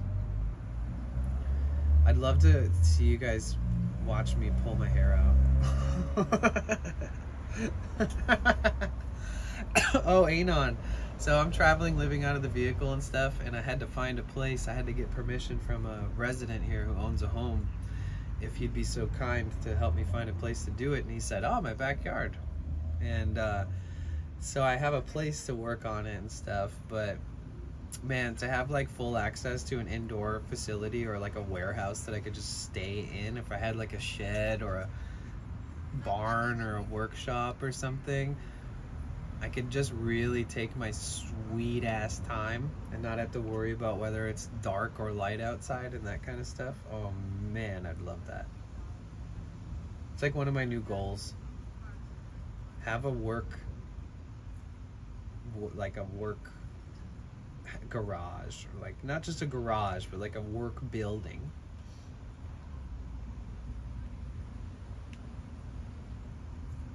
I've only shaped big pipe gaskets that the gaskets is super thin. Right. You know what, with that being said, you know what I think I'm gonna do, Stevie? Because there is a small hard pipe gasket that comes off of the water pump, and I think I'm gonna try my damnedest to fucking get it detached from the opposite end, because I'd rather not loosen up that hard gasket that's between that manifold and reuse it. That one, like you said, much thinner, etc. And there is another point where that hard pipe meets soft pipes. So technically I can try to finagle it out. I think. Maybe not. I think so. Unless the hard, oh fuck, I think the hard pipe is prefabricated to like a triangle mount. Oh man. Woo! Lot of mercy. I will steal your kidney, ooh woo. With an ooh woo? So is that like a is that like are you trying to be nice, like in your own way? Or is that like a troll? I don't know these days. You know, like how when people pick on people, they actually like them and want to be friends with them? Grabs your organs cutely? Okay, wait. Don't grab my organs without permission, please. You have to like at least ask for full permission before you take somebody's organs. Come on. What's good, my G? No, I'm just chilling, talking about the engine. I've been working on my engine. But yeah, Pilkers, that's the whole freaking story so far. Last night I waited around till like 11 for this guy to show up on his bicycle with like a literal Allen wrench because it would help me get into this one area that I couldn't get into, and it worked. I was just like, oh my god, it never ends. I can't catch a break. All my waking life is dedicated to that. So streaming today, honestly, I wish you guys have been following long enough where it's like important and interesting to hear the updates. Obviously, you've been looking forward to knowing what's going on. But a part of me, you know, wishes I could just came on and not bitched about that the whole time. But yeah, I've been talking about how I've been working on my car the last couple days. And I'm just keeping my fingers crossed that nothing gets torrentially worse or any weird shit like that. The fact that it's coming from the weep hole again could make one believe it's the mechanical seal again. Well, I don't think it's coming from the weep hole this time. I think it's coming from the seal. If it's coming from the weep hole, that'd be so confusing.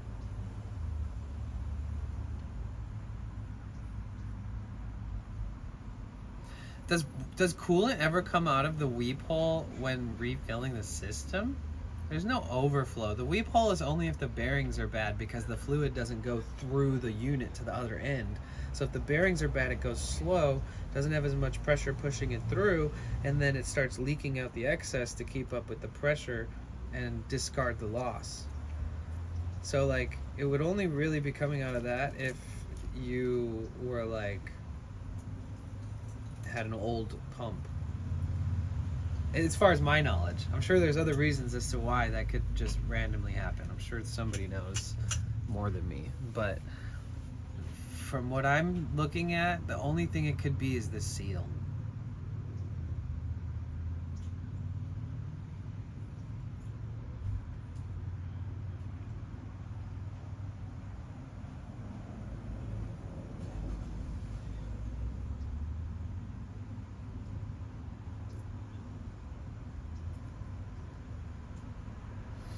My one friend who's worked on these vans a ton said something along the lines of, you can just put the fucking new pump back on and then,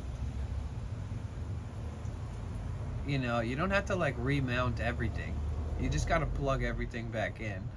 You know, you don't have to like fully reassemble everything, because if for some reason you put it on and it's still leaking, that'd be such a pain in the ass.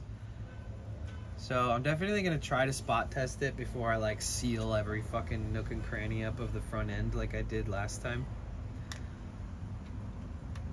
But yeah, fingers crossed that we put it back on and it works as it's supposed to. And then the suggestion from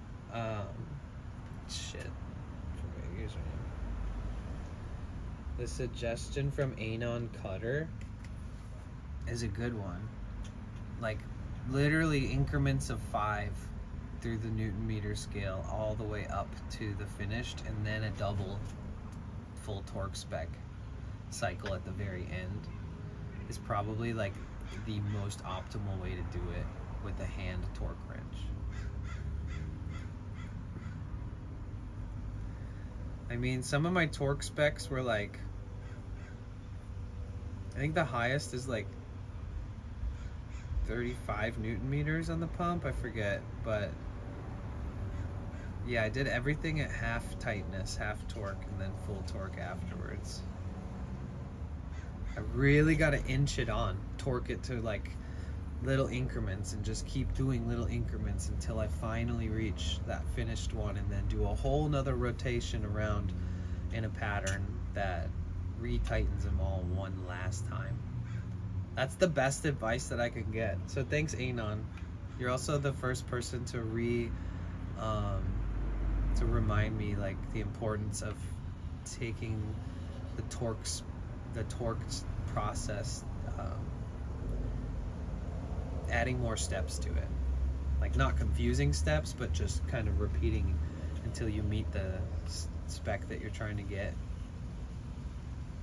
That's about all I can really do, guys. And that, and clean the face, clean around the face, clean the body around the face, and really make sure that the gasket's not being crushed or in a weird position where it has a little wiggle room and it's like hanging down or something, or I don't have it perfectly centered.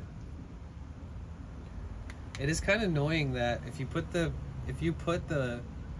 gasket, if you put the gasket on and then you put the bolts through the gasket and the pump together, you can kind of move the gasket a tiny little bit. There's a tiny bit of wiggle room, so when you're seating it on there, you do have to make sure that that gasket doesn't slide down or a little bit wonky. Have you been drinking water today? Yeah.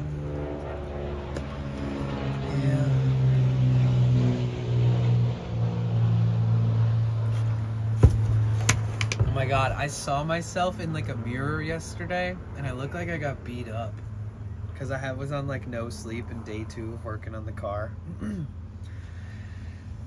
Oh man, I look like I got punched in the face last night before I finally got some good sleep. And I was walking around town like wearing my dirty ass mechanic outfit. I took like a 6-mile walk wearing the dirtiest clothes I've ever worn in my life. I did not change before going out. I went into a store and I asked them if they had like little lighters and they were like, no. And I was like, I like looked at myself and was like, oh shit, I look like such a crackhead right now, right? I get it. It's like, it's okay, I'm not gonna rob you. Stick them up, just kidding. What I do is divide the torque number by the number of bolts and torque to that. So if the torque is 35 and you have 8 bolts, 4 pounds at a time. Really? How did you come up with that?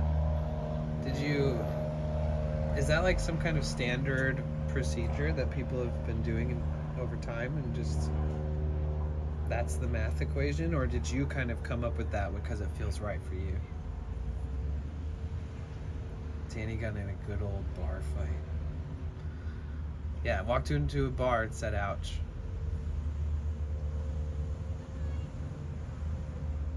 Some old mechanic told me, okay.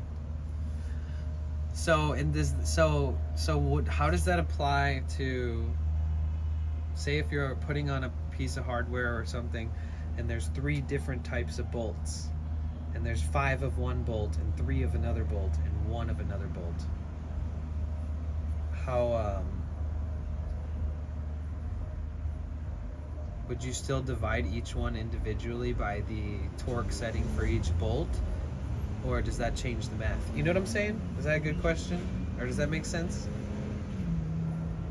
Because like on the water pump, there's 3 different bolts. And there's a few different numbers of each of them.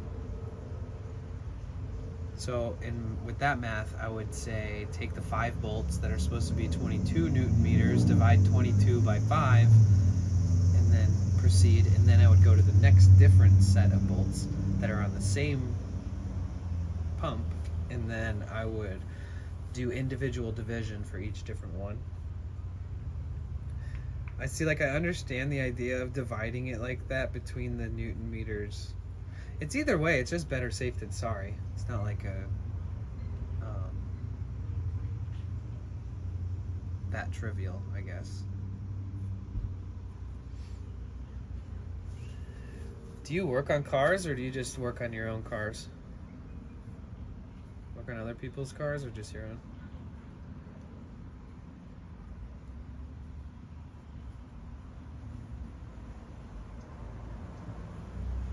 Basically what I'm asking is, how did you learn the stuff that you know?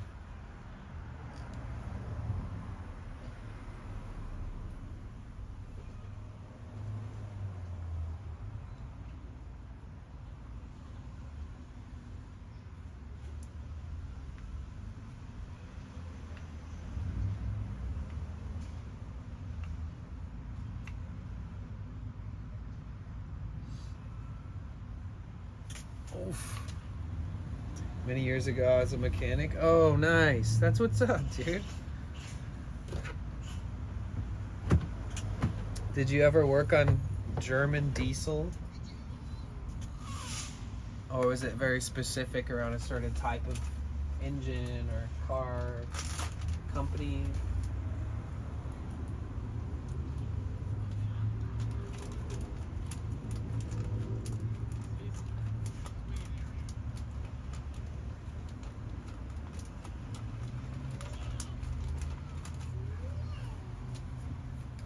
Hey Trifecta, what's good? Yeah, that was Jonas. I wrote your name up on the wall. On the sub wall.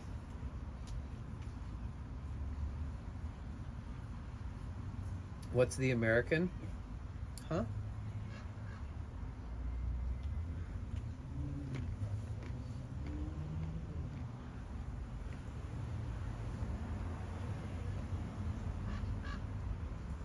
I have a Dodge Sprinter, but it has all Mercedes parts. So it's like a little bit fucked when it comes to like, there's only certain places that you can trust when buying these parts and stuff. I'm going to double the gasket because there was an imperfection. Oh, interesting. Or in the block or the water pump. Ooh, ooh, ooh, ooh. That was one of my worst fears, is that there's an infection, there's an imperfection or deformation on the block. Like that no matter how many water pumps I put on there, it's just gonna leak. It's just gonna leak cleaner coolant every time.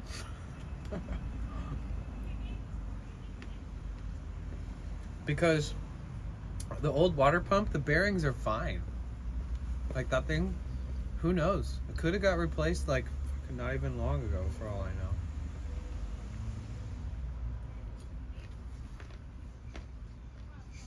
I mean, it does look pretty old, but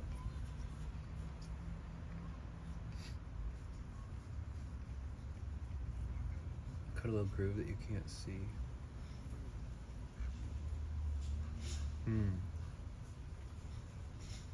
You mean like on the block, huh? So like if there is some pressurized water coming through the seam or the seal.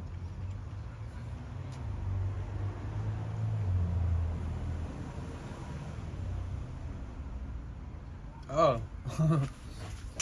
I did it very haphazardly, so don't mind my chicken scratch, but this is the sub wall. And these are the subs from this year. So I'm gonna keep going all the way around. Our goal is to hit 100 subs a month, but I didn't make my bed today, so I don't think I deserve it. But yeah, I put your name right there. And that is engine oil on the thing.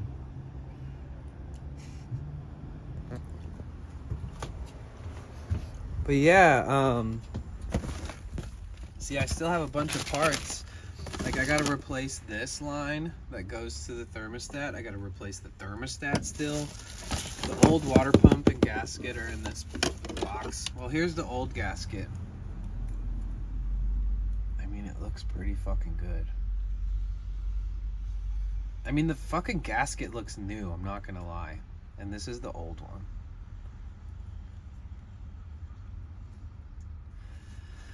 So yeah, for anybody who's just showing up, I replaced my water pump 2 days ago, and it fucking did not work out, guys. And I am basically leaking the same amount that I was leaking before I did the job, which is better than it dumping out, and it's okay, and I'll get by. But I don't want to fuck up my cooling system. I still haven't gotten hot air to come out of my system because I didn't fill it up all the way. Because when I realized I have to take the whole thing apart, I was like, fuck, well, I shouldn't be dumping coolant in there, and if I put water in there and keep running it, I'm gonna have to flush it a little better. I don't feel like dealing with that shit.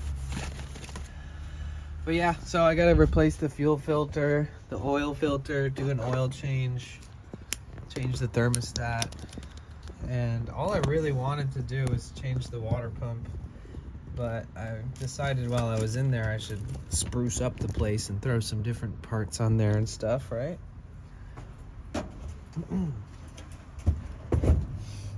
Yeah, you weren't here for it, and I keep explaining it, and everybody's probably cringing every time I say it, but I got permission to do my job somewhere, and then I kind of started getting rushed at the end, and I started reassembling everything and putting the new parts on, and when I turned it on, it was like bursting at the seams with leaks, and I was like, oh, well, there's my first like active moment of being like, I fucked that up.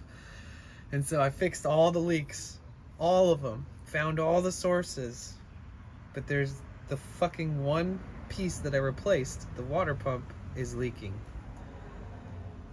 Which is like pretty much the last thing that you wanted to find leaking, where you're like, okay, I got all the other leaks to stop, sweet. Like, and then you're like, okay, let's fix this last drip. Where's that coming from? This must be one last hose, and then it's the water pump, and you're like, because then you got to take it all apart and redo it all over again. So that's where I'm at, where I just did the whole job and we're still sitting here leaking like we were before.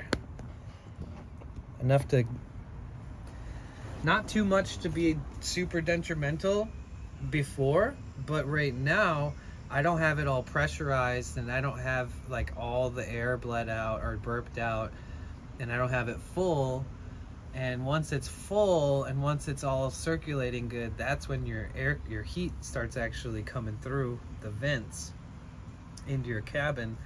And I didn't get to that point yet. If anybody out there is mechanically inclined, do you think it's safe for me to run with like only a gallon of coolant if I don't let it get up to temp and I don't drive it far? Like I drive it a mile or two just to park and drive it back here until I do the job in like 2 days?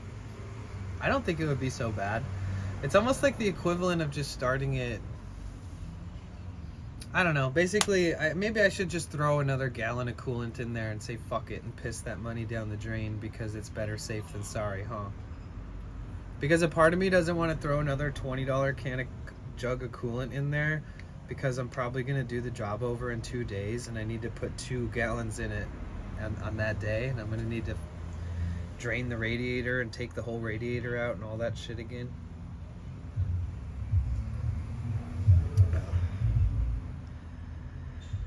I was reading a thread earlier where they were talking about different ways to hold the gasket in place. One guy used bolts with heads cut off.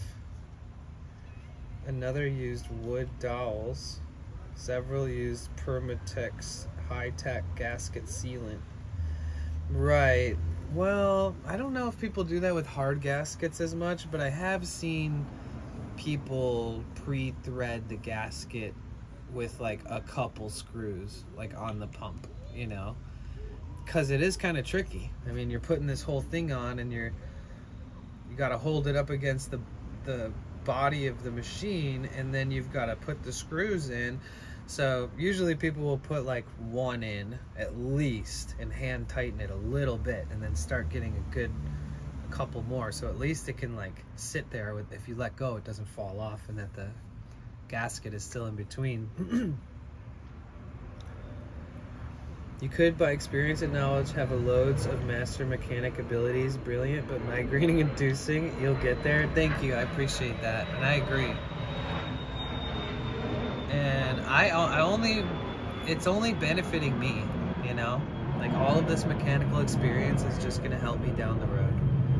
Whether it helped me fix another part on any vehicle I ever have, or it gives me the confidence to work on things that seem hard, or it gives me the knowledge and experience to not get ripped off if I do feel like paying somebody to do it for me.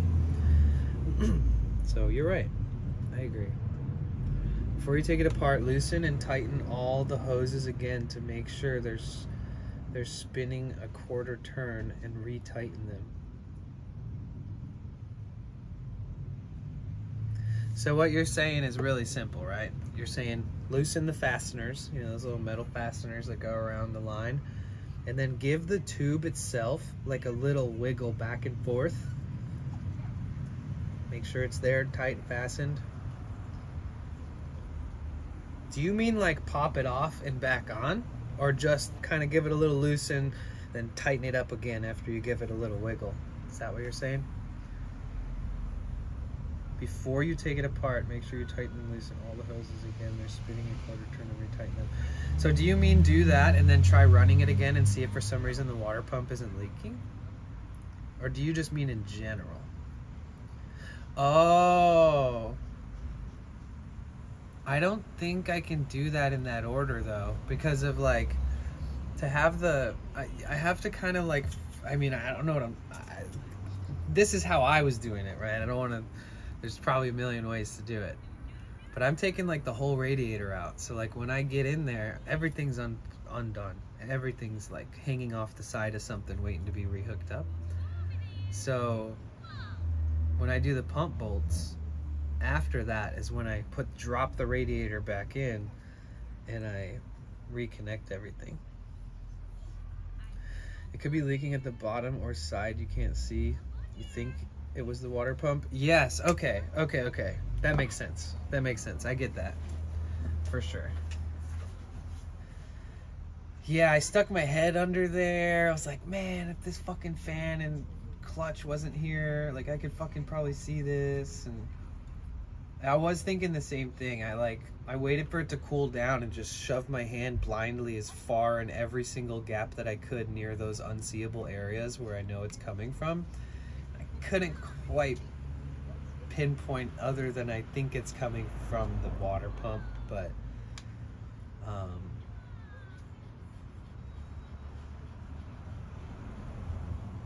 we pressure tested it too. I was worried about doing the pressure test by like forcing so much air and pressure into the system. Or I guess it just pressurizes what's in there. I don't know why I was worried, but I'll put more coolant in there, if not water, before driving. Okay.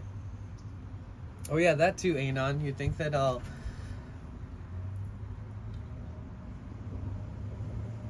You think I'll get by without running it up to temp and accurately having like the heat work? Because once the coolant system's up and running, that's when the heat will finally start distributing properly, and I'll get it through my cabin vents when I turn the heat on full blast while I'm running it. It's just coming out cold. Is that because that's the difference between having like half of the amount of coolant you're supposed to and not having it get to full volume of liquid and then not hitting like 180 degrees for a bit and having it pressurized and stuff? Like, what is the difference between you having the cold air and the hot air? Is it the system just being fully activated with the proper amount of fluids and being run accurately at like a high temp for a bit, just kind of get things kicking? What is the actual difference? Because I had the temp of the engine up to like 180 and the heat wasn't coming out. I had it on hot and it wasn't coming out. And I read that when in the manual for this engine, I read that you can put it into the cold start line. Hi Moronono. You can put it into the cold start line, fill it up enough to where it's at the cold minimum, and then you run it, and then it pressurizes into it, and then you let it cool, then you pour it back to the cold start line, and then you let it run it, then you let it cool, it pressurizes, and then eventually you'll do that until it hits the max line.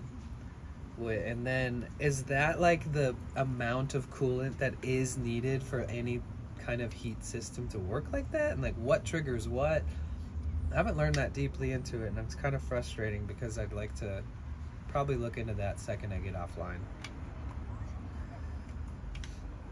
And how detrimental is it to go for a couple days with not much coolant but not letting it overheat? Like, I won't let it overheat. If it goes over average like 180 temp, I'll just park where the fuck I am and stop for the night.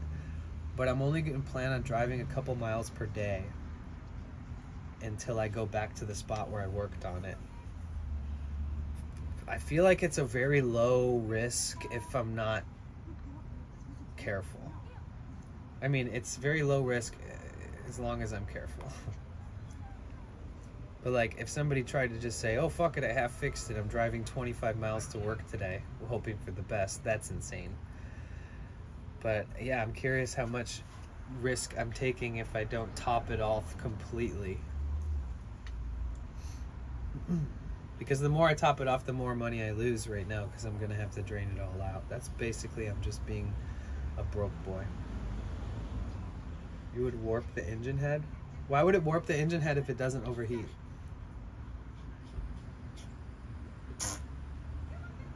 Oh, if it overheats too much. Yeah, I know that. It's never overheated before. So luckily, my eyes are like lasered on the temperature gauge. So if for some reason I have to just pull over and and say, oh my gosh, it's actually overheating this time. Like, I promise I won't let that continue. I will not drive an inch beyond that place where I'm at. Just fill with little water, put a little dye in the water, get someone with a pressure tester, see if you can see the leak. Well, we did that already. The beautiful part about switching this pump out and putting all new lines and having this brand new coolant is that it's so obviously coolant this time. Back the last time it was leaking coolant, it was kind of hard to tell from the drips because it was going through and in and around all these old nasty dirty parts and all this stuff. But this time it's clearly blue drops. Like, it's super obvious. You can see. Oh yeah, by the way, my coolant is like a very distinctive, vivid blue. So it's pretty easy to spot. And yeah, if you look under the van, you can see the color in the drops, which is very satisfying to know exactly what the fluid is. Because there was a time when I had a fuel leak and I'm like, what is that? You know, it's hard to tell sometimes. So just fill it with a little dye. Okay, see if you can see the leak. Do you think that there's a... Oh, okay, so do you think I should partially disassemble the engine, but like leave the radiator and stuff in there, but does it have the weird smell? It doesn't. That weird smell, I don't really smell it. I'll tell you what though, the day after I did that job, I smelled like all kinds of car stuff, for sure. Oh yeah, but what I was saying is I could partially disassemble some of the mounting systems and brackets and stuff for the intercooler and radiator system, and I could just kind of prop it back a little bit. And if I could just create enough wiggle room where I can see if I can take the fan and clutch off of the pump, that I can see the pump and then pressurize it before taking it off with a better view on the pump, that's a great idea. Just so at least you can see it leak straight from the pump before you take that fucker off to try to replace it. Granted, I probably open it up and just see literal water along the seal, you know, like a little wet line across it where it's like, okay, everything else is dry except for that. But yeah, that is a good idea. I wouldn't worry too much if you're keeping an eye on it. I wouldn't waste the coolant. Use water in the summer until you get this leak fixed. Well, I'm gonna do that.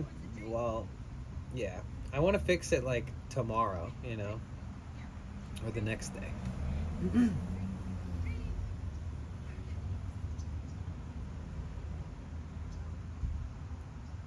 I guess the only downside to using coolant or water instead is that if it's so hot out, you can like boil the water, or it boils or gets hot faster. I forgot what my friend, I explicitly asked my friend about water.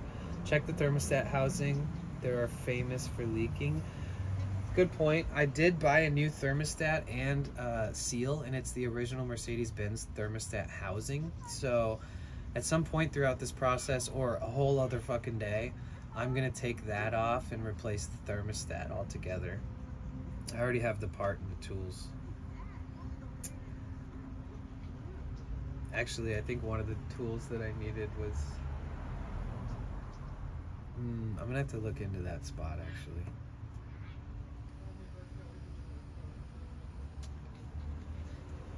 That'd be trippy if it was the thermostat, but it's definitely like right under where the fan and clutch is, like right where the water pump is.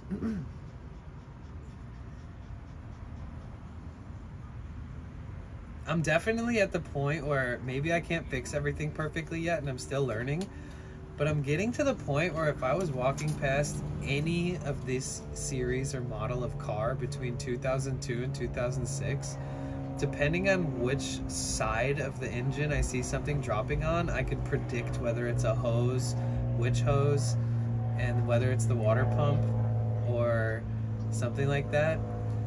And fuel. I've got those down.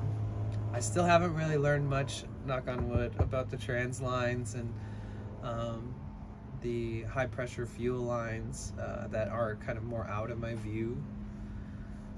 But did you torque the bolts? Or no, I torqued them. I did. So Anon suggested that I torque them like little bit by little bit by little bit all the way up to the actual final torque spec. I only did that in a 2-part process because I never knew this person before chatting with them today. And I was told do it half torque spec and then meet the full torque spec after. So I did half torque spec and then I went crisscross, crisscross, crisscross, half on everything. And then I went to full spec, crisscross, crisscross, crisscross. A better way to do it would have been going super incrementally up to the final one. And then once you hit the final one, do a whole nother crisscross pattern with the final torque a second time.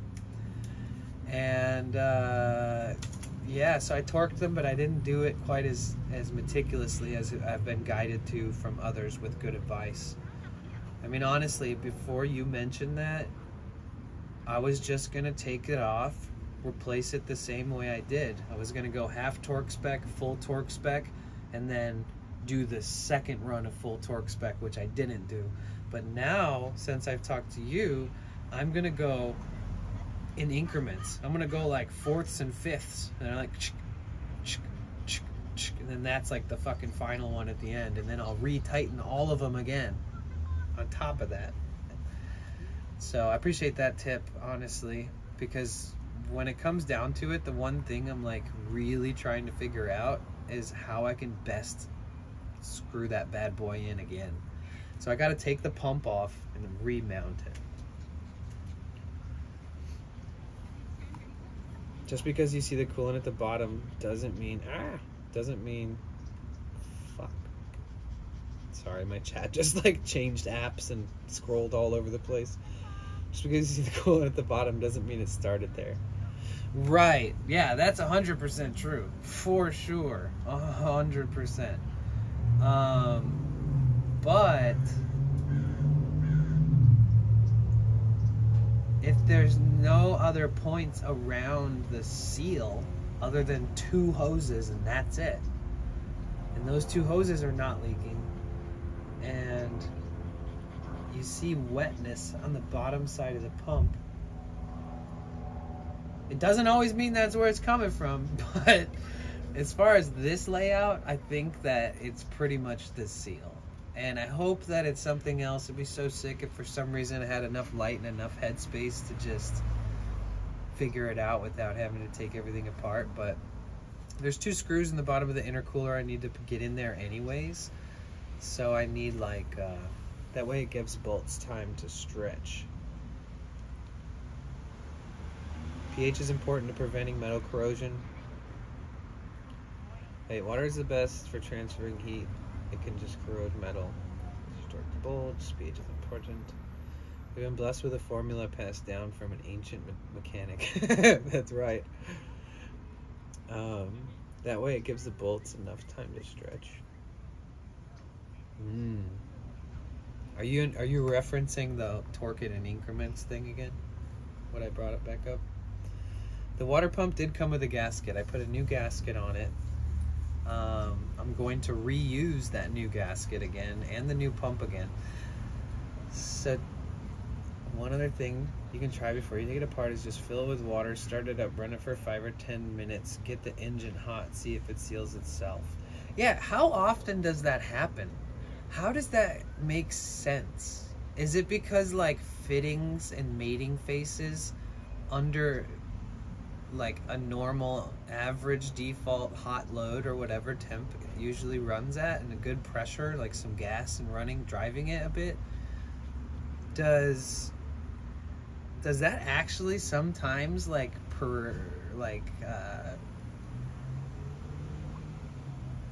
that actually like, you know what I'm trying to ask? Holy fuck, my brain is broken. Does that fucking sometimes actually make them seal together better? Because I've heard people mention that. Like when it was leaking, somebody was like, oh, you should just go drive it around the block, see if it seals itself up. And I was like, yeah, how about I don't and say I did? Because at that point I was a little worried about it just like dumping, you know? And at that point it was actually leaky lines. It was like fasteners that weren't snug enough, you know, little things like that. And I didn't know it was what it was yet, but I figured it out and fixed it instead of driving. So at that moment, if I would have just gone driving to see if I could do it, I would have been dumb of me.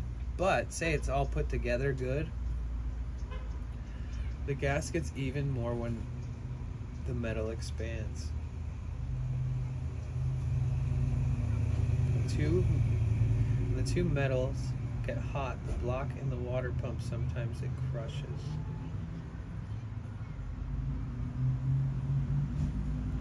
So you think that heat can increase the impact in which it's on the engine and actually solidify it in times? Is there any kind of like...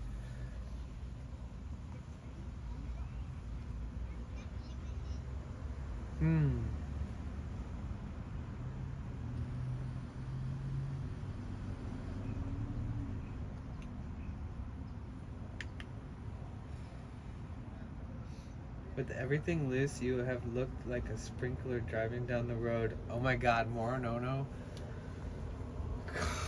Okay, I know I didn't stream it, but I wish I could have captured at least some of it on video, dude. If you guys could have seen my reactions, bro. When I first turned it on, I was being rushed. I had to move my van so that the homeowner could park their van there and they could go to sleep. You know, they're like retired and stuff, and I just like wanted to not overstay my welcome and my offering, so I put it all together and turned it on to pull it out in the street and continue any odds and ends and maybe come back the next day and redo the whole job. Like I literally told him, I'm probably gonna have to come back tomorrow and do this all over again because I'm rushing, and he was like, it's okay with me. And when I turned it on, it was like I unlocked every valve that could release coolant. It felt like, it looked like. And it was just like dripping in places you wouldn't even expect it to drip, like traveling across components and across the inside of the bumper, like leaking out the side of the car and shit. And I was like, what the fuck? But luckily there was no like high pressure sprays, and I never turned it on while hot, you know, or standing in front of the leaks with it hot and turned it on or anything to, you know, get maced by boiling coolant or anything.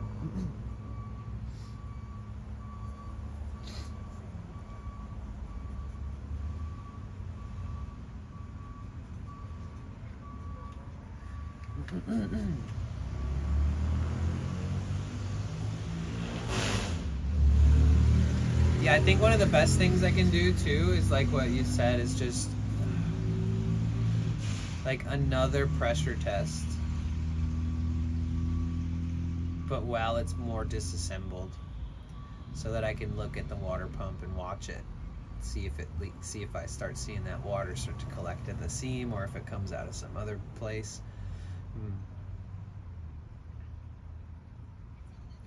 That and what you said about it possibly self-sealing. I mean, I think I think I'm gonna do the job regardless, you know. So there's these two screws underneath the intercooler that I couldn't get in there, or on the bottom of the AC condenser that I couldn't get in there because they checked to see if the radiator has a bowel leaked sprain, a bowl leaked sprain on the water pump. Wait, no.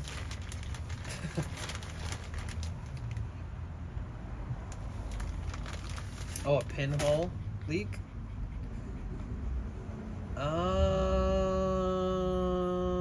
I did not. I did not. Didn't notice any leaks in the radiator or anything like that. But yeah, this thing's supposed to go underneath the section that has the intercooler and the radiator and the AC condenser.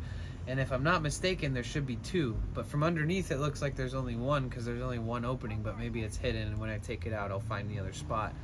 But unfortunately, the intercooler and the radiator was set a little bit too low compared to where the holes on the AC condenser, which screws into those like a pancake, them together.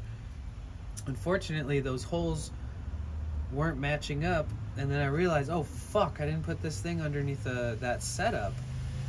And oh fuck, because if there's two and if there's one missing, I won't even know till I open it back up and look underneath that section.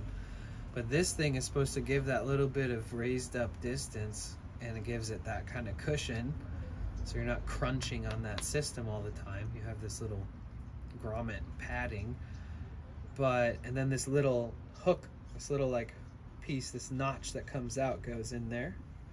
Yo, Anon, thank you so much. I appreciate the bits, man. Thank you, thank you. Do all the checking you can before you have to pull it out again. That is so true. I get it. I'm gonna definitely take that to heart. 100%, man. I'm gonna tell that guy to bring his pressure tester too when he comes, and I think that's the smartest way to go about it. Because if there's a pressure leak in the radiator and for some reason it's like dripping out the back side of the radiator or something, and it just looks like it's coming from the coolant or the water pump, that'd be crazy. That's a good point. Are you sure you're not a full-time mechanic? You used to be? You're just very helpful and generous with your time. I appreciate you, man. And so does everybody here, because they all just want to see this shit get done and want me to stop pussyfooting around so we can go adventure and do cool shit with the van. Stream. Shout out Anon Cutter, you guys. And thank you again, 1,000 bits. Jeez. Many years ago I did it for a living, but I'm retired now. Oh, nice. Wow. What part of California are you in? Dude, the weather's getting so nice here, huh? I'm so glad it got nice before I started working on the van too, because it was starting, there's a lot of rainy kind of patches and cold nights this winter. So right when I got like permission. Oh, SB, that's crazy. I used to live there. That's wild. That's crazy. I lived like right by Gelson's. You know, Gelson's and the bank across the corner and that little audio shop and the nursery in the corner at Gelson's in the parking lot. You know that cute ass little neighborhood right there? That's like on the east side of that area, that street, that area. And there's the music store, and there's, what is that, Casablanca Motel or whatever that is. I was a Mesa Mesa rat. Oh, okay. You know the whole town then. Yeah, I loved that area. I never lived in the Mesa, but I always went down there and walked through those neighborhoods and around the beach and paths and stuff there. Gelson's was that fancy grocery store when I lived in San Fernando Valley. Yeah, Gelson's was like...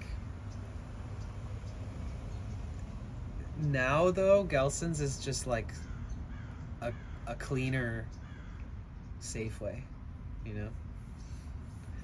You lived in Goleta? Nice! Me too. I lived in like, I lived in Santa Barbara and I lived in Goleta for about 2 years. But I didn't go to school there or anything.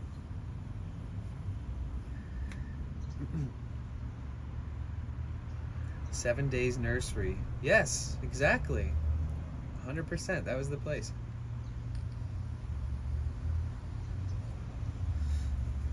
And then just a couple blocks down the road is like Whole Foods and all this other random shit. You know, you got the highway intersection, and then you can take that road over and go into Goleta. You got Trader Joe's. I love how small the town is. I miss Santa Barbara. I always thought it was like a police state, and they fucking hate like people having too much fun. And I don't mean college kids having too much fun. I mean like anybody. Like they'll write you tickets for like anything if they can. They'll even give you like smoking weed in public tickets. Like they don't do that shit in LA. Like Malibu, a lot of fam in the business, and the shop was typical, right? Kenzie Park right across the street. There's a lot of good spots there to hike too. In that whole little section there where I was living, you could start, fuck, I forget what park that was. But you could just hike. You could hike and hike and hike and hike. And some of those hikes would take you to roads, and then you'd be all the way up in the Los Padres National Forest all of a sudden. Like, holy shit. I walked from all the way over there, and you could like point to the downtown area. Stephen Park. I think that is what it's called. Stevens Park. Stephen or Stevens? Yeah, I even had a coworker back then, and I always used to show up at work, and I would I guess I'll just say it. So I used to just go to this park and take a hike in the morning, and I'd get stoned. And I wouldn't get like obnoxiously stoned, but I'd go and take like an hour-long hike before work because I felt like work was just taking so much out of me that I felt like if I did something for myself before work that I'd feel better about my day. So I started going to that park like religiously every morning. And I'd come into work and be like, oh, I'm so happy I do something for myself aside from this shit every day. And my coworker was like, dude, I want to come with you. And he started meeting me there, and we'd go hiking together. And he didn't smoke weed or anything like that, but he was just like a hiking buddy at that time. And we'd get up, we'd text each other at like 6 in the morning and be like, you down? We'd get there by like 6:30. And then we'd get out of there by 7:30, and then we'd get to work by 8.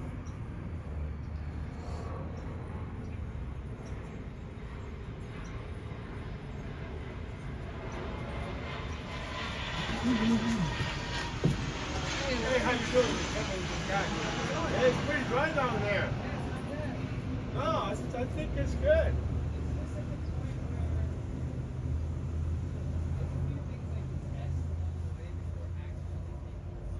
It's not overheating, isn't it?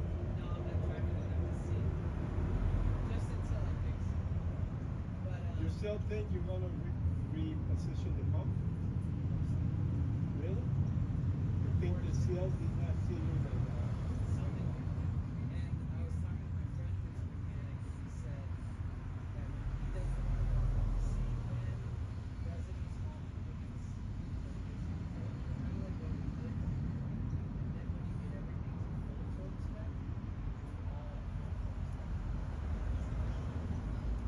and you guys did it differently. You guys tried it. Yeah.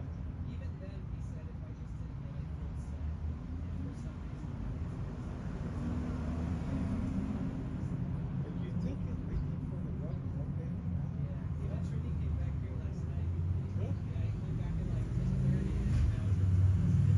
Really? I just saw him a little while ago. This quinceañera. Yeah. Yeah, it was.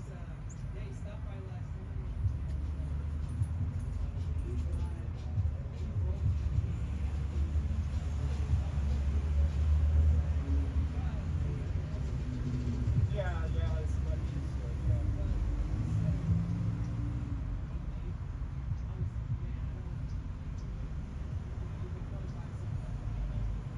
That's the way here. You see like that. Like that.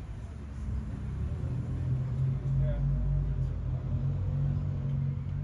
Yeah. Yeah. Yeah. But it has to be early in the morning and maybe go to. That's when I asked you. That's when I asked you. Yeah, exactly. That's one thing about treating. Sometimes you guys like that. Yeah. Yeah,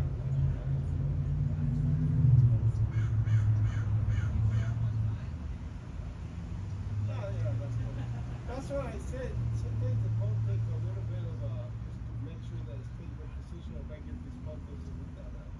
Does it need that little like some kind of a glue, some kind of a seal? Yeah.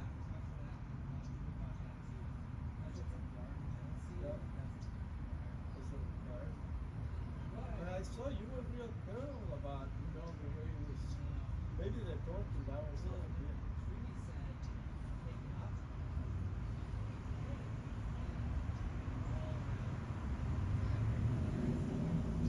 Yeah.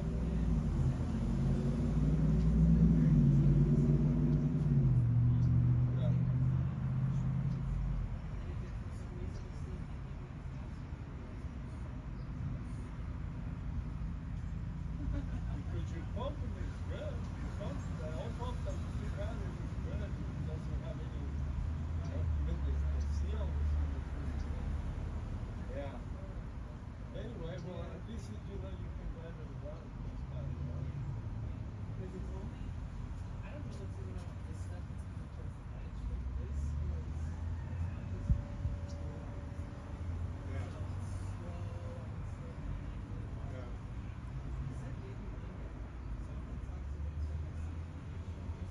see them later on. I might try to get to where they're gonna have the reception. I don't know somewhere in Belmont. Maybe I'll see them. With Trini, there's no way to tell. Sometimes because and I told them already. You put too much time into me. You gotta. Yeah, no. Even though the kid said, yeah, I saw him and he goes, I'll be like in 5 minutes. I gotta go do something. I go, okay. I hang out there for about 10, 15 minutes and then shut up. So I just left and never looked at the news and like that. This the reception is not gonna be until 5, midnight, something like that. That's what it is. But, you know? Yeah, I'll talk to Did you ever talk to the guy that my friend recommended? The guy, Ali?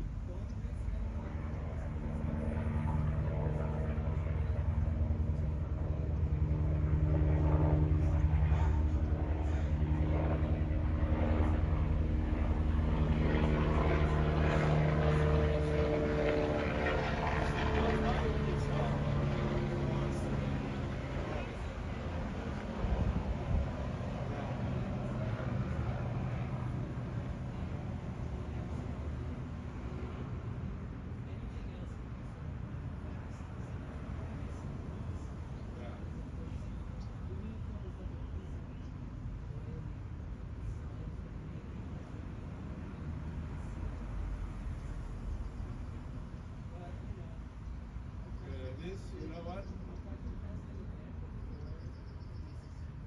Yeah.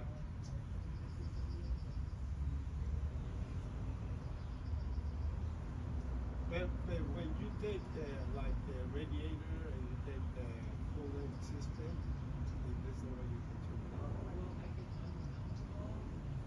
Oh, leave it to the side, yeah. Yeah, and then you see better. Because this how the things that you gotta go out put in the certain colors. Yeah, yeah, exactly. Yeah. It's going good. I went to drop off a couple of my bikes and they need to keep work on it. And my friend's got my mud bike, full suspension. My friend needs to do some a little bit more. Yeah, that's okay. And everything else. He's a good bike mechanic. So he works on the bikes. So I trust him. Yeah, exactly.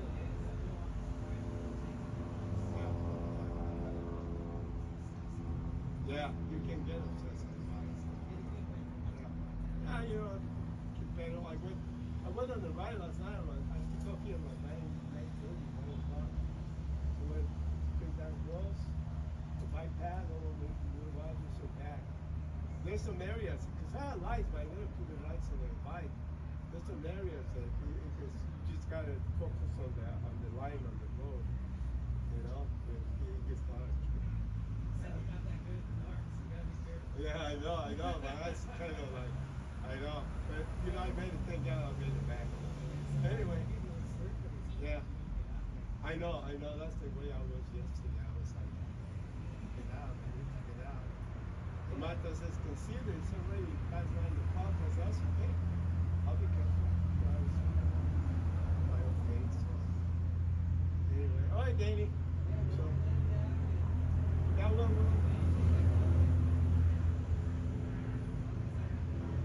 Yeah. No, because he knows a little bit what he's doing. The one thing I like is that he likes to take his time. He don't take too much time. Like that Manelli he's got there, he's got the months. I said, just put the old tires, you know? Put the old tires to the tire. I don't want to have anything around. Something like that. Yeah. Yeah. It's like I said, wait, do I need to buy your phone? Because that's one of the people. Yeah, he doesn't. Yeah, and he says, I said, I'll go buy your phone. Let's go buy your phone. Let's go get your, I get your phone. Oh no, I'm gonna get it today. He's been telling me that for weeks. Yeah. Yeah, it's very good. Alright, Daniel, let me take this guy for a walk. Otherwise, he's not gonna leave me alone. Right? But you got it going. You got it going. You know. I didn't realize that was a Mercedes engine and diesel. I said, whoa. We're getting into something more serious here. More experience. Yeah, that's good. Now I just gotta clean my van out because I've been making a mess the last few days. That's all right. You got at least you have a roof. Yep, exactly. That's care, right. Danny. See you, Luis. I appreciate you.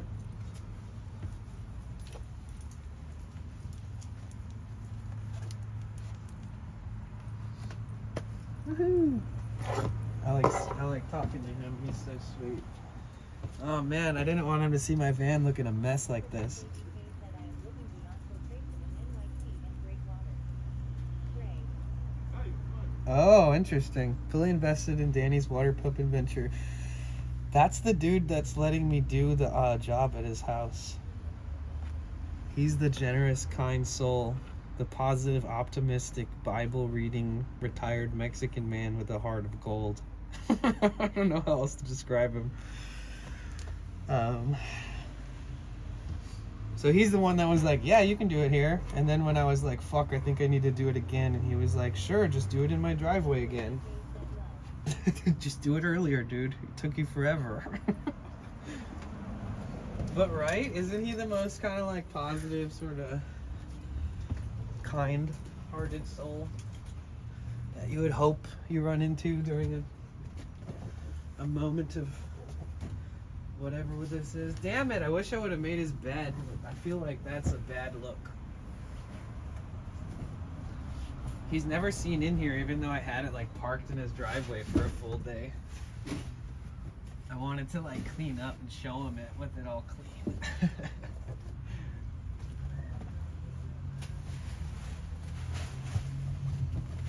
I think I can put the weighted blanket back in storage. Well, it's nice to hear him talk about that guy too. Like he said, you know, it's hard to know whether he's going to show up or not. So if I do communicate with him that I'm down to let him help, that he needs to fucking show up, like, no matter what.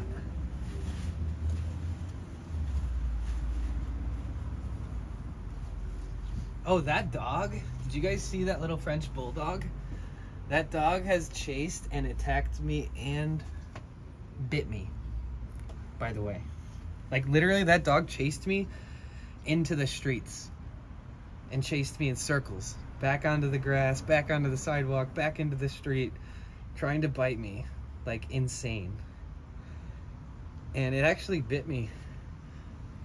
He said it bites him, too. Like, the dog just, like, makes its own rules. It'll just, like, look at his owner and just be like, yeah, fuck you, and start biting him for no reason. And he's like, man, can't my dog just give me a fucking break? Like, I'm retired. This guy's such an asshole dog. There's still some nice people out there, right, Moranono? And he's the one that owns, like, this prime real estate home here. And even he was saying, like, he doesn't want to live here anymore. Like, he was like, oh, I kind of want to move to New Mexico. And I was like, oh, I've been there. And I was like, oh, I loved Albuquerque. And he was like, and Taos, it's so beautiful. And I was like, fuck yeah, my guy. People need to discipline their dogs. I think the dog is like 12 years old or some crazy old age. And, you know, it's a French bulldog. They're notorious. If a bully has that bully energy, that it's really hard sometimes if you don't train them young to like stop that kind of spontaneous response.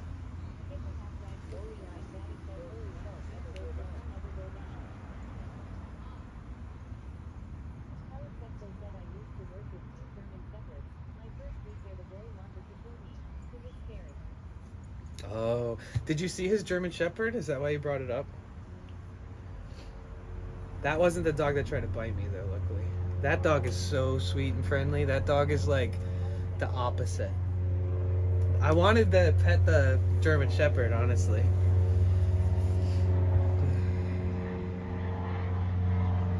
dog needs a little wee.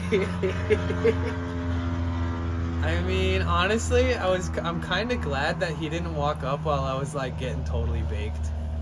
Like I'm not hiding it, but like I'm just glad he didn't walk up while I was like chiefing, puffing tough.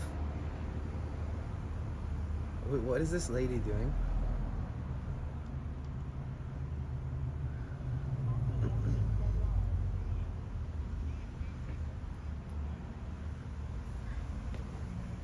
But now I just gotta replace fucking 2 screws in the intercooler. That's it.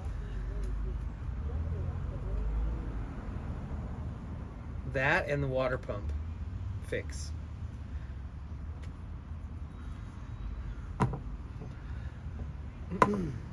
Well, I'm glad I talked to him for a sec. He's nice.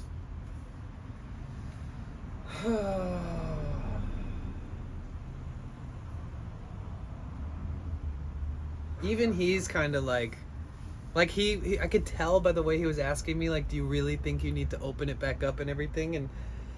And when I said yeah, he kind of looked at me like he hoped that wasn't what I was gonna say. So whether or not his friend helps me, man, I should just set up for his place Monday bright and early, like, and to take my time.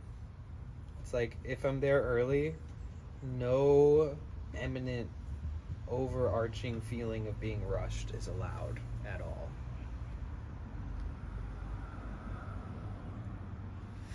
That's crazy, Helixo, because shepherds, especially German shepherds, they're like historically known for being the best dogs for training and the smartest dogs, and that's why they're used in like German wars and stuff.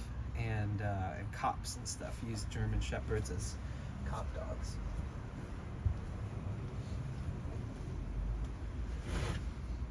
So I wonder if he's gonna... Dude, I still have these chapped lips as a result of being stressed. Maybe it's because of all the chemicals and weird shit I've been touching in my engine and rubbing in my face. Look at how black my nails are. You know how hard I tried to scrub with like boiling hot running water and soap and like oil remover and all these different things? And I could get all of the oil off my hands, but not the nails. They're like, it's just, they're just that way now.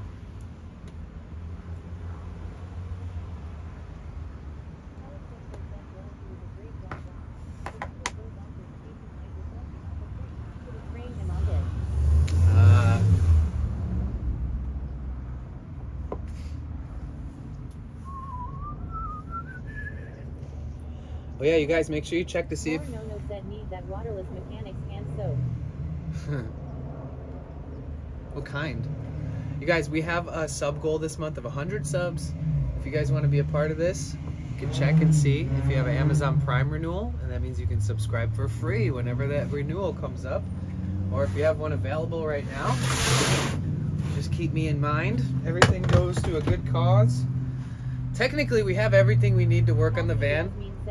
So this isn't like a van type shit when it comes to me getting back on the road. Everything that we get with these goals is going to go into batteries, power lines, DC, solar. You just got a massage. Oh.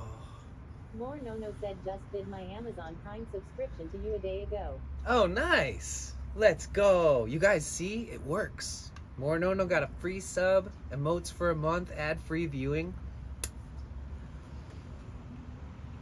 I think YouTube hates me today. Like, a few people came in and said weird shit, and I just completely ignored YouTube like this entire 5-6 hours. Sorry, YouTube. You get what you give, bro. People come in and be weird, I'm not gonna want to read the chat. I'll just ignore it. Just talk to Twitch only.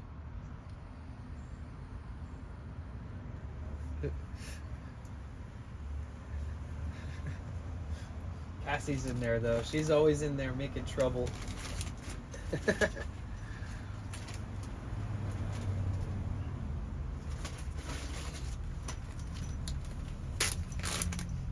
Yasmin said no lol. She just exists. Trouble finds her. That's the perk of being a girl. Is that everybody will say crazy shit to you.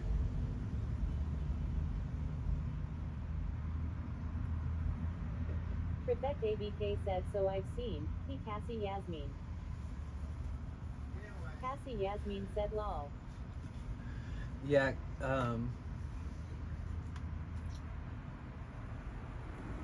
YouTube thinks that Cassie and I More are Nono dating. said YouTube seems to be like the Wild West. Yeah. Prefect ABK said I have her back. Yeah, YouTube thinks that we're dating. YouTube sees me streaming and that my mod is a girl and goes, "Hey, what's up, Danny's girlfriend?" It is the weirdest phenomenon that keeps happening every single day. It just shows the vast difference between like communication and like the ecosystem on Ex Detroit Joe Twitch 3 said lol. versus Pellet Sexo YouTube. said haha. Shazia Lynch said I'm smoking a joint out of my window. Nice.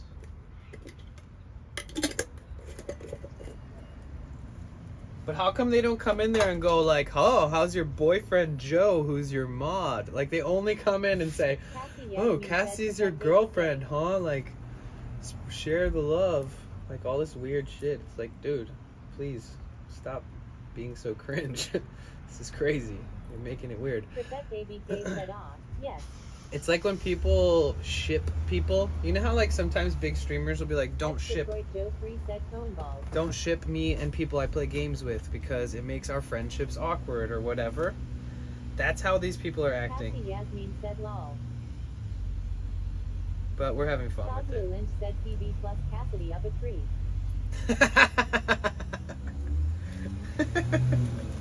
Shazia Lynch said joke. I mean, let's be real. Whoever Cassie dates ever in real life is a lucky person. You know?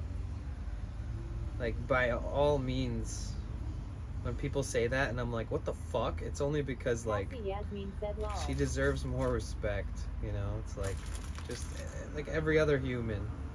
Shazia Lynch said KISSING. Prefect ABK said agreed, and I'll trim the tree.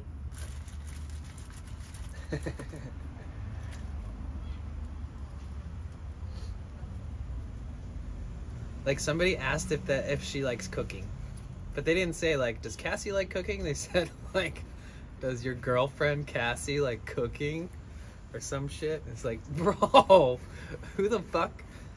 Y'all are crazy. It's insane. You make my life more confusing than it already is. Cassie Yasmin said then does your VF cook for you lol. Does your boyfriend cook for you? Hell yeah. I make the fucking mac and cheese, bitch. No, to be fair, in my last 2 relationships, which I was very happy in those Cassie Yasmin relationships, said lol. for some reason I was the only one that liked to cook. And I prefer to cook, so I would like make food all the time for us, like random shit.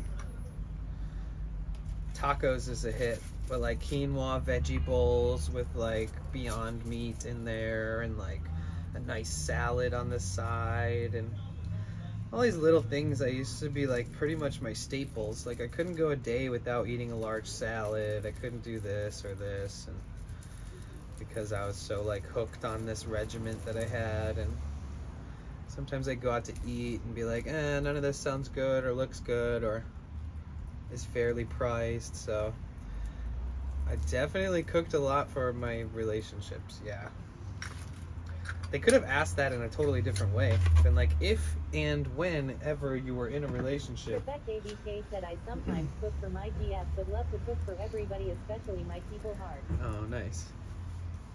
Yeah, I think cooking and sharing with people is a special feeling, you know. There isn't too much else that compares to cooking for other people and sharing it.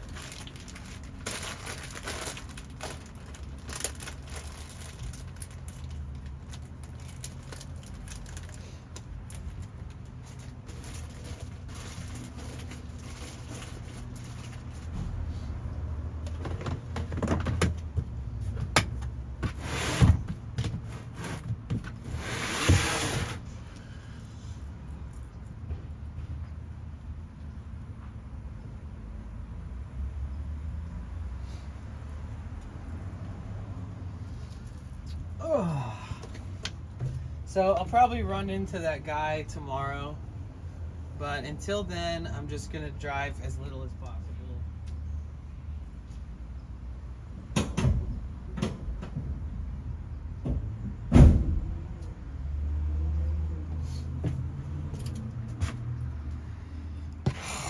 God.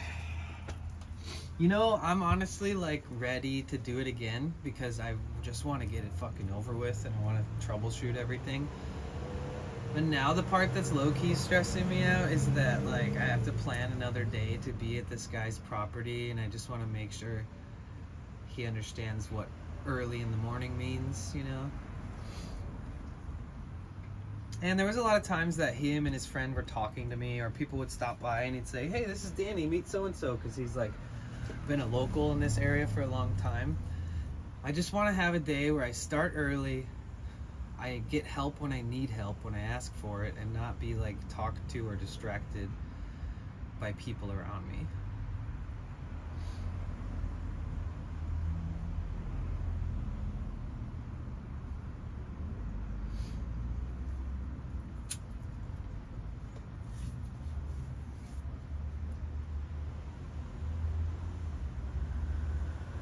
I haven't been able to do anything fun lately. Alex Exo said you'll get it. Thanks. Like the most fun I've had is being here and hanging out with you guys in the last 2 days.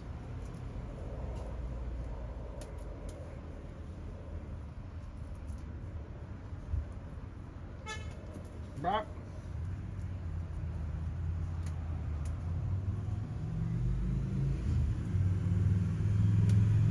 Dude. It's not working.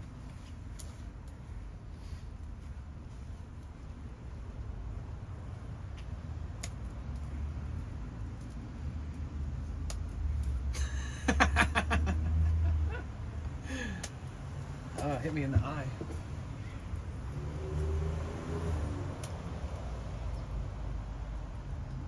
Fish out of water. Ex Detroit Joe 3 said fire in the hole. Fire in the hole. It's supposed to happen first try and then it's all miraculous and like, wow. Aha.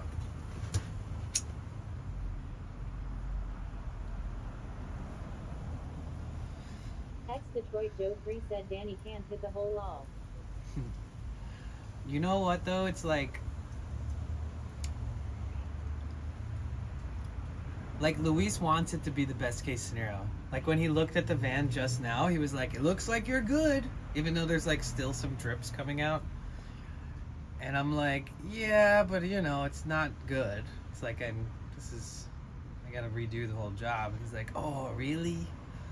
He's like, oh, I thought you were good. I mean, you did all this and this. And Header 1234 said, what motor do you have in the van? It's an OM647 in a 2006 T1N Sprinter. So the OM647 exists in some other like cars that Mercedes produced, but the OM647 and its design in particular, and the way it's all formed and sized and placed and stuff is different in the OM647 that's in the T1N Sprinter. But yeah, OM647 turbo diesel. So far I haven't had to do any work on injectors or anything crazy with the blocks or the cylinders or worry about anything like that quite yet. So luckily we've only been working on the cooling system, and it was just because of a little fucking leak from near my water pump, which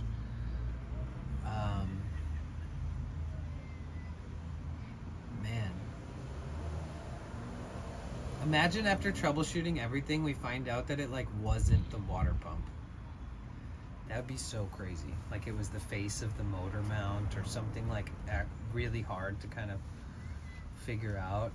And like what someone said earlier is that they would sometimes put 2 gaskets in between a fucking pump, which is like maybe that in some instances like this could benefit or not. I don't even know. Really depends.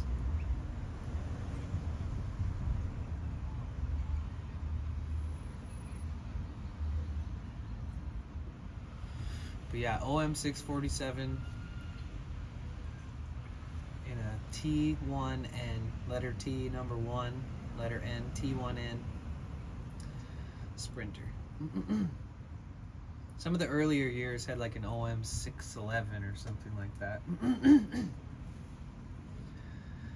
But this is the last year of that series. 2006 is the last year of the T1N series.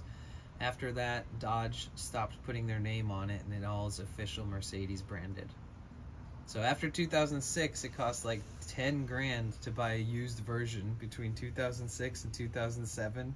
Same amount of mileage, same shape. One's like 10 grand more. It's kind of crazy. Used. Who knew that everybody would start fucking driving German commercial delivery vehicles all over America and be obsessed with them here? It's like the equivalent of everybody driving VW buses, but now it's like Sprinter vans and more modern. But luckily the older models, they don't have diesel exhaust fluid system. There's a couple other things that are less finicky because it's less modernized and less technologically advanced as far as like all the stuff underneath the dash, behind the steering wheel column, etc. I've heard that on some of those vehicles, if you fucking open that hood, like the fucking Mercedes FBI will show up and be like, nope, we're never touching this again. You voided the warranty. You touched it. So like, you basically had to be rich to have a new Mercedes-Benz, or be writing it off meticulously on your business write-offs and stuff. Because I don't know how else anybody could afford a newer Benz like that and keep maintenance on it. I haven't met anybody with a newer Mercedes-Benz Sprinter that's ever done their own work on it like this, because they're all afraid of voiding the warranties. And man, when those warranties run out, you're going to be paying high prices to have European, German diesel mechanics work on those. It's crazy. But then again, if it's just for business, they could always just sell it and have already written it off, and it's not really as much of a personal expense as it is a business expense. What made you pick the Benz over the other make of vans? I've driven 3 different of these vans, and one of them was older, like this one, a first model. And it was the first van I ever like drove all around the country with some of my friends while I was working for this company. And it was reliable. I liked the way it felt. It felt safe. It didn't feel too advanced. It felt kind of perfect. So I figured if I found one of this model and of this year, that it already felt like home, kind of. I've already slept in these and traveled in them before, but I never had my own Sprinter. And I always figured I wanted a Sprinter. I did enough research and found out that anything past 2006 can be such a pain to work on or pay to get worked on. And that, granted, these are still a pain, but there's less to work on. A lot of it you can do on your own. It's very rare that somebody that owns one of this model car will take it into a mechanic. It's very rare. They're always trying to do it on their own. Man, I went from months of talking about it to finally doing it and feeling like super inadequate. So I'm trying to pick myself back up and recalibrate things and re-envision the process now that I've done it once. Whew.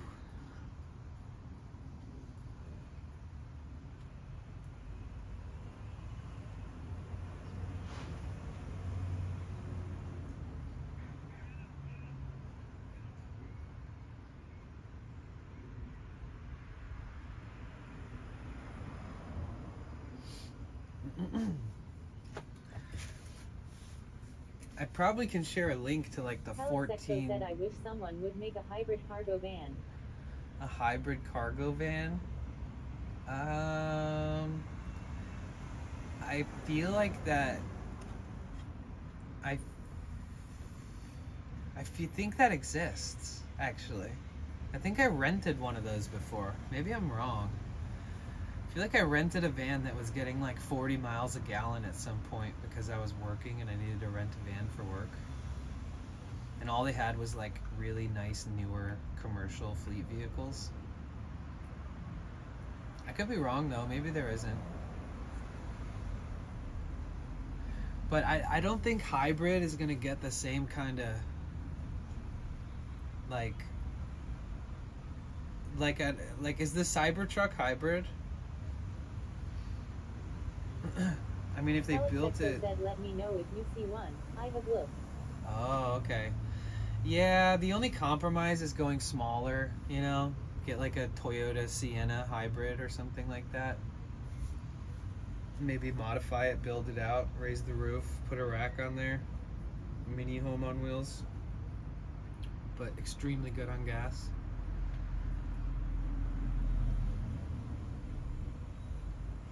Well, luckily with this van, you get like 650 miles per tank. Alex Exo said I found a couple places that do conversions, but one only does full electric now. The other sends you the parts to put on yourself. Oh,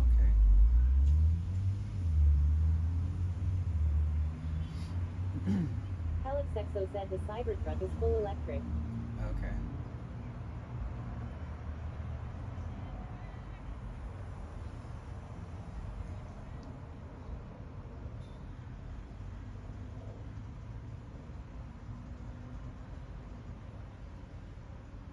Does it have dual engines like the Tesla does?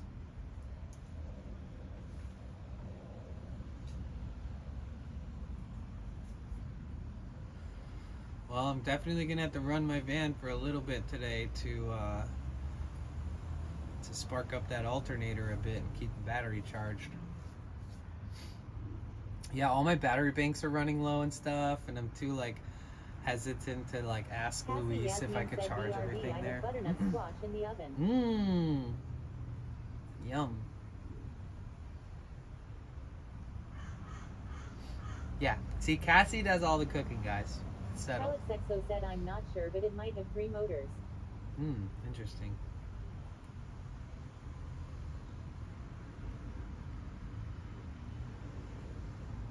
Oh, some of you guys are watching ads, and I'm sorry for that.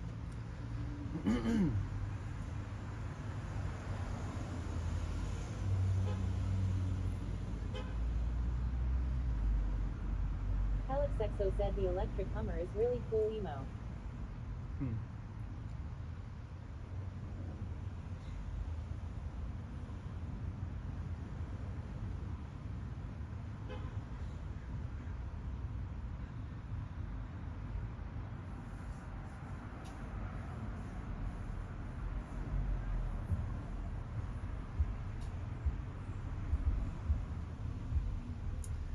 So much shit to consider right now. I'm just gonna have to make like a shit to figure out list. Shit to recall.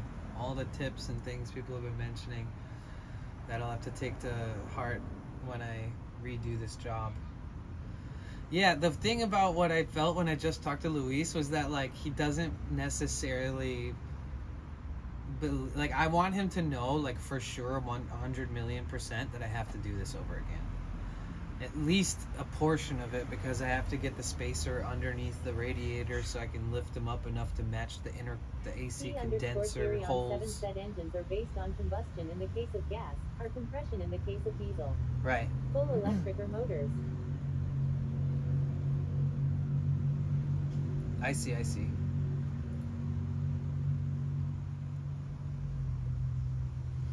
Motors with batteries, big toy cars.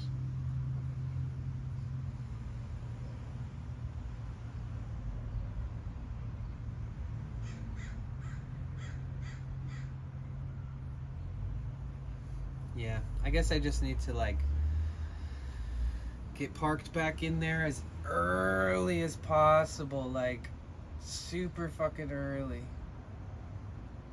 Get it all taken apart by like 8, 9. At least take it apart by like 9 o'clock, and then be like like slowly putting it back together around noon, and then taking my sweet ass time at every little tail end part and troubleshooting and pressure testing and ins and outs and all that shit. I gotta give myself like a 12-hour window. Anon, did you find, were you looking up anything in particular or just curious about the engine just to know for reference?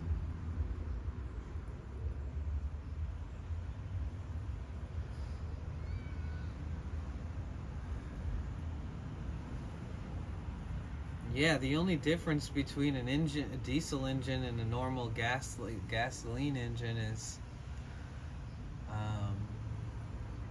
diesel has incredible amount more pressure, you know? Anon Cutter 1234 said just wanted to get familiarized with your engine. Okay, cool. Yeah, there's like a 1,400 page manual on the OM 647 Sprinter 2004 to 2006. And I've referenced that guide in detail a lot, where I took down a lot of helpful information on how to replace things. I took down all the torque specs from the official manual, and I really dug in pretty deep, and I joined a bunch of online forums, some with thousands, some with tens of thousands of people who've owned these vehicles. Some are mechanics, some are just people that own them, work on them sometimes. And I troubleshot all my data and collection from the manual, from all these people, and that's how I self-taught myself to bring myself to the point where I was like, okay, I can do this shit. And I went to San Diego, bought the parts, and then I went to birth control. I can link for hip C. You're crazy. So you guys realize that I'm not even gonna explain to people anymore. I don't understand why people keep associating my mod with somebody who would be my girlfriend and making weird statements. I'm still really fucking thrown off by that. Confusing. YouTube, you're confusing as fuck. But yeah, I researched all this information, cross-referenced all this information, and you know, unfortunately the real learning curve was trying to do the job, and now doing it again is hopefully the last and final step for this project. But it would be fucking crazy if for some reason, you know, there's some sort of rare issue that's happening that's preventing me from really assessing it properly. That sucks, but we'll see.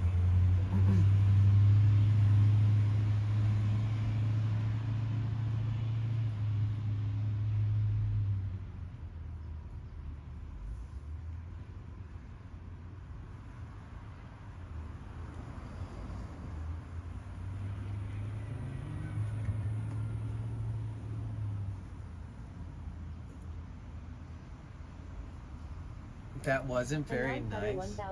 Trying to help. Said, like I said, filling up with water pressure tested. Okay. Or even just run it for 10-15 minutes. Get it hot. See if it self-seals. Check all the clamps on your water hoses. So filling up the water pressure with water pressure tested, or even just run it 10-15 minutes. Get it hot. See if it all seals. Check all of the clamps on all the hoses. I see. Yeah, I'll have to do that first, definitely. I'll start by doing some tests and making sure that I'm not digging into something I don't need to dig into, for sure. Excuse me.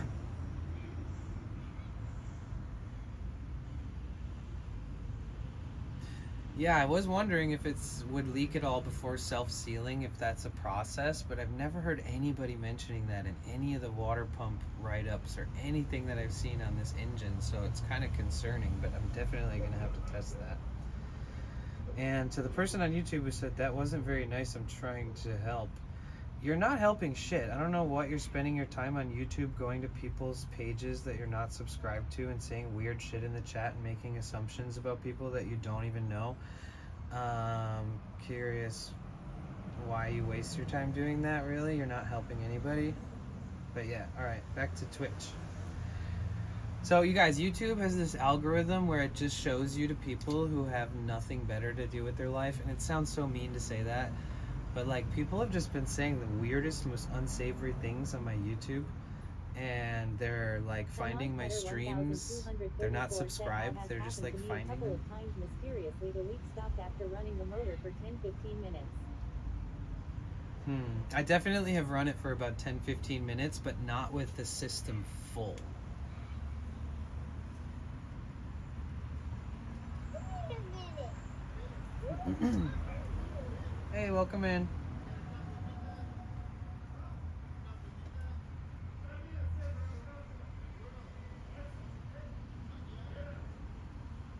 A non-cutter 1234 said run it long enough to get the thermostat to open so it's full temperature all through the motor. Yo, the fruit stand guy on the corner yelled out to Luis, the guy where I work on my car at his place, and he offered him free fruit cups. What a G. Run it long enough to the thermostat to open so it's full temperature all through the motor. Well, I ran it long enough, the thermostat was indicating the temperature. What do you mean by opening? When the thermostat finally opens, is that when I finally get heat through the vents? I was asking that earlier, but I didn't know how to ask it. I said, what is the point in which the engine decides to finally transfer that hot air into the cabin through the heat? Because the engine was at about 180 and I ran it for a good 10-15 minutes and I never ended up getting heat coming through, but I didn't have it fully filled. I was trying to do the burping process and fill it slowly, and then I reached a point where I just cut myself off with filling it because I didn't have any distilled water, but I did have coolant, and coolant is much more expensive than water is. So that's kind of what I was going through, and I was also wondering. A non-cutter 1234 said with the thermostat closed, the water only circulates through the motor.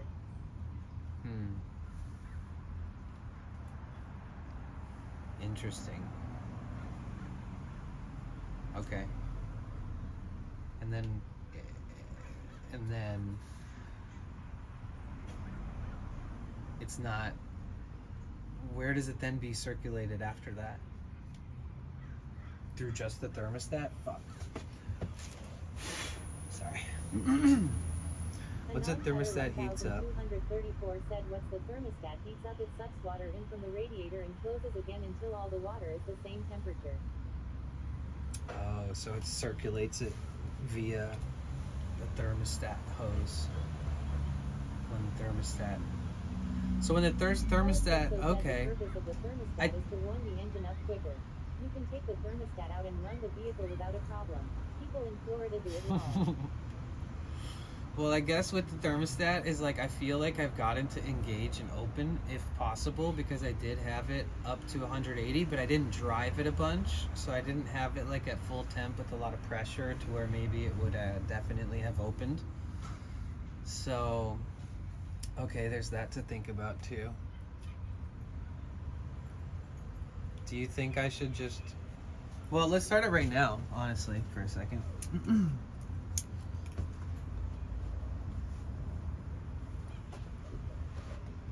A non-cutter 1234 said if you have a new thermostat, check the temperature setting that it takes to open. I do have a new one.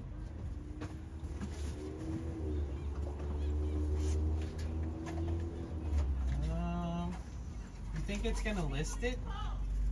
Or it's just gonna tell me how to install it? Yeah, it doesn't tell me anything but how to pop the other one out. Oh damn, I need 2 flatheads for this shit.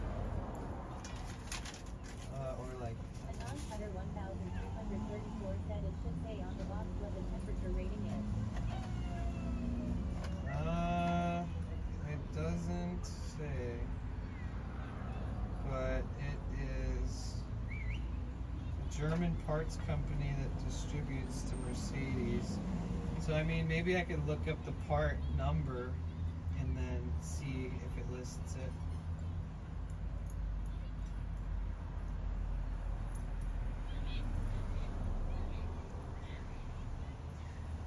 But I would assume that if I'm like above 180, then it would probably be somewhere around there. 'Cause at the normal default like hot temp that it would get at is about 180. But yeah, TX. Let's see. TX 47687D. I think that's the part number, yep.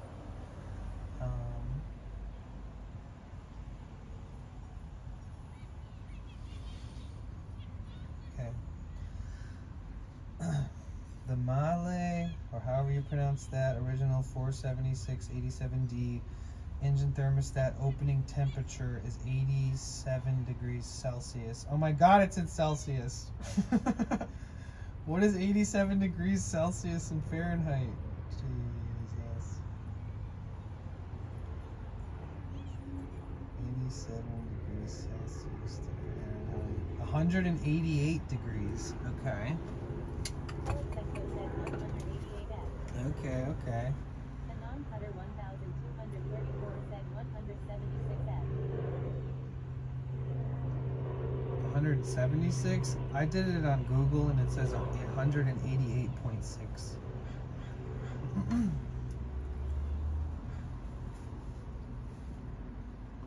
The non-cutter 1234 said okay. Close enough. So that would be poking up. It would just, oh shit, so then that would be, and that would be just over that 180 point. Right? And I've gotten it to that point, but I haven't really gone past it. So can your system fully pressurize and start opening up like that without having a full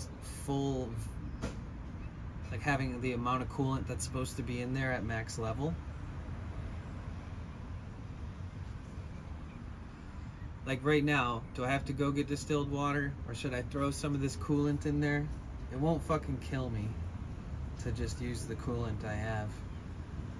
But I don't know if I should be pressure testing the system right now, because my brain is like mashed potatoes and I kind of wanted to not fuck with it too much today, but kind of want to at least turn it on.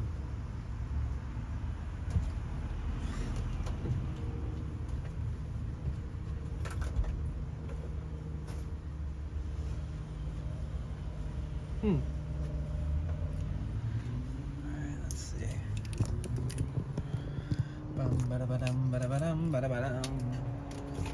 I've been streaming on my phone off the battery for like 6 hours, so we'll unplug that for now. Nice. It didn't even have that weird crank sound. That's good. So, it starts right up.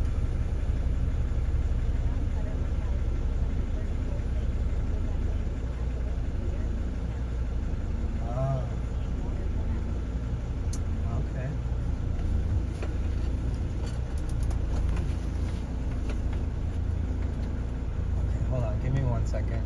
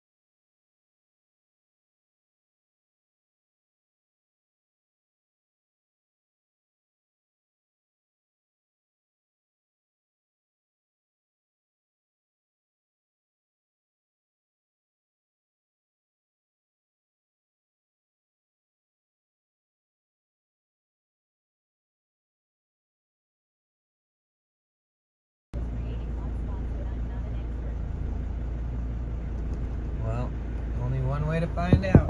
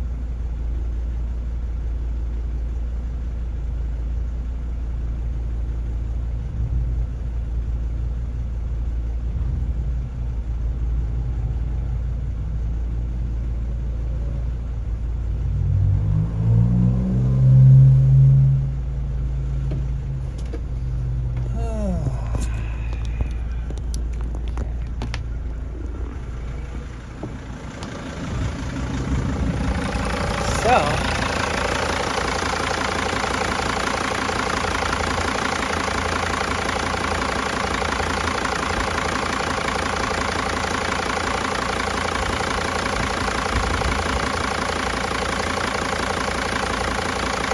yeah, I don't know, Therion. I know a lot of mechanics and people who are working on their cars will supplement with water, and as long as they flush it out and fill it with new coolant, it seems like it's not a bad thing. I just need to get distilled water specifically from the store. So, you know, I had a couple lines down in here that weren't fastened up so good, and I had a couple little leaks here and there.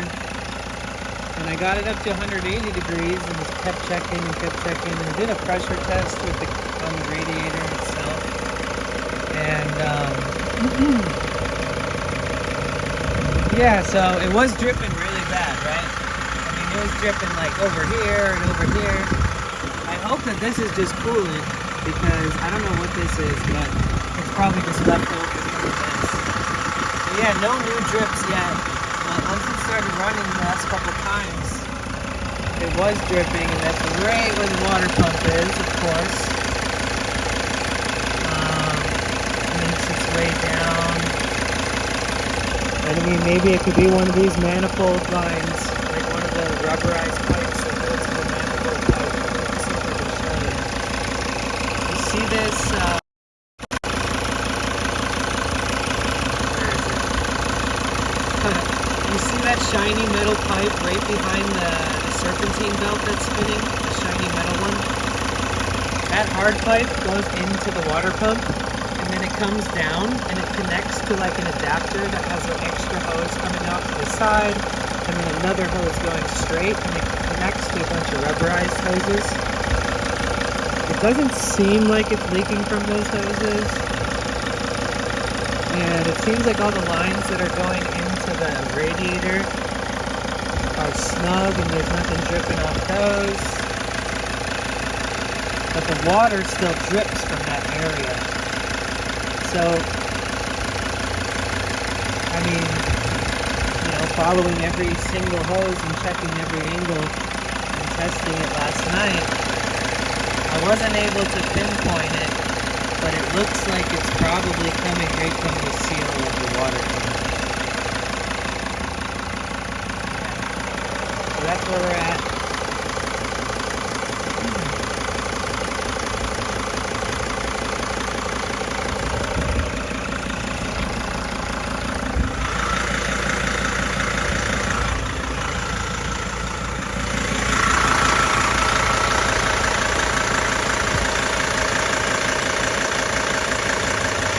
That's the water pump pulley, right there, water pump pulley. Looks like it's making its way down to this line right here. It's eventually dripping. So somehow it's making its way down past the alternator, Doesn't look like it's coming. Oh, that's the fucking. Oh, shit. Okay. That's the fucking hard pipe. Ah. This is what I was bending. I was bending this panel that literally is a frame for the alternator. I was bending the fucking prefab. Okay, you see this metal hose? It has like this thing right here. You see it? It connects to the fucking hard pipe that goes to the water pump, and that same frame holds the fucking part of the alternator. Oh, my neck. Okay, so basically I was wondering when I was above the top of it just bending shit to make stuff fit. I was wondering how, hi Caroline, I was wondering what the fuck exactly I was bending. Like I could kind of tell, but I couldn't tell, and now I totally can tell. Thanks. Okay. So we're pretty good. So far, no drips, but I did show you.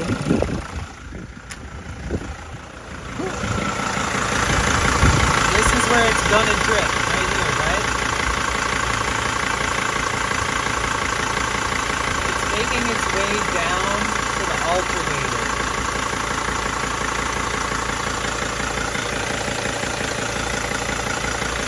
This is dry. This is dry.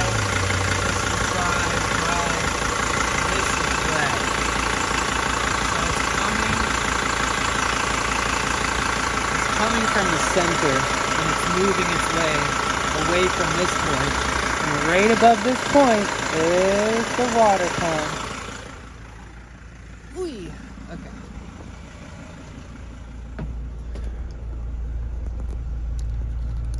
Well, when I redo the water pump, which is probably going to happen, unless somehow it magically self-seals, but maybe I'll want to put enough coolant into it to see if I can test that theory. But oh,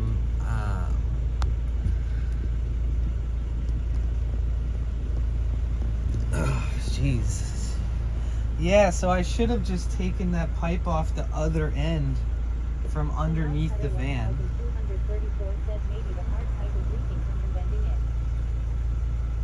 I don't think it's the hard pipe, but I definitely regret bending it. Like I shouldn't have bent it that much. I should have just bent it a little bit. And then I should have like held off and checked out what I was doing. But I'm surprised it's not. I don't think it's, I thought maybe it was the pressure that I bent away from the pump, because the hard pipe I had to kind of like bend that portion back to make sure that it was in a good position.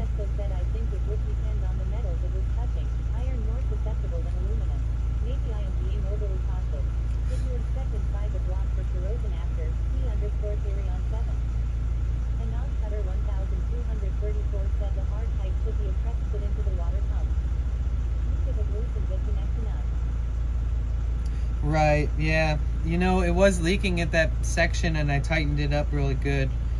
So here's the thing.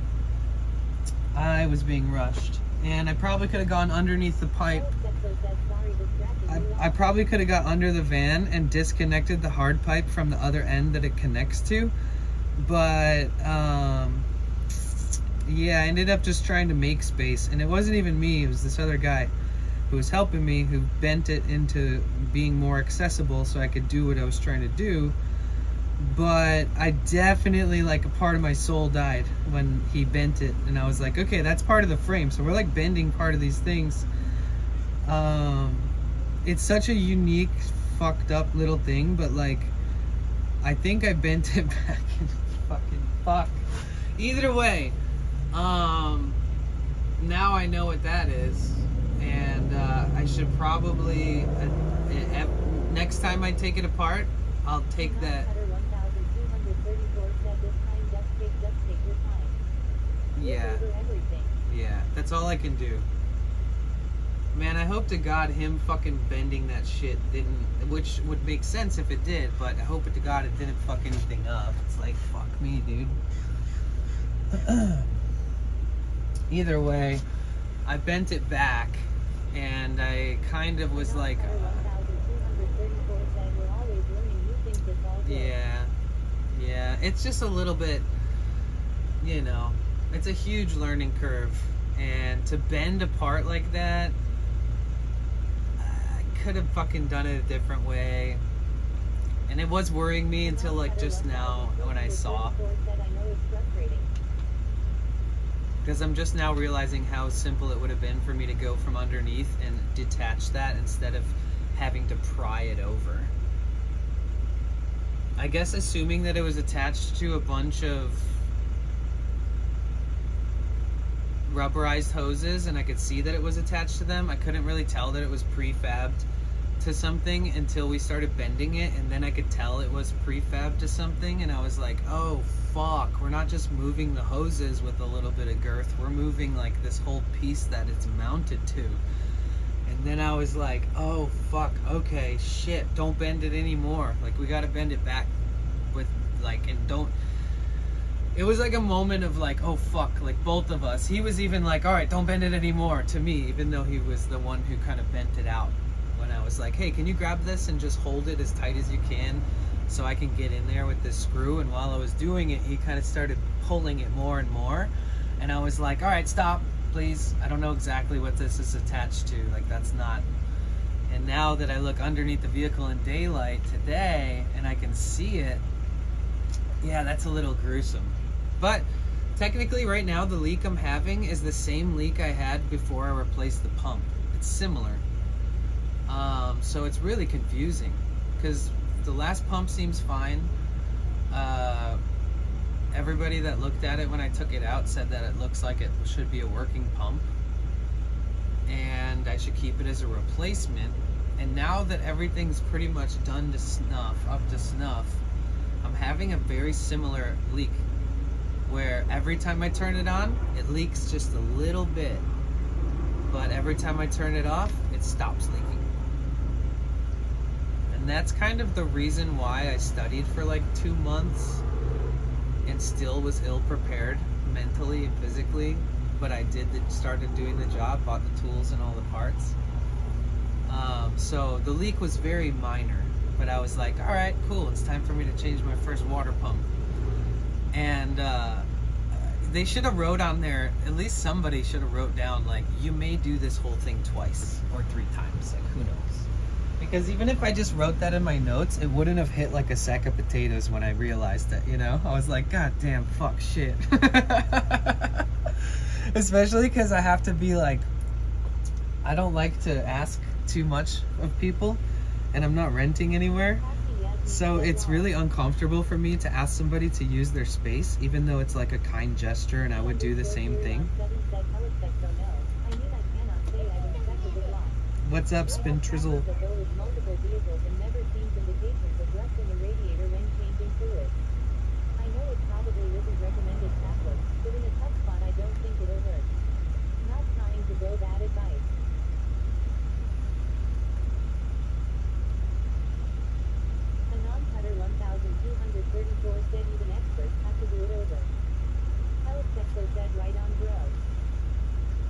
Yeah, that's kind of what it made me feel good too, is like I called my friend he's a great guy and he worked on these exact vans and engines a bunch, and he knows the trials and tribulations, and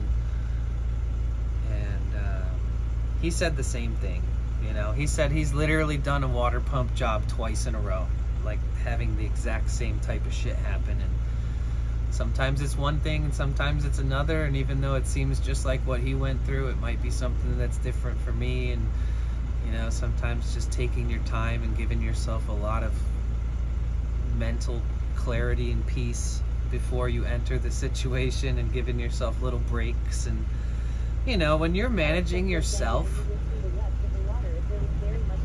it's easy to lose a healthy pace when you're doing a new job. especially a hard to tackle job, you know? Like, example, like if I was like, oh, hey, I'll pay you 10 grand to do all the tile in my house. You know? It's like, I wouldn't know how to like time myself and regulate my brakes and all that shit because I've never done that before. So I felt very similarly with this job. I was just like, holy fuck, man.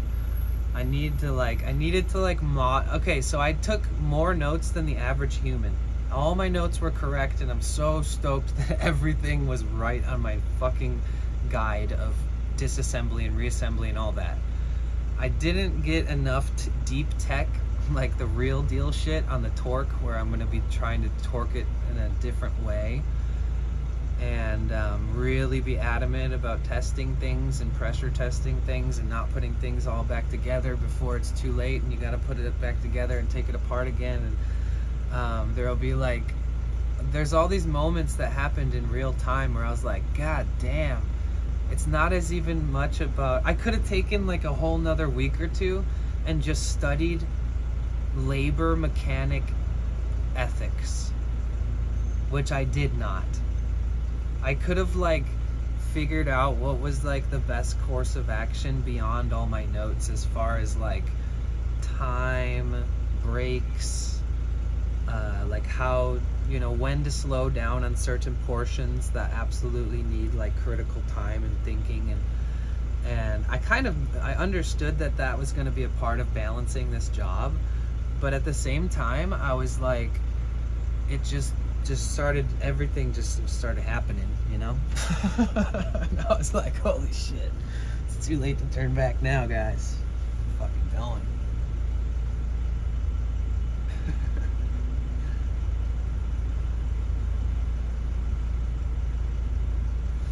Well, she's been running fine. She sounds good.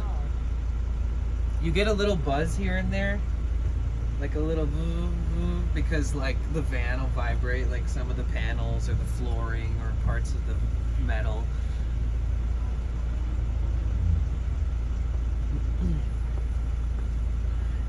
I should check my transmission fluid after it's all said and done, because I need to I have to I have to disconnect some trans lines on the radiator system when I did that job. And a little bit came out. It's supposed to, but if I do it again, a little bit more is going to come out too.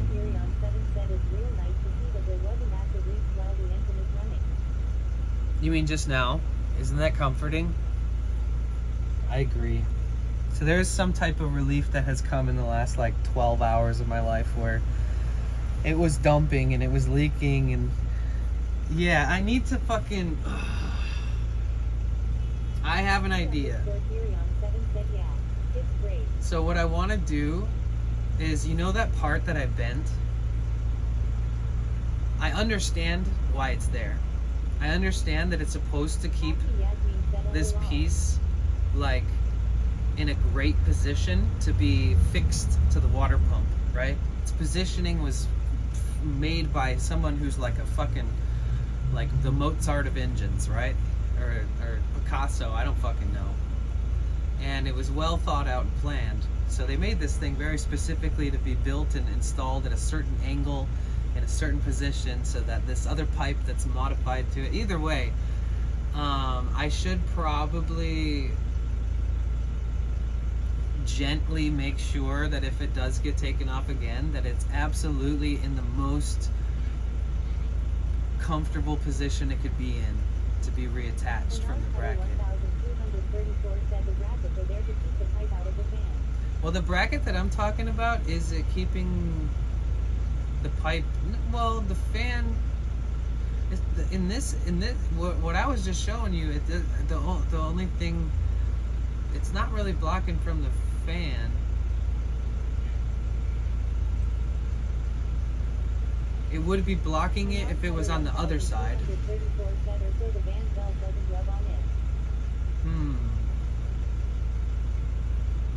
Well, this one little bracket, if I do take it apart again, what I was trying to proclaim is I'm going to make sure it's bent in what feels to be the most accurate position for that pump to just straight up line right up to it with no effort of feeling like Like when I hook up the hard pipe, this is probably like speaking Japanese to some people, but when you hook a hard pipe up to this water pipe, it's like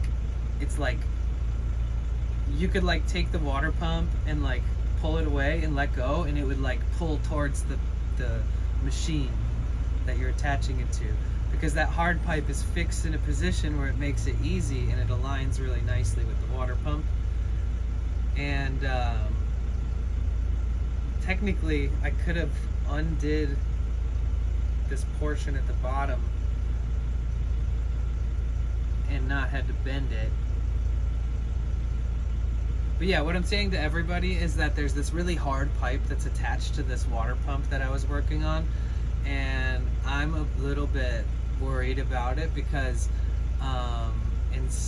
I just had to like manhandle the fuck out of it. That's the easiest way to explain it. I'm gonna stop getting into as much detail if I can and just say stuff like that.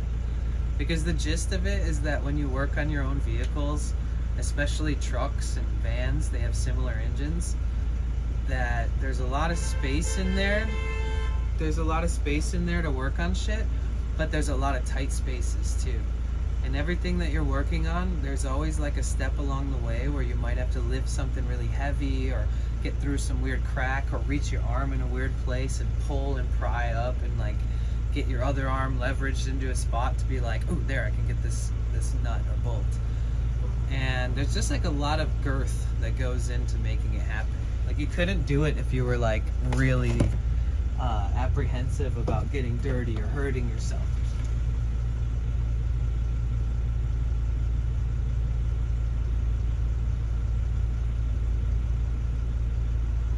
Anon-Cutter 1234 said sometimes the first time you replace something that takes a little man. Okay, I saw a drop come down, but it's leaking slow. Like this, at this rate, it's leaking at the same rate that it was before I wanted to change it.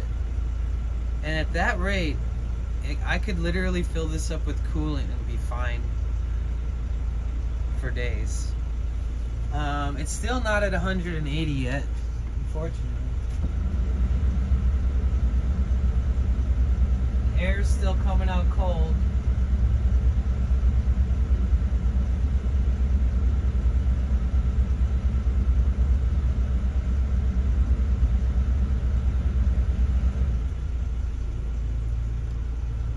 Maybe if I keep the air on long enough, it'll try to boost it. Actually, keeping the heater on keeps the engine cooler. 'Cause it's like sucking the heat out of it. Unless the thermostat's not open. Sometimes the first time you replace something that takes a little manhandling to get it apart. Yeah, that too.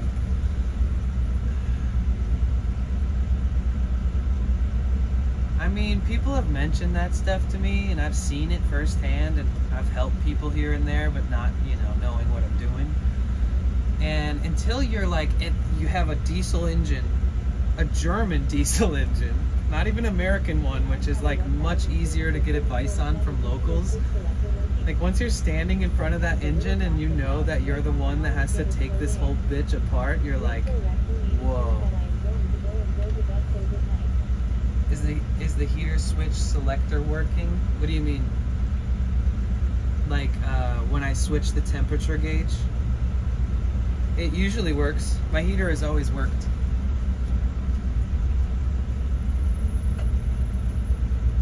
Or do you mean like, does it go from 0 to 5 on the fan? Because it goes from 0 to 5 on the fan, and I heard that there's a fix for that I'll have to look up one day. That's not too tough. But I wonder if I switch it to cold, if it goes colder than it is now.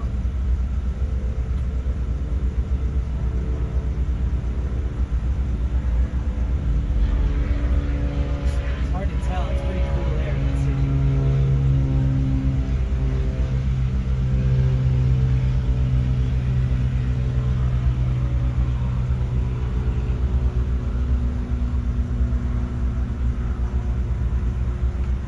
I don't know, it's the same temp, that's for sure. Sometimes the little plastic knobs break off and all you get is cold air. Oh, yeah. Yeah, the guy said he fixed the air not too long before I got the van. Good night, Caroline. Sleep well. I hope you had fun at the convention. It looks like you didn't drink a bunch of caffeinated gamer sups, so you'll be able to sleep tonight.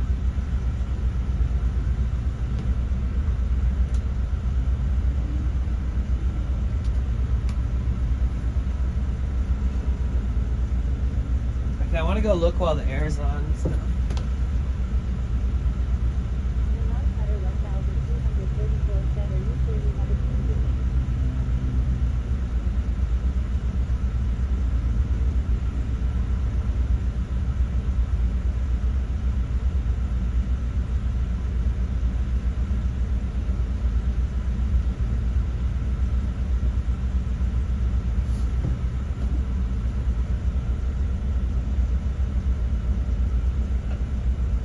Either way, I'm probably gonna have to do all this shit again, right? If anything, I can let it get close to temp, because it's still leaking. Are you sure you haven't turned the heat? Yeah, I've never even used the air conditioning except for when I first bought it. I've only used the heat since then. So yeah, I've used it a lot too. It works good.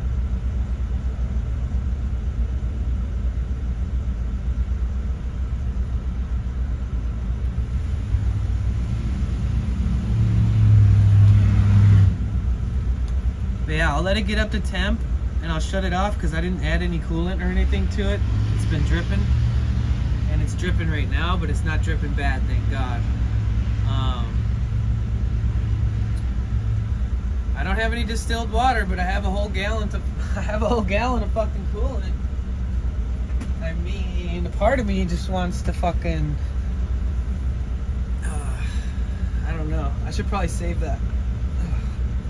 Get some distilled water, or not even add any coolant and just literally drive like a mile a day and drive it back to where I'm gonna work on it next. You know, treat it like a vehicle that really needs some important work done, even though it's just the coolant system and I'm not about to let it overheat at all. So we should be good regardless.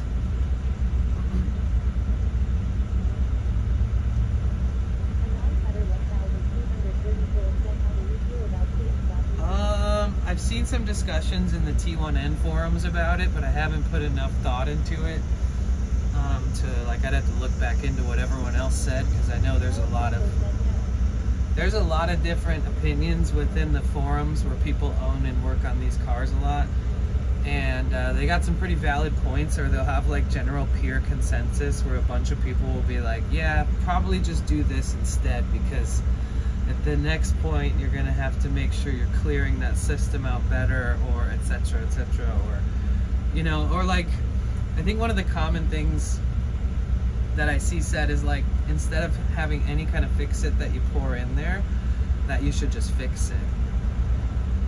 So I'd be a little apprehensive, yeah. But it's a valid suggestion, that's for sure. Absolutely not gonna disregard it as an option.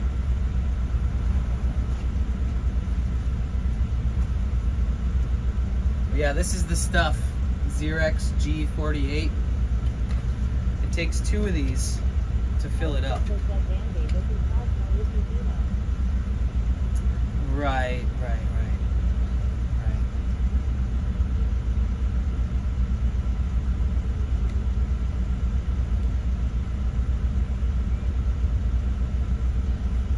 Okay.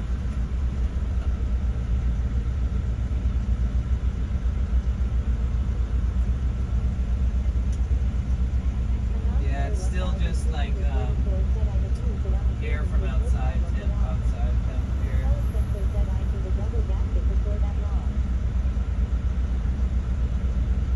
But you know what is good?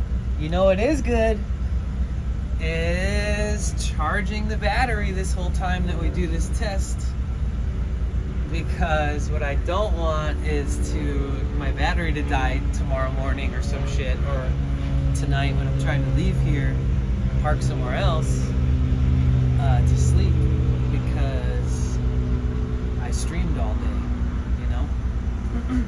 Imagine that. That's only happened once when we did that long stream and then we went to Trader Joe's and then I had to get jump started in the parking lot because I've been streaming for like days on end from my van's battery, but I only had, I've used it on occasion with no problems at all. Okay. I do a double gasket before I do that. Well, I'm gonna do what I can with what I've got, and if there's something else that I can get along the way that helps me, and it's a resource that's available, and it seems right, I'm gonna keep going in whatever direction I feel is the best. My buddy who specifically worked on these vehicles a ton,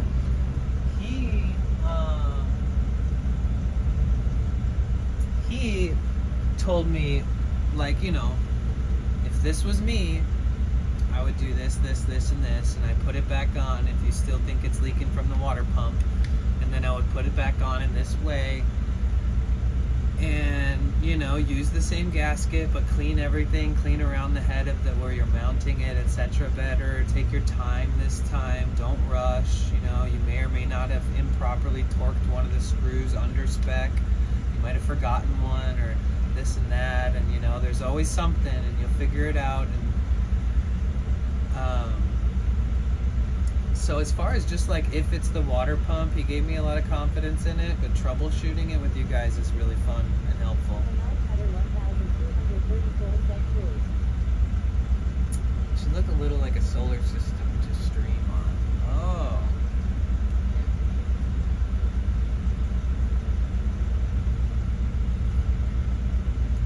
So yeah, basically, you know, there's only so much you can do with what you got, and there's one way to do the job right. And you don't really learn how to do that job right until you've done it wrong, right? How the fuck do you learn something and then just do it right? It's like, life doesn't work that way, right? You usually fail and then become good at something because it's trial and error. Somehow, this is a very intense version of that in my life. That is wild. All right, so we're at 180. We're almost above. We're almost past 180. We're almost past 180. She's purring like a kitten. Hear me out, fam. Let's go check because there's obviously more pressure built up and more heat built up. Okay. Let me check. Oh, it's darker. Can't really see as much. Okay, I can't really see any wet points up here at the top. I don't see much going on over here.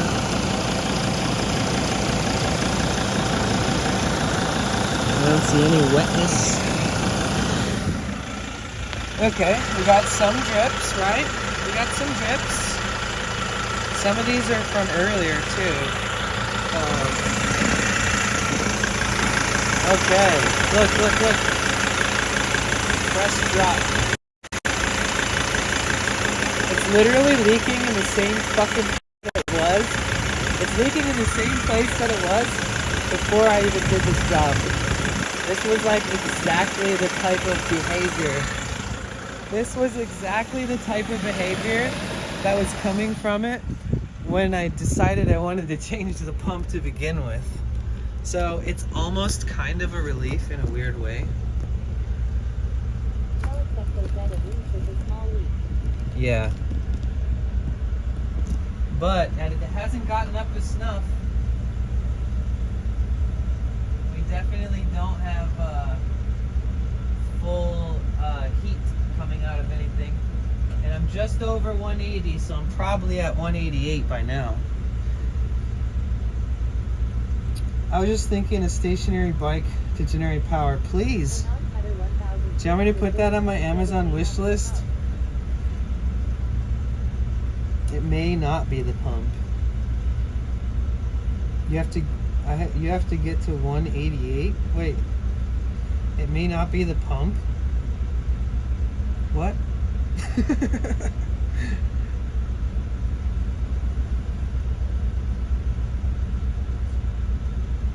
I mean, you're right. It may not. Who knows?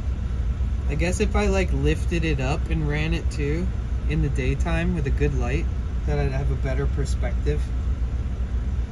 Especially because I've been looking at it so much, disassembled and reassembled. It's so much easier to understand when I look at it. The non-cutter 1,234 sets of the beach. The hard pipe has a dancing hole in its bending. Right, I didn't, okay, yeah, so I didn't bend the hard pipe, thank God, because that thing is definitely custom shaped. But I bent the, and I hope I didn't bend the weld point, but I bent the piece of metal that's attached to, I don't think it holds the alternator, but I think the alternator has this one bolt on the side that allows for this plate to be there to fix, to be prefabbed to that plate. So I think like if you take the hard pipe off, there's like this metal triangle plate that if you put it back in, it would then connect one bolt to the alternator. And so that piece is the one that I was bending, if that makes sense. Okay, we're over 180.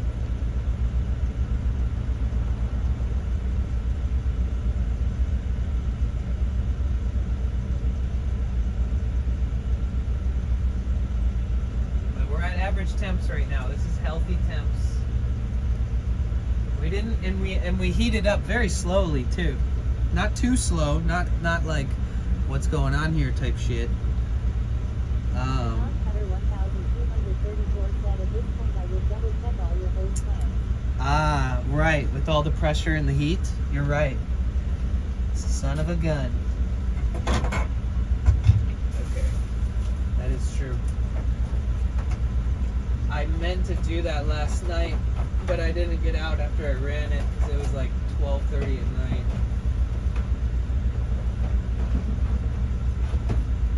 My new favorite thing for the hoses is A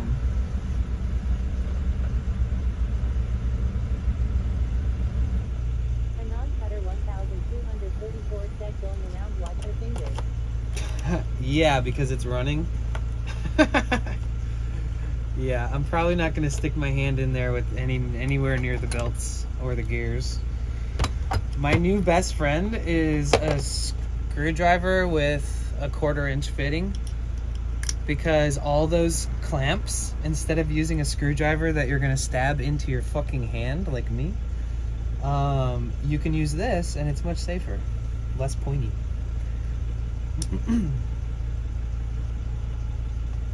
I think it's 8 mil. Some of them are different sizes. All right, I'll be right back. Give me a sec. Yeah, I think it's up to 10. Okay, now it's definitely up to 10. I wonder if I can.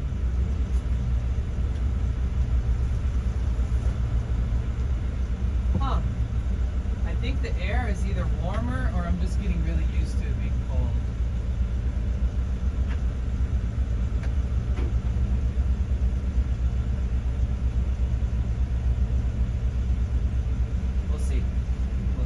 I don't even have the full coolant in the system, so it's like, you know, it's not Paul expected. says that you still have a bunch of air in the system probably.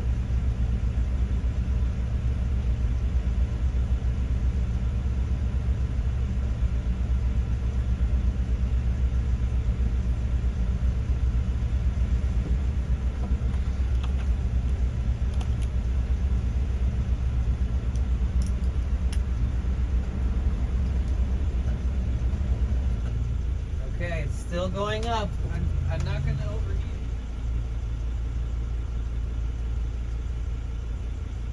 A non-cutter 1,234 set. The air coming out now should be hot.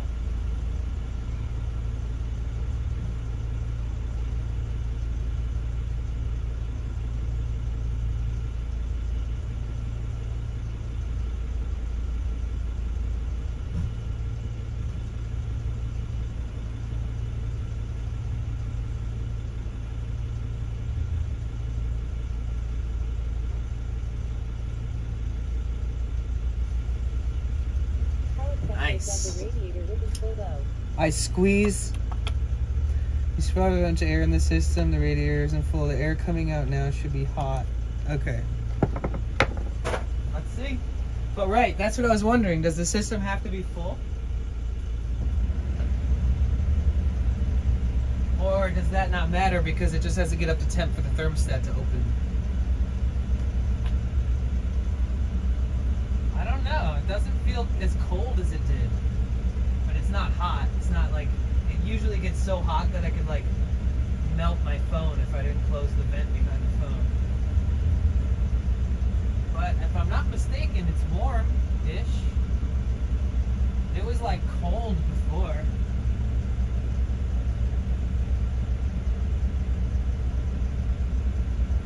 Either way, I've been running it for about 20 minutes or so, which is good for the system in general, I think.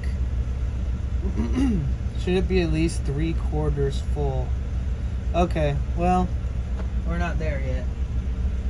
So we're up to 10. We gave it a little run. We put some pressure in the system. The battery, which was being drained by my phone for the last 7. Oh, fuck. Anon Cutter's probably watching ads right now. All right, break time. Damn. Wait, did he sub? Am I tripping? I'm confused. Or does he have Prime or Nitro or something? It's making me watch ads on my own stream, which usually tells me that anybody new here is probably also watching ads.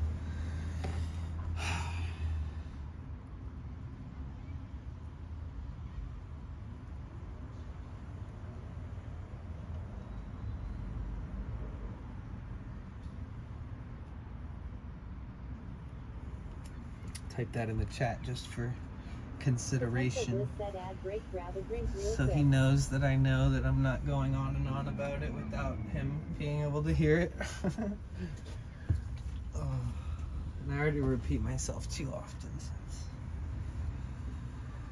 Yeah, he's right to go in there and tighten anything up. Everything that I could reach safely that was enough light to see was pretty damn tight, because I already went through this process a bunch.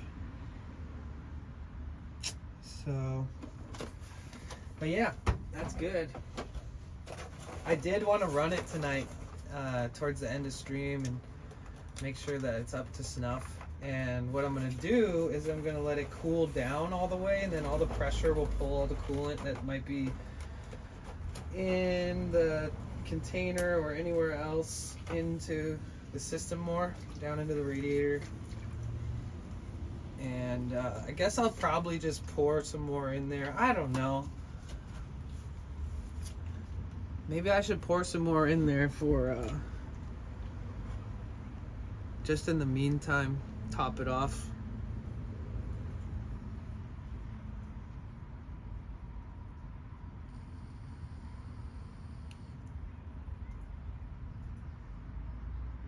Yeah, is there any negative impacts that putting water in the system could have?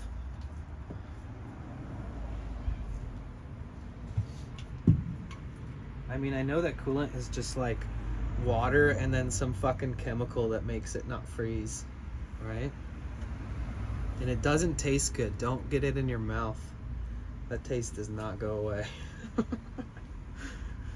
It is unfortunately one that sticks with your taste buds for the rest of the day. Helixexo said, lol, I know man, I've been there. I'm like, can't I just reuse this perfectly good coolant that I'm draining because I just put it in there 2 days ago? Right. Right. Because there are people, listen, if I had like a Toyota Camry still, or a Toyota fucking Corolla still, either of those, shit, I'll fucking put spring water from a lake in there. I don't give a shit. I'll do whatever it takes to keep that thing running. It's not as big of a deal as like this kind of engine. All right, are you back from Ad World, Anon? I promise I didn't talk about anything important. I was waiting because it makes me watch ads. Anon Cutter 1234 said yes. Dude, it makes, okay, I use this chat phone to keep up with chat, and it's like a 2-device system. So I have this chat phone, and it makes me watch ads on my own stream as I monitor them. So anytime I'm talking to somebody who's new and then I get hit with ads, I know that we both just got cut off. So the second that happened, I was like, oh, fuck. All right, we'll wait a minute.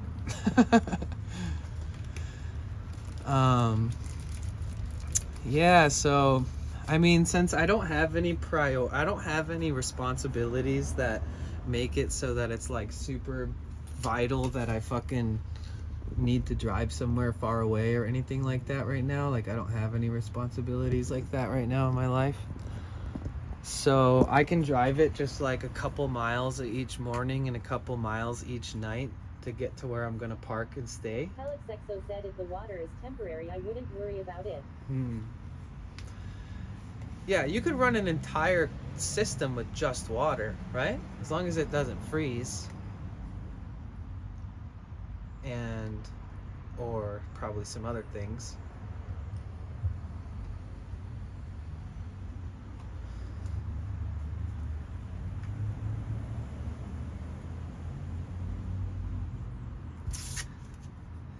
Oh yeah, what I was saying though before is that I'm not gonna drive a ton. Helixexo said yes, water is actually the most effective coolant. I'm not like gonna, right, because that's actually what's cooling it. The antifreeze is just what's stopping it from freezing. Right? Either way, God, I gotta stop asking questions. I think, since I don't only have to drive a couple miles per morning and a couple Helixexo miles said yes per and night, nothing. that I think I can get by with like what I've got in there. Because I've already put 2 gallons full in there. Granted, I lost a bunch. It's gotta be like circulated pretty good through there. And if I don't plan on driving it or doing a bunch of pressure testing or any kind of stuff like that until I actually get the workspace, that I think I should be good. Technically, a bunch of people that park here just never, ever, ever leave. I could just be one of those people for the next 2 days and just not drive. And worry about getting a ticket though, but. So here in LA, I park in places like this where there's like, you know, healthy activity and stuff like that, and some nature, a little bit of trees, and you know, sometimes it's hard to find that in LA. But I come here in the day and then I park somewhere else at night. And the reason we've been boondocking in LA is so I can work on my van and all this stuff. And so I move away from here every day to go to sleep. And when my van's in good condition and I'm not worried about much, it's been that way. I haven't been too worried even about the water pump leak that was happening before I did the job. It wasn't like the worst thing ever. It wasn't like worried about reassembling it all or testing it all the time. I was just like, okay, I got a slight leak. I can keep topping this off like so little by little. But now I feel like I'm in a position where I want to be like extra careful and try to be cost effective but not be dumb, you know? So I think that one of my best options is just to drive as little as I can and plan to do this job as soon as I can and give myself the most time I possibly can in that day to do the job over again. Obviously, I should be testing some things before I disassemble and automatically assume all I got to do is just redo the job, because I know that there's a lot of other factors now and there's even more things that I should consider thanks to your guys' input. 1234 said so you don't overheat and make things worse. Right, like that temperature that I just told you that I was at, that's like my hottest idle temperature that I've ever seen it at. So once it got there and was there for a couple minutes, I just shut it off.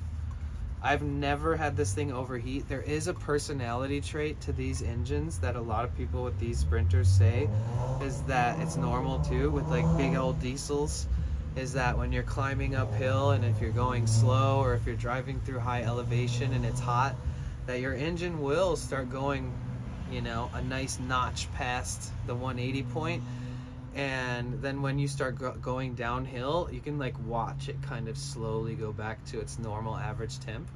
And that's the only time I've ever seen it go that high, which is a natural characteristic of the engines in that environment. I_the great said happy St. Patrick Day. Thanks. Wait, is it today?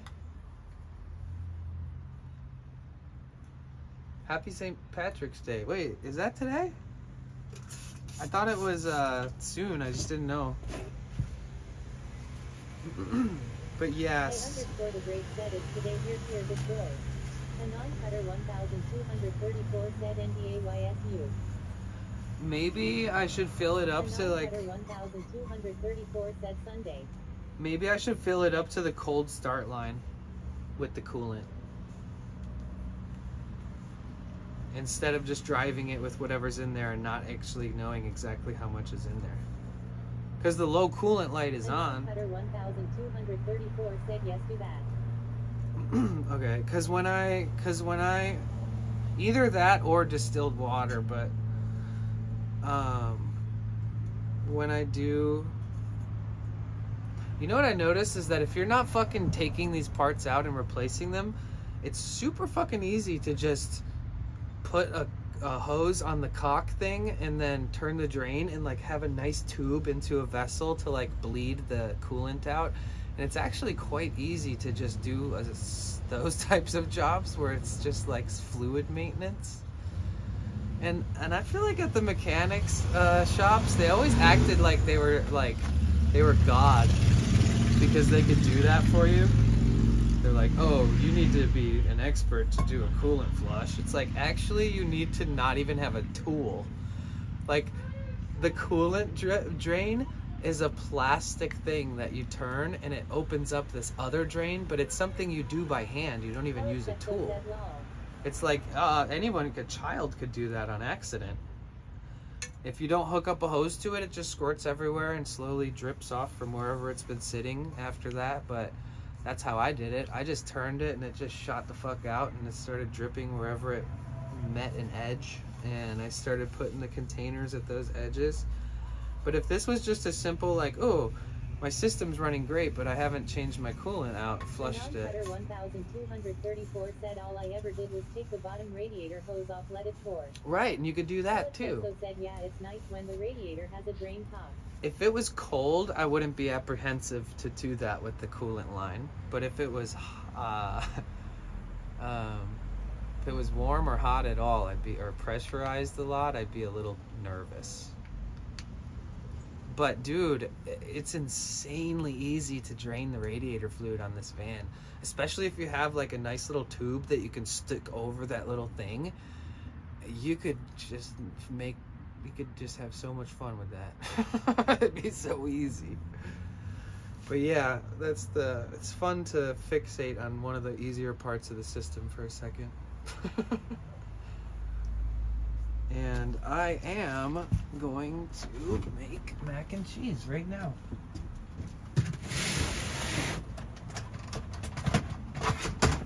Hell yeah. Dude, I ate like 3 bananas and like 4 apples today. And like a bunch of protein powder shit that I was like dipping the apples in peanut butter in. Like satiated all my hungers at once. Helix Exo said my Subaru has a special conditioner that you have to add to the coolant lol.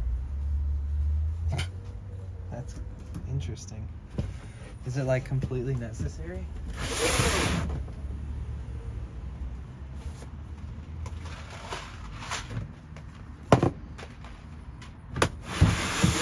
Oh shit. I don't have enough water to make this, actually. Because the water bottle that I have that's like more full is like, I put a bunch of lime juice in it. Oh, well, I'm just gonna go get food or something. I just wanted a snack. Anon Cutter 1234 said it wasn't even a thing, just got the garden hose and build up the radiator. I tried to stock up on some water last night just to drink, and like I literally went to 4 stores and all of them closed right before I walked up to the door. And that was like as I was taking a walk to vent from my coolant leaking out everywhere. I hadn't yet like fixed all the lines and stuff that were also leaking it. And I was just like, Jesus Christ, I'm gonna die. Helix Exo said I have no idea, the conditioner might be snake oil lol. Yeah, I wonder. Cool, it wasn't a thing. Just got the garden hose and build up the radiator. Hey, all I ever did was take the bottom radiator hose off and let it pour. So you use the garden hose to drain it? Wait.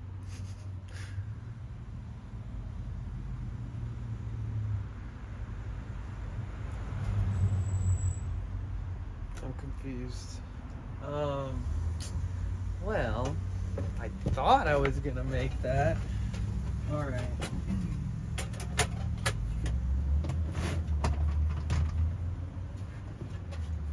Mechanic arc continues, guys. I will be safe and sound and stressed in my beautiful little home on wheels. Anon Cutter 1234 said back in the day 30 years ago we didn't use coolant, we just used a garden hose. Oh, you just filled it up with water from the hose? Is that why people always say don't use tap water nowadays? Because it's like different. The water's a lot shittier.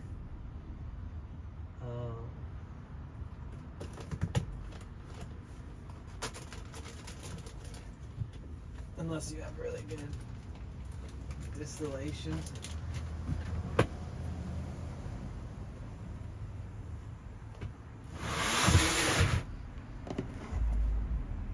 Oh shit.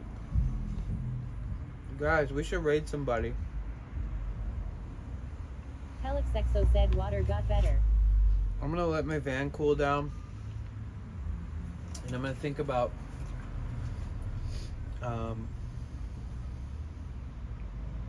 I'll probably just drive tonight, park, make sure I don't overheat. If for some reason the heat starts spiking hella fast, or I start feeling or hearing or noticing something, I'm gonna pull over, let it cool down, start putting more coolant in there. Not water. I'll give it the coolant that it's supposed to have, specifically for these types of diesel engines. And we'll just work with what we got. 1234 said we only use distilled water in batteries. Ah, okay. Yeah, I used to have to fill up these batteries on a forklift with distilled water. Very rarely, but I had to do that.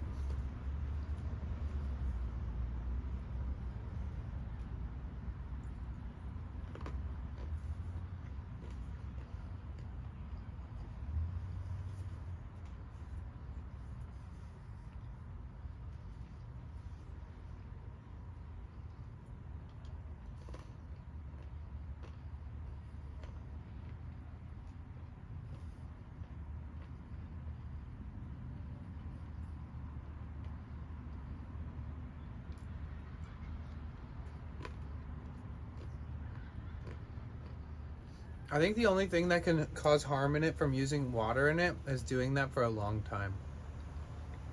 Like just doing that and just being like, this is my life now. Like on certain engines and certain systems, it could be counterintuitive.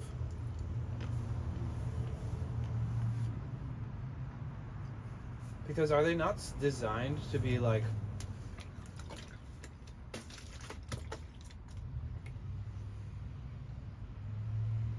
does this have the same viscosity as water? When you buy just pure coolant, isn't it kind of thicker than water before you mix it in? Or is it pretty much liquid like water?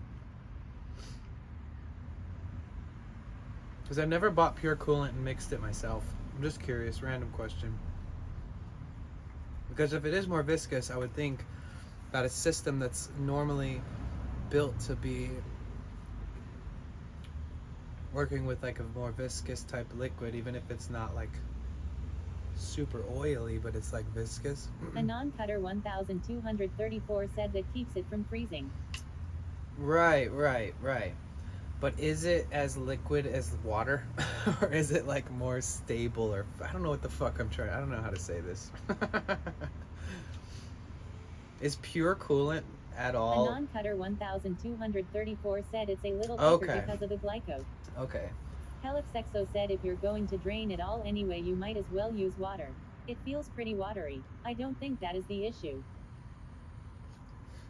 Right, you would just use water. Helix Exo said it will actually cool your engine better.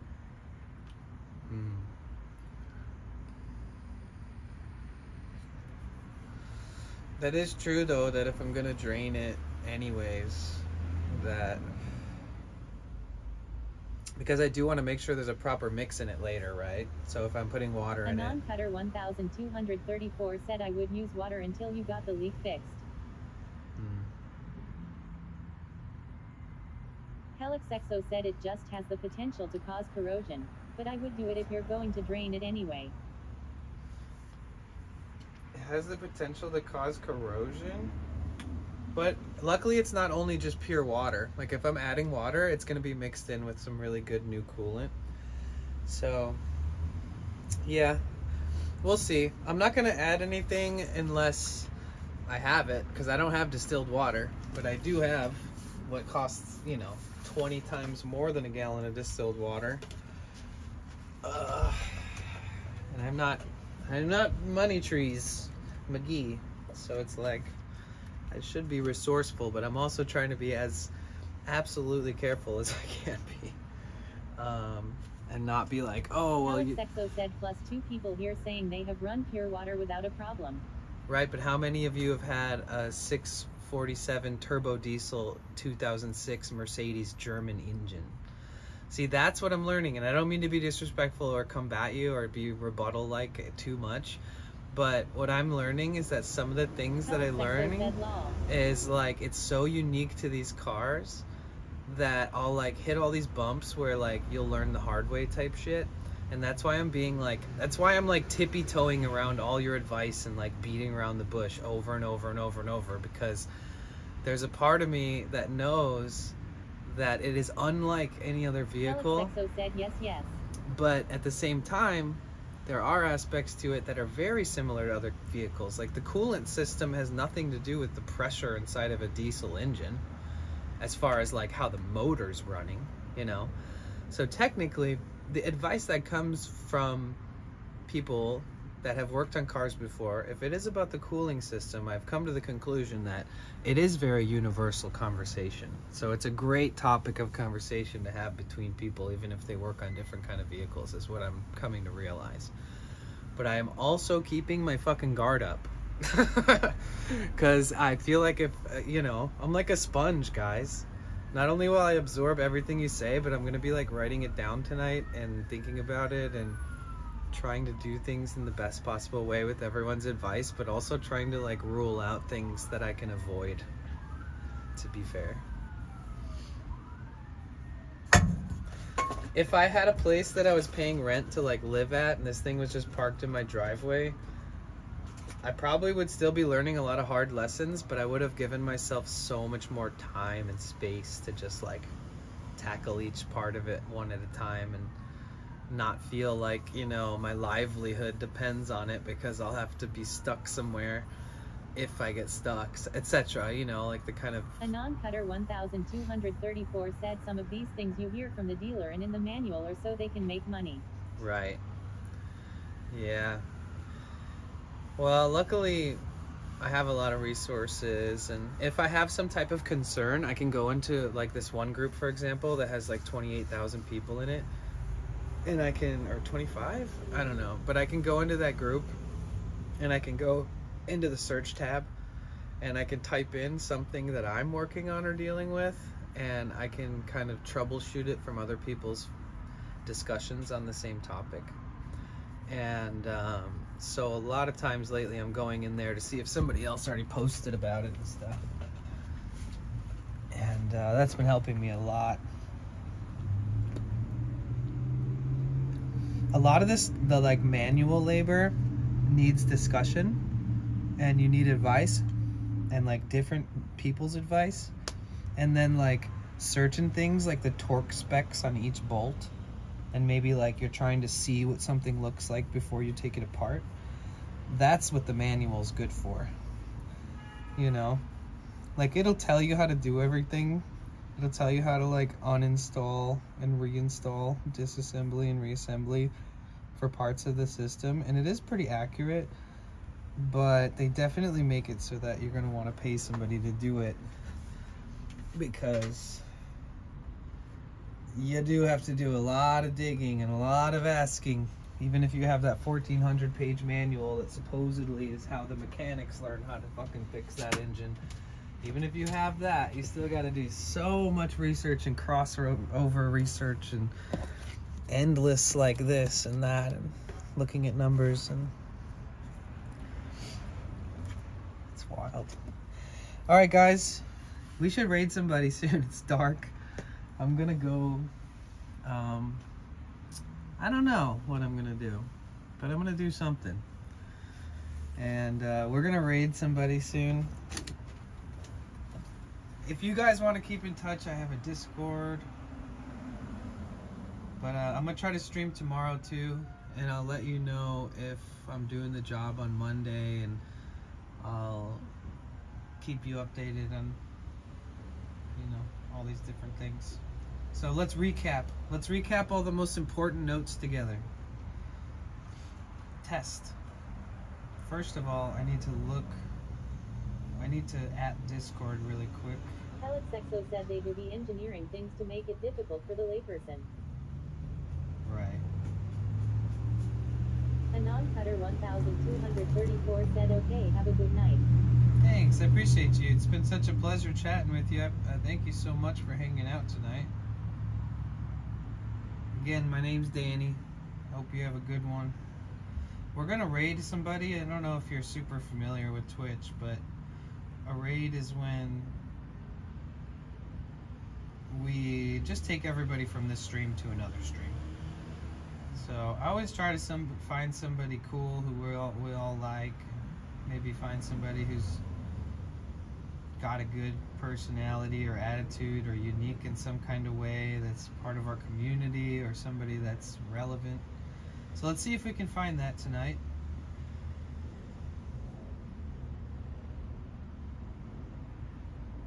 It doesn't have to be IRL, or it doesn't have to be like somebody sitting in their car talking about engines.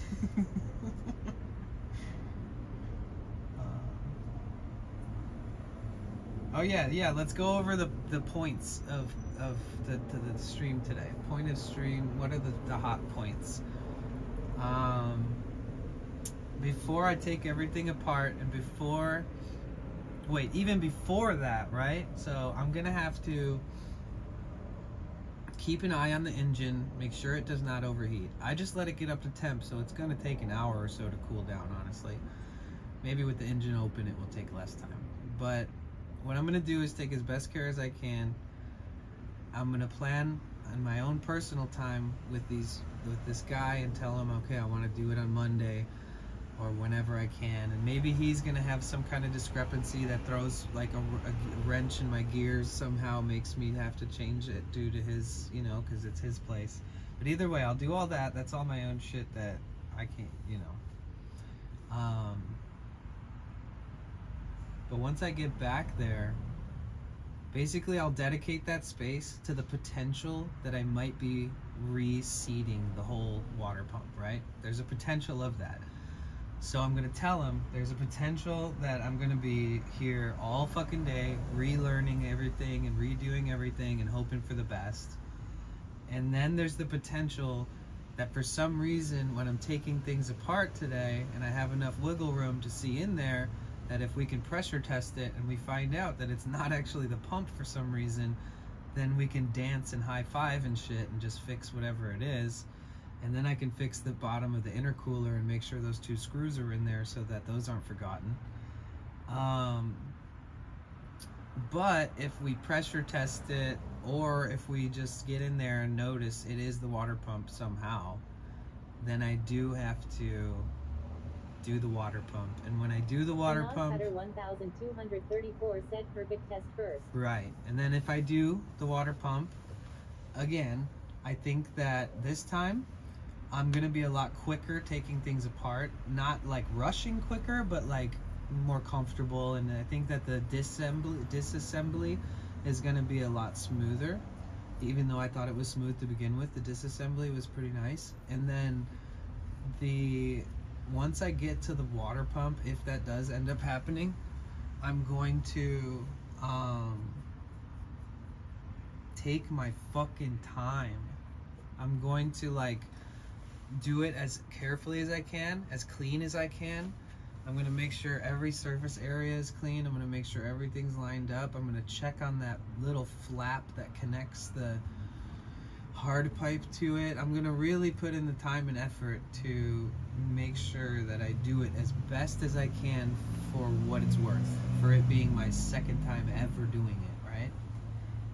And then I'm going to spot check. Anon Cutter 1234 said take your time putting it back together. Right. Telexexo said you'll be faster through repetition. Right. So when I put it back together, the way I'm gonna do that is I'm gonna spot check everything. Nothing goes unnoticed, acknowledged, or refastened. You know, like everything needs like. There's no, okay, what's not allowed is micro fastening things and then being like, I'm gonna fasten them all after. You put a fucking bolt in there and you screw it in by hand and then you tighten it and you don't go back to it or you spot check it again later, you know, but like, I don't want anything to go missed, or I'm just gonna make sure that I safely and slowly go and check every damn fastener and tighten them all like as tight as I can, basically, that I feel good about. And then I'm gonna, I guess I would just turn it on without even fully reassembling all of the manifold bracket and all the shit that holds in the radiator and all that.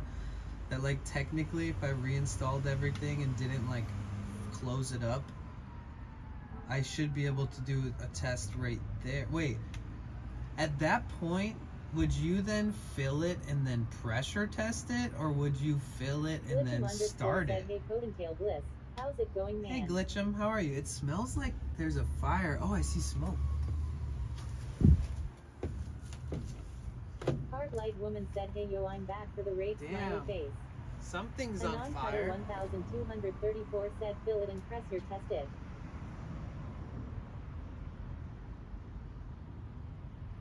Glitchum _ said, oh no. Damn, it smells like a fucking. It smells like a fucking tire fire, Anon man. Cutter 1234 said, then second. It's not my start it and van test though, it. by the way, guys. There's like smoke everywhere. Damn, maybe like a car exploded or something. It is LA, you never fucking know. Glitchum, I'm doing good, thanks. I've been more stressed in the past few days and feel more defeated, but also feel like it's a part of my life and I'm accepting it, and I want to keep challenging myself and keep pushing myself to be independent and self-sufficient. Telexexo said it's all those flips. Yeah, it smells like, you know when you light one of those little fireworks that they called snakes, and they came in like a little pellet, and you burn the pellet and then the pellet starts like going and like making this weird little snake thing? Glitchum _ said, oh, I'm sorry to hear that. If I can help, let me know. We as chat are here for you. Oh, thanks, Glitchum. I appreciate that. Yeah, everybody's been Telexexo said yes. Snakes. like so supportive. I wish I could just pay it forward, because you guys are so fucking supportive, and so many people have been so cool and helping me with their insight and advice, and even just like researching things on their own time, and you guys are awesome, man. The second started, wait, sorry. Fill it and then pressure test it. Okay. I need a pressure tester. So fill it, pressure test it. But wait, how do you pressure test it? Will that pressure actually push everything through the system in the same way? Anon Cutter 1234 said, and second time start it up and test it. But if you start it, if you pressure test it, will you be looking for leaks and air? Or will the pressure push it all through the system somehow enough where you'll see a leak only? You know what? Does that make sense? Is that a valid question? It will. Okay.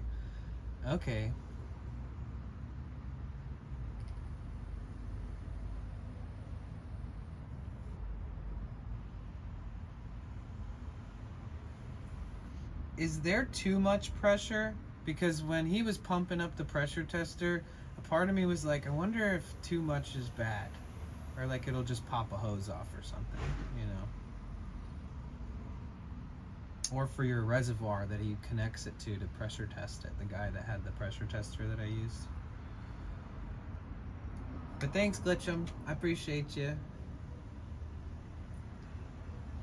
I'm starting a Twitch channel next week. No way. Do you have any tips for first-time streamer? Maybe if you want, you could be a small cameo for the stream. Pump it up to cap pressure on top of your radiator cap should be a pressure up to that pressure. Oh, it should be listed on there? I wonder if that's still, if it hasn't like crumbled. Hard Light Woman said there's a vehicle fire on the 405. Oh, that's where it is? Damn, it smells like a tire fire. It's bad. It's bad. I bet you there's a fucking video of like black billowing smoke of that shit, huh? Cause it's like, honestly, the air quality is really bad right now. I can kind of feel it in my chest. A non-cutter 1234 said test it first without starting it. Just make sure your radiator is full of water. Okay.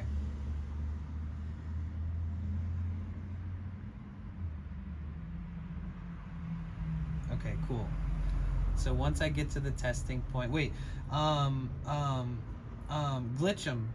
I might be obsessively talking about my van's engine and all that, and I might sound like super passionate in different directions and stuff, but you know, one of the things that I love is sharing content and sharing with people and building community, and I believe Twitch to be one of the best platforms that you could do that on. I have a bunch of I have like a proof of concept and all these different platforms that I've scaled and grown on and had a lot of experience, and some of them have paid my bills and some of them have just been for thrills and everything in between. I've done social media management for people, run accounts like full scale.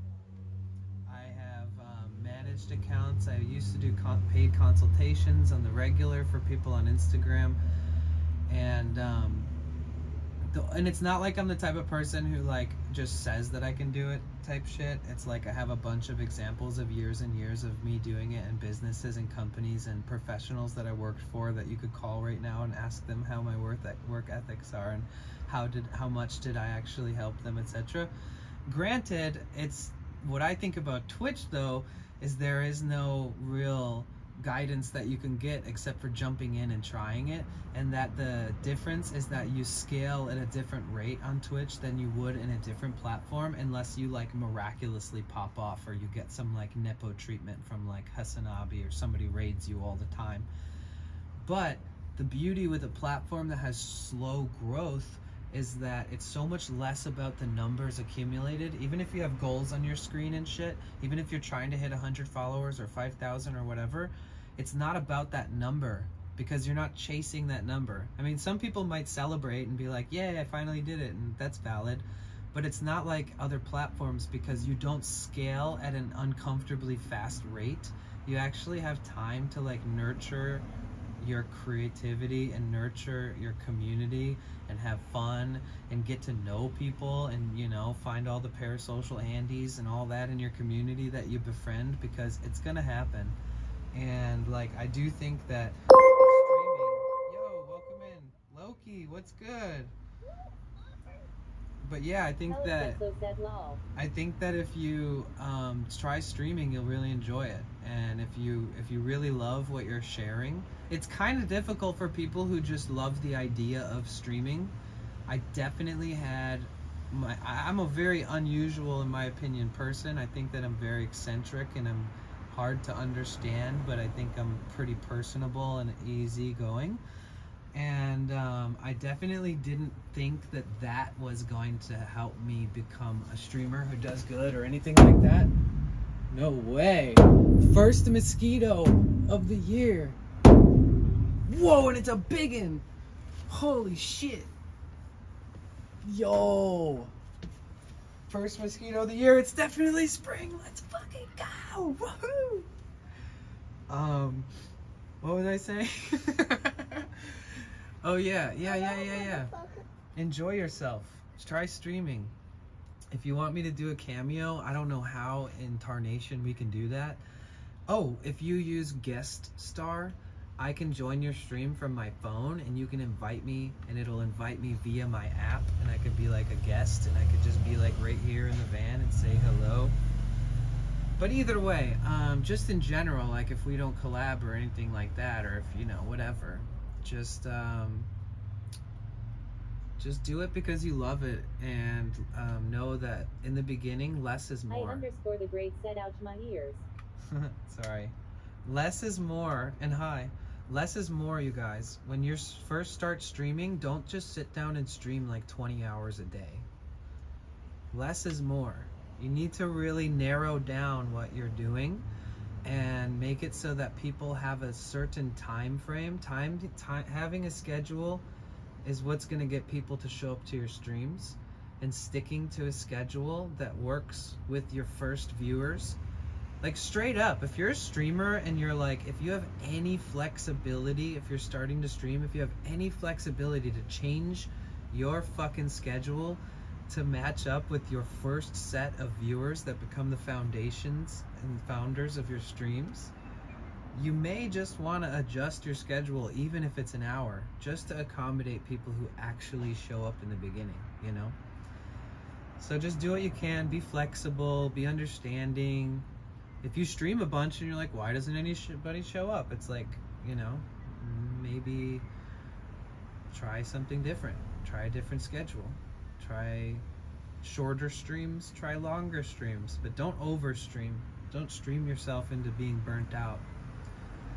Like if I stream for like 10, 12 hours in a day, I'm usually walking around or chilling in the van or combinations of the both or whatever. So I'm just usually a little mentally, physically exhausted. Loki IRL said, I love streamers with a solid schedule because we have schedules. It just makes sense. Right, true. Me too. And I'm So said, your following alert is a bit loud, but no biggie. Oh shit, I bet you it's because the fucking... Oh, dude, it's super loud. Oh my god. That's why you said about your ears. Okay, sorry, that's not even supposed to be on. My bad. I guess when I pulled my phone out to go under the van and show it, I accidentally... Right now I'm using an RTMP setup. And so I'm using an iPhone 14 Pro. But yeah, you know what's crazy is I don't have a schedule right now. And I so much appreciate and respect and encourage having schedule. Glitchum _ said, thanks for your tips. This means a lot to me, really. I wish you luck for everything, and this is really helpful. And if we collaborate at all in the future, we'll really enjoy it. Wait, don't go. Said, lol. What do you think your content's gonna be like? What are you trying to achieve there? Do you know?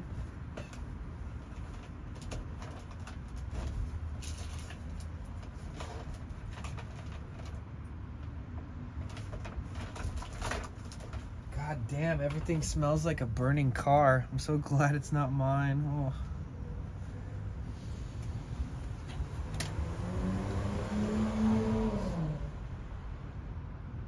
Mukbang. God, if you were wearing headphones, oh, no wonder. So sorry about that. But yeah, I was saying that if I stream for like 12 hours in a day, like I might be exhausted, I might be a little mentally and physically unstable, but I'm never feeling like it wasn't worth it. And I invest a lot of time and energy and money and planning into this shit, you know, like, you know, so I think that if you start streaming a lot and you start investing into it like everyone else does, you know, just put your heart into it. Glitchum _ said, I'm probably going to be a gamer. All my friends are going to join, and maybe in the future we might expand on other stuff. I am also a writer, so I might try to do something with that. Okay. But yeah, so I do look forward to streaming, and I don't have a stream schedule right now, which is funny. because I'm a major proponent of encouraging people to do that and being like, come on. But lately we've been studying the engine. We had a water pump leak, and it literally side railed me for 2 months to studying and learning and buying parts and tools, and then finally attacking the engine 2 days ago. And now I have to do a whole lot of tests and recheck a bunch of things and see if I might need to do the job over. So yeah, wait, but Anon, dude, you can tell how bad my ADHD is. But what I was saying is that, so then once I got it on and I've done everything, say if I do replace the same water pump and reseat it, check every line, pressure test it after feeling it, check if there's leaks, then fucking turn the bad boy on. Loki IRL said I changed my oil today. We can help. Nice. So I have a turbo diesel Mercedes German engine, and boy is it a fucking trip. So I'm just replacing the water pump and the idler pulleys and the serpentine belt and the tensioner and the thermostat and some other things. But the water pump is a doozy, bro. You think it wouldn't be, but it is. Sexo said I'm just glad to have a toilet again. Oh, damn. Okay, yeah, we need to raid somebody soon. I need to go get food and shit. But yeah, and then after that, I think I can just bring it up to temp. Once it's like showing no signs of leaks and the whole job was a success and I can move forward with my life, not talking about this endlessly, move on to the next thing, which will probably be like fuel injectors or something crazy in the head. But for Loki IRL said German cars require you disassemble the car to change spark plugs. 100%. 100%. They don't, luckily, I don't have spark plugs. My fucking engine does not have a spark plug. Not one. It doesn't work that way. Thank God. Just fucking spark plugs. It also doesn't have diesel exhaust fluid, which is amazing. You know how much that shit costs? I_the great said Mercedes are well engineered. Great diesel engines if you service regularly. Yeah, that's why I'm doing all this, because first of all, you're not supposed to trust anybody with this model. You take it to a mechanic. Cutter 1234 said yeah, glow plugs. Yeah, if you ever find a deal on glow plugs and you can afford it, you buy those and throw them in your toolbox. Glitchum_ said I have a friend that was just online. If you want, you can raid her. Just tell her I sent you guys. Oh, okay. Well, I already got kind of some people in mind, and I don't really know you that well and don't know that person, and I usually follow somebody first before rating them so that there's some type of familiarity and I can explain to people who it is, and you know, I kind of try to put some personal touch into it, but I always try to remind people. Glitchum_ said oh okay, that makes sense. Well, I always try to remind people that like don't stop suggesting, because sometimes a stranger will suggest somebody who's like, oh shit, I totally resonate with this person. Major Skills is on. He's playing World of Tanks. We got IRL streamers. Cutter 1234 said it's a good thing you don't need that depth. 100%. That shit is so expensive, and granted, it probably wouldn't be associated at all with this project, but it would just be another thing to have to upkeep. And there's even, I think there's something like the EGR or something on the van. There's something on this engine and on this model that instead of replacing, you can literally just take it off and then cover up where it was. And it like will only reduce the efficiency by like a small percentage of like your mileage. And like some people, when they talk about trying to replace it on these groups and stuff, they'll be like, oh dude, stop, just fucking cover it up and take it off and never think about that part again. So it's kind of interesting that there's also, what do they call those kind of parts? There's got to be like a mechanic name for it, where it's like a part that was installed that you actually don't need, that's like 100% legal and safe to take it off. Well, that's the thing, is you can take this off and still pass like smog tests and stuff. So it wouldn't really affect like that too much, I don't think. So wait.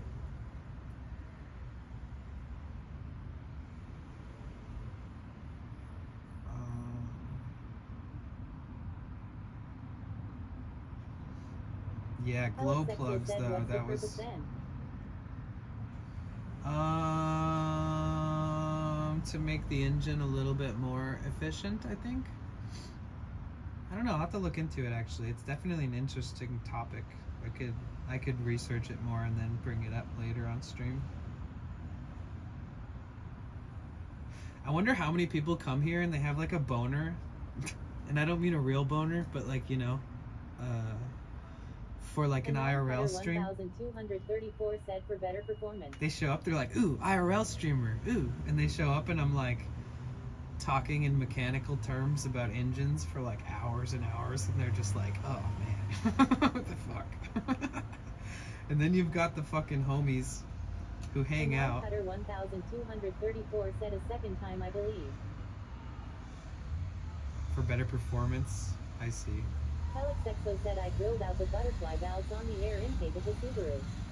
There's this one thing called, not to trail too much because my ADHD will just go on, but there's this one thing called RSN that's like a personality trait of your engine on these vans, where it's like, and it has like this rumble. It's almost like running over a rumble strip on the side of the road. They call it RSN, road strip noise, road sound noise.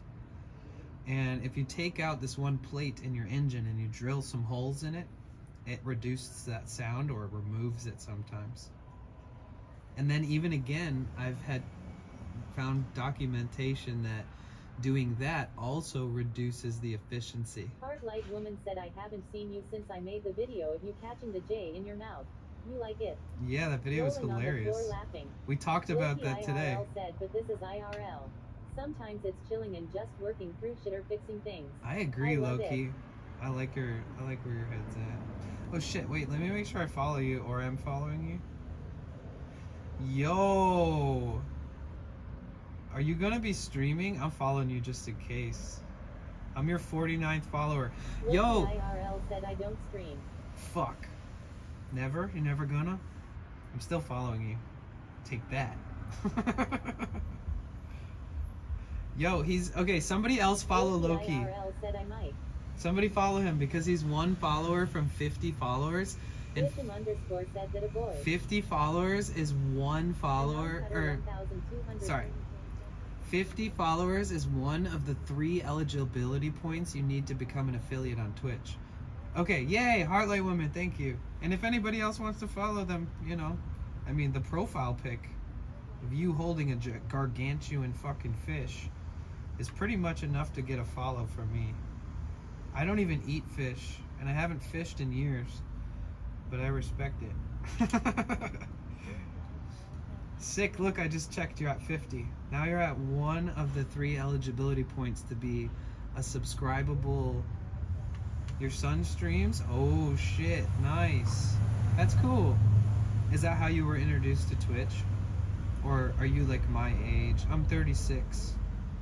So I just know about Twitch because I'm a millennial who's too chronically online since AOL days.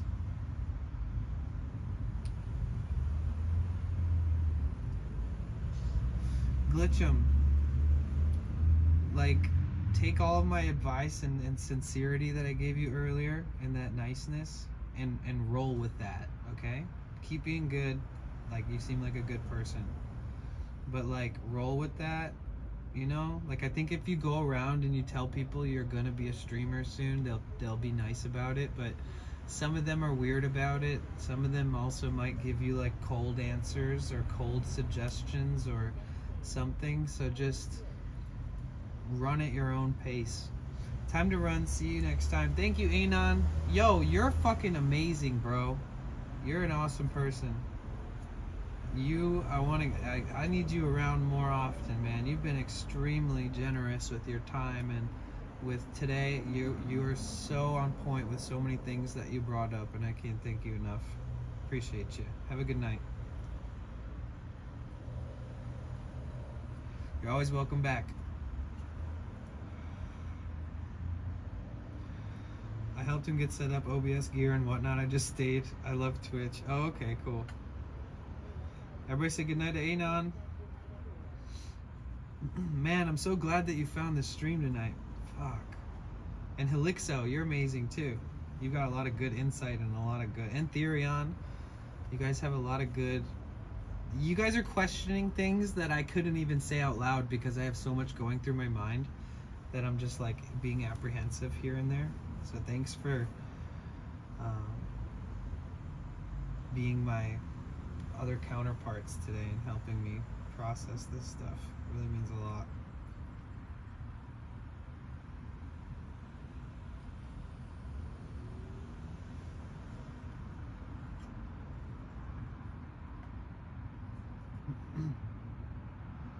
How's the van? It's good. If you want to rewind the VOD and watch me complain and worry and learn for 8 hours, then you'll know really how it's doing. But I don't think I could repeat it again, that's for sure. It's too much right now. 8 hours of saying the same thing over and over is my cutoff point for today. But if you check back in the streams often, if glitch them, you come back, you'll notice I do this and I hyperfixate about everything in my life. So that like one of the healthiest things I can do for myself is get out and explore and just look at things and distract myself from everything else. And that's why I make a good IRL streamer, because walking around and exploring is like it's like my daily health routine already. So yeah, usually when we're hanging out in the van, we're hyperfixating on something. Or a smorgasbord of that and other things, like music. Key of hyperfixate, fix. That's true. I mean, there is a certain point where you drive yourself crazy by being over analytical and like keeping your guard up and not like allowing what's supposed to happen and trial and error to happen. And like, I'm done pussyfooting around. You know, it took me months to study all this shit and feel confident enough and muster up the guts to ask the person for the right space to do it and find the right help that I could trust just enough to put their hands on my fucking engine while I was working on it and stuff. And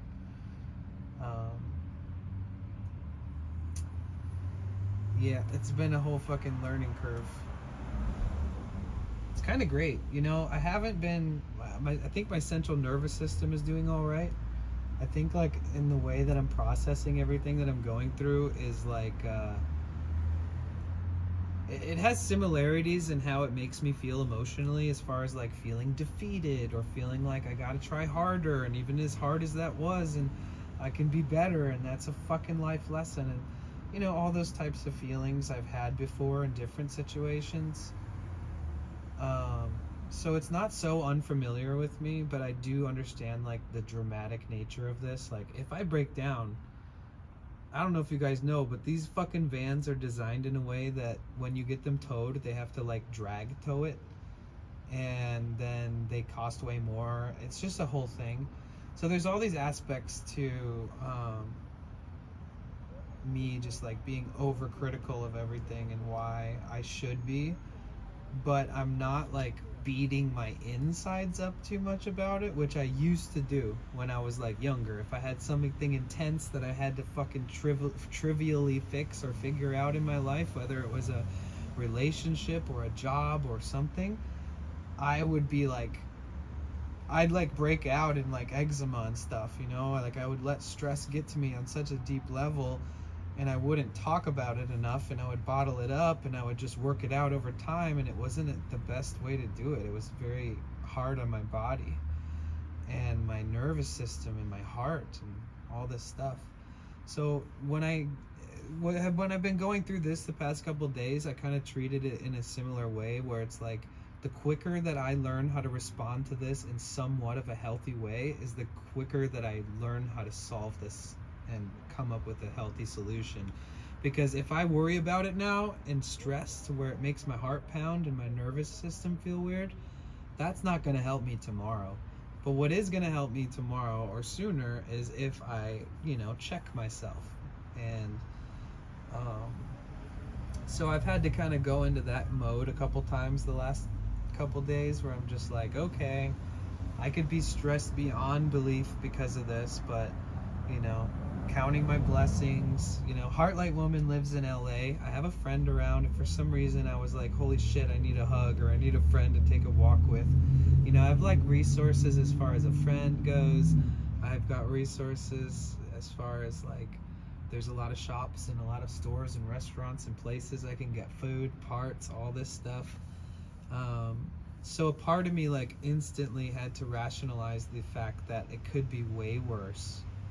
And that even if tonight's a little stressful, it's, there's only one thing to do is work on a positive solution to the whole thing, even though it kind of didn't work out like I thought it would. And to anybody who's not subscribed, you're now watching ads with me. Alright, let's find somebody cool to raid. Anxiety flares up my eczema? Really? Fuck. I don't get it that often, and I have this huge fucking pimple on my fucking cheek. It's like it's almost like stage makeup, it's like that big. It's like, that's crazy. And I know it's from the stress. But yeah, I usually getting if I'm really stressed and I'm really struggling and I'm not handling it well, I get like eczema bumps on my like ankles and on my hands and my fingers, and then those usually just turn, eventually scab up and disappear. I've been hyperfixating listening to Tool today while driving. That's interesting. You've been fixating on tools also. It sucks that everybody just got stuck in ads. If you guys are watching on YouTube today, I don't know how I feel about YouTube. It's a lot of weird ass fucking comments over there. It's like oddly specific shit that's oddly irrelevant and unsettling. Holy shit, there's a million bazillion people streaming right now. I can't even scroll down to find a streamer. Fuck.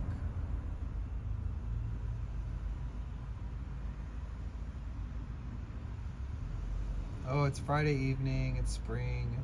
Almost.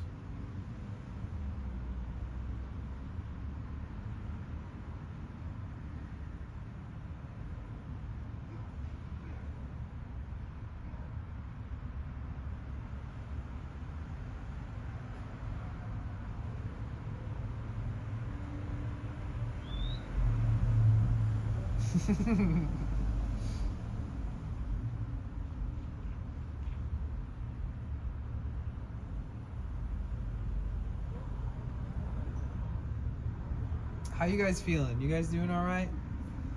You think 8 hours is a good cutoff point? We should raid somebody. I keep talking about it.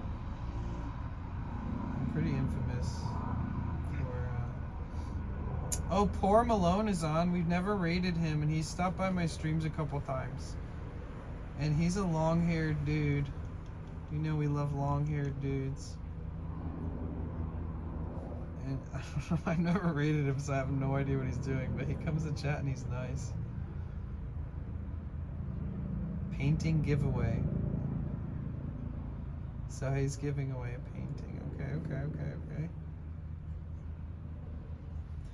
Do you guys have any IRL suggestions or cool people that are like, that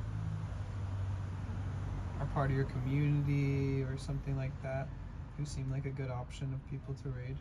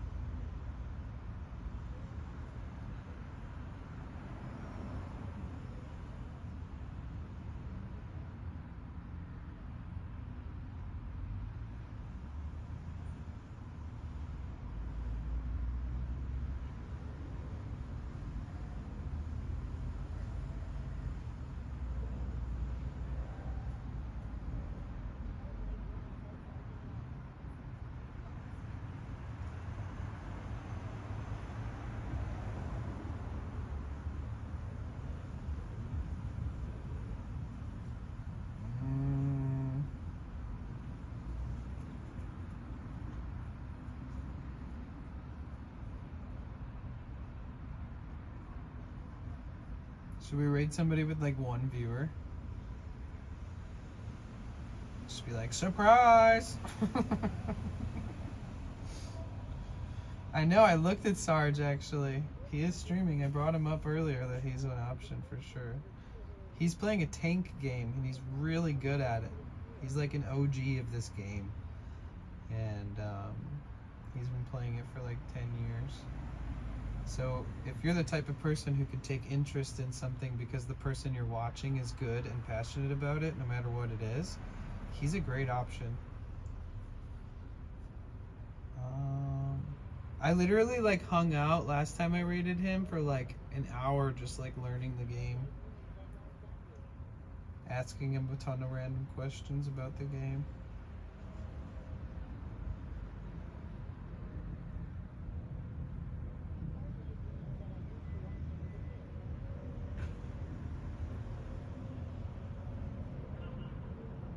The Sushi Dragon would be a cool one if he was on.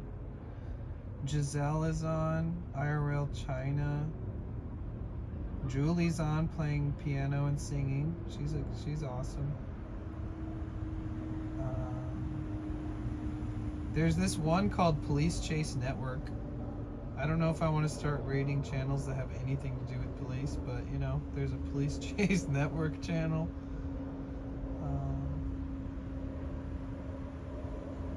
Oh, Rolling Loud. Rolling Loud in California is happening right now.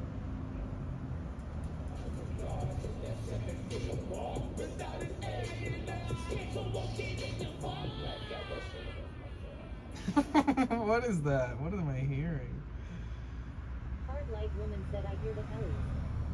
We could raid Iron Mouse. They're playing Helldivers.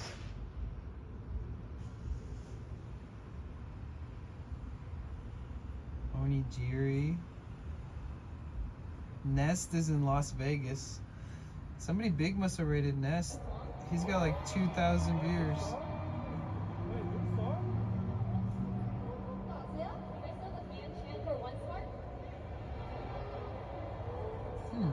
Is he like a K-pop event?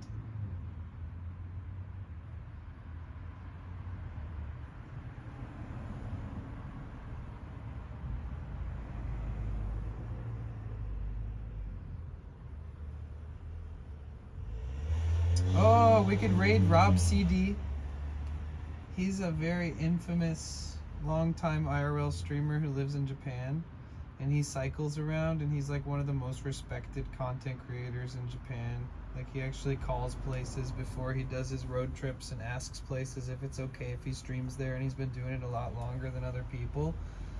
And he's actually he's like, it's a good vibe. His streams are really nice, his community's nice, but he's got big streams. Like he'll have thousands of people watching him. Like he's didn't even started his stream yet. It's on a starting screen and there's like 800 people there already waiting for him to start. But he's a great guy, and he has really good footage. He streams a lot in really beautiful areas. He'll do like crazy cyclethons where every time somebody subscribes he adds a certain amount of kilometers. I know. We're about to do a raid. I'm gonna set up a raid to raid Rob CD. He's gonna start soon, I'm sure. But he's doing a St. Patrick's Day stream, so.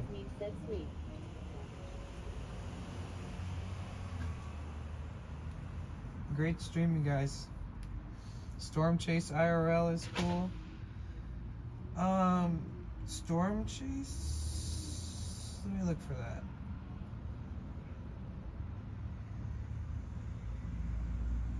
Glitchum _ said it'll be live next week. Feel free to raid me then if you feel like it is an option. Okay, I'll consider that. I mean, like, usually people don't ask to be raided until they get to know somebody a little bit more, so that's kind of like a little bit of a red flag, but I'm just gonna be nice about it, but because I'm not the kind of person to make it awkward. But I think that like 9 out of 10 other people that if you said that to, that Light Woman said Cassie they Yasmin might said take we're it the growing wrong hard, way, growing you hard, know? growing hard. So just be considerate if you're in other people's streams talking to them about it, that you're gonna want to be considerate about it because they might not treat you the same way.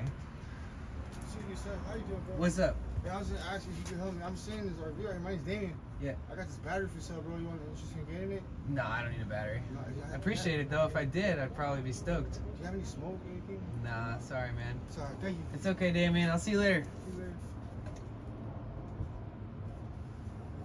Red flag, red flag. So I'm about to move my van. Sorry, it's new. I'm just trying to be normal. Oh, no worries. That's why I'm genuinely not trying to sound passive aggressive. It might have sounded passive aggressive because I tend to be sort of more of a pushover than to be somebody who gets all pissed at somebody. Like somebody could literally come in here and be like an established streamer and they could be like, I'm leaving because I'm streaming, and I won't take it like as if they're trying to promote themselves in some way that's not cool. But a lot of people do think that way. And there's a difference between self-promotion and like really being passionate or something, and that's pretty obvious too. But just use your own discernment when you talk to other streamers. Just because some people will like block people for saying stuff like that, and it would be really awkward if you're just trying to get your toes in the water and people treat you like shit. I don't think anybody deserves that, even if they're still figuring out how to read the room or whatever it might be. Get out of there.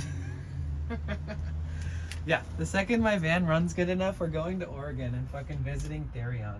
I'm gonna force him to be on my stream, so just put a censor over him if he doesn't want to be on camera.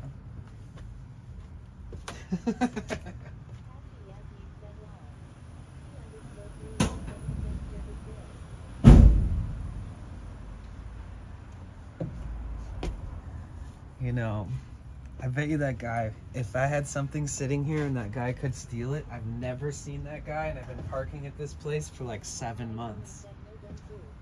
I've never seen that sketchy ass dude before. That's a good indicator to just get moseying soon.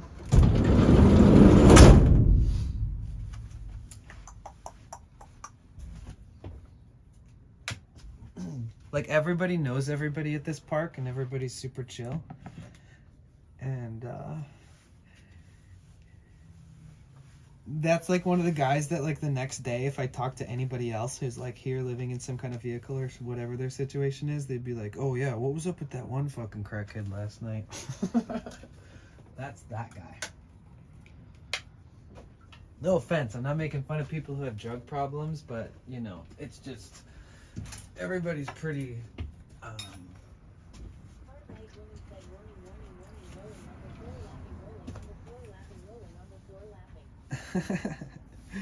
Alright guys, 24-hour stream. We're sleeping in the van tonight on stream. Just kidding. My phone only has 20% battery. Alright, let me check Rob's stream. Excuse me. He's let's see if he's on. 15 minutes and he's still on a starting screen. That is trippy. But he does do IRL, so he could be setting up his whole system or connecting to OBS or... Alright, since it reloaded everything, let me check my list.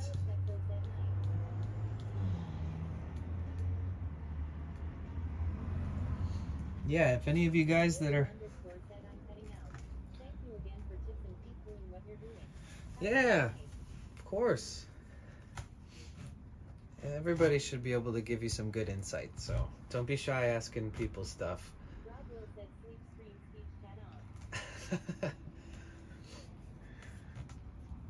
I could raid the person that I always fall asleep while watching, but they do GTA RP, and I know it sounds like a weird niche, but I've raided them a few times, and everybody that is in the raid doesn't realize that I'm not joking, and like I'll raid them with like 20-30 people, and then I'll be in there for hours, and then everybody who came in the raid is like, I don't know about this. You have to like be there in the beginning to like build up the storyline and the lore of the character and all that to like really fuck with it. Oh shit, he's on. Okay, let's raid him. He just started his stream. That's perfect.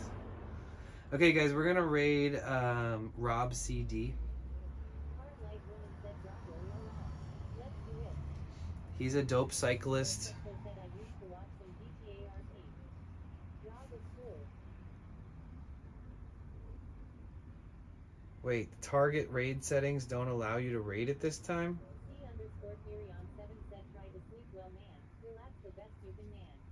Thanks. Smiling face with open hands. The target channel settings do not allow you to raid it this time. Huh. I wonder if he gets like unsavory raids and just avoids it by not allowing certain channels or certain size channels or people that aren't following him or something. Well, that foils my fucking plan. Reluctant Ghost said maybe he had an issue with bot raids. Yeah, that shit's annoying if you're an IRL streamer too, because you pretty much just gotta fucking bite your lip. It's a little more annoying to deal with. It's easier when you're at a computer and you can just click and have screens and turn on all the safety settings and run into use whatever it's called, commander root, like instantaneously remove all the bots and stuff. Alright, well that's okay. Here, let me try one more time just for good luck, because maybe he had changed his settings when he gets on fully. Gonna get cock blocked a third time? Yeah, we can't. We can't raid him. So, I mean, everything still applies. Like, he's really cool and his streams are amazing. And if you guys ever want to check him out, his name is ROBCDEE. Rob CD with 2 E's at the end.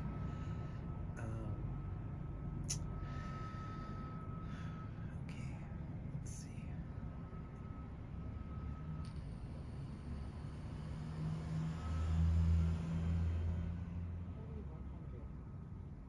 Yo, thank you so much for the bits. Rebecca. Thank you for the 100 biddies. Sexo said Macaw 45. The little bread guy was so cute. Oh yeah. We raided this guy that was giving baguettes away in Paris. He like rides his bike around and like collects baguettes from bakeries and like gives them to homeless people.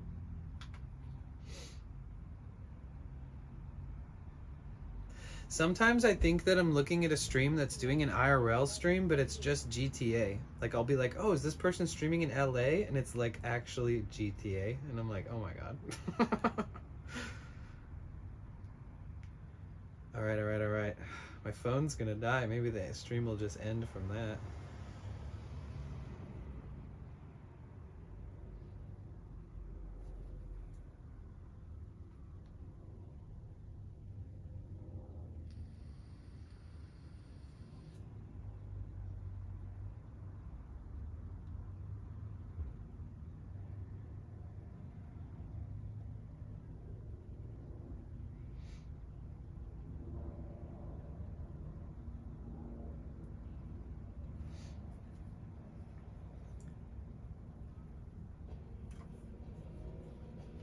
Ever wonder what's around the next corner? Let's fucking... Yo, let's raid this dude.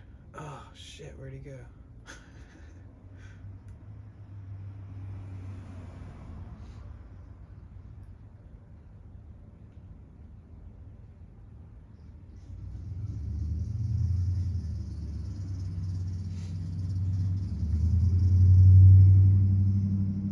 Oh, AB of H3 is getting on. What's he doing?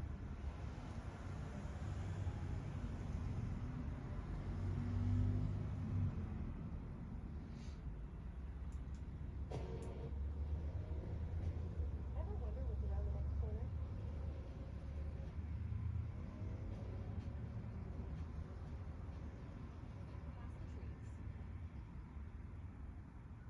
Macaw 45. Let me look them up. Over the mountains.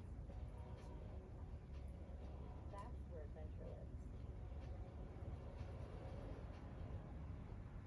Take a Nissan SUV. I can't click it because he's live. I wanted to go to his profile, but he's live and I'm letting another profile. Okay, no, let me look at this one first. I definitely need to have somebody do with gas pumps.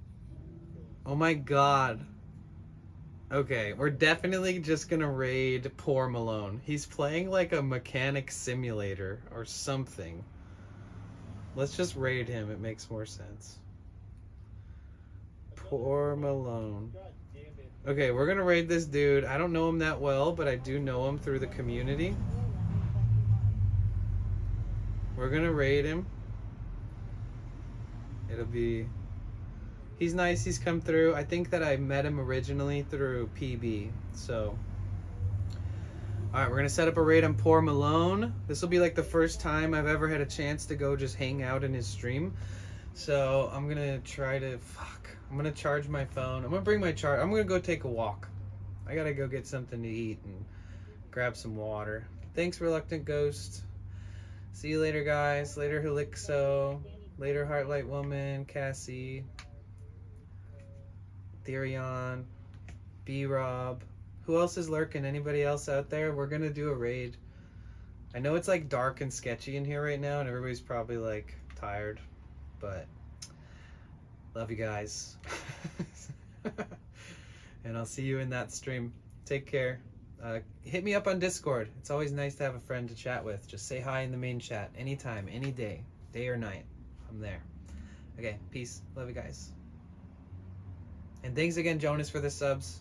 Detroit Joe, everybody, for coming through today. I love you guys.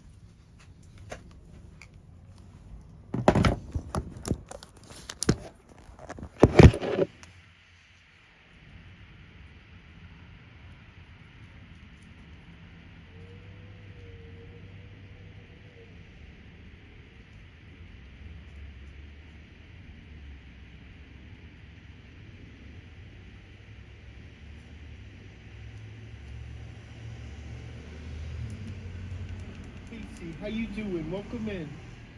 Yo, Potential, how you doing, dude? Honestly, I found out today you were having issues with your van. I didn't even know. How do I shout out? Dude, you know, big fucking chillin'.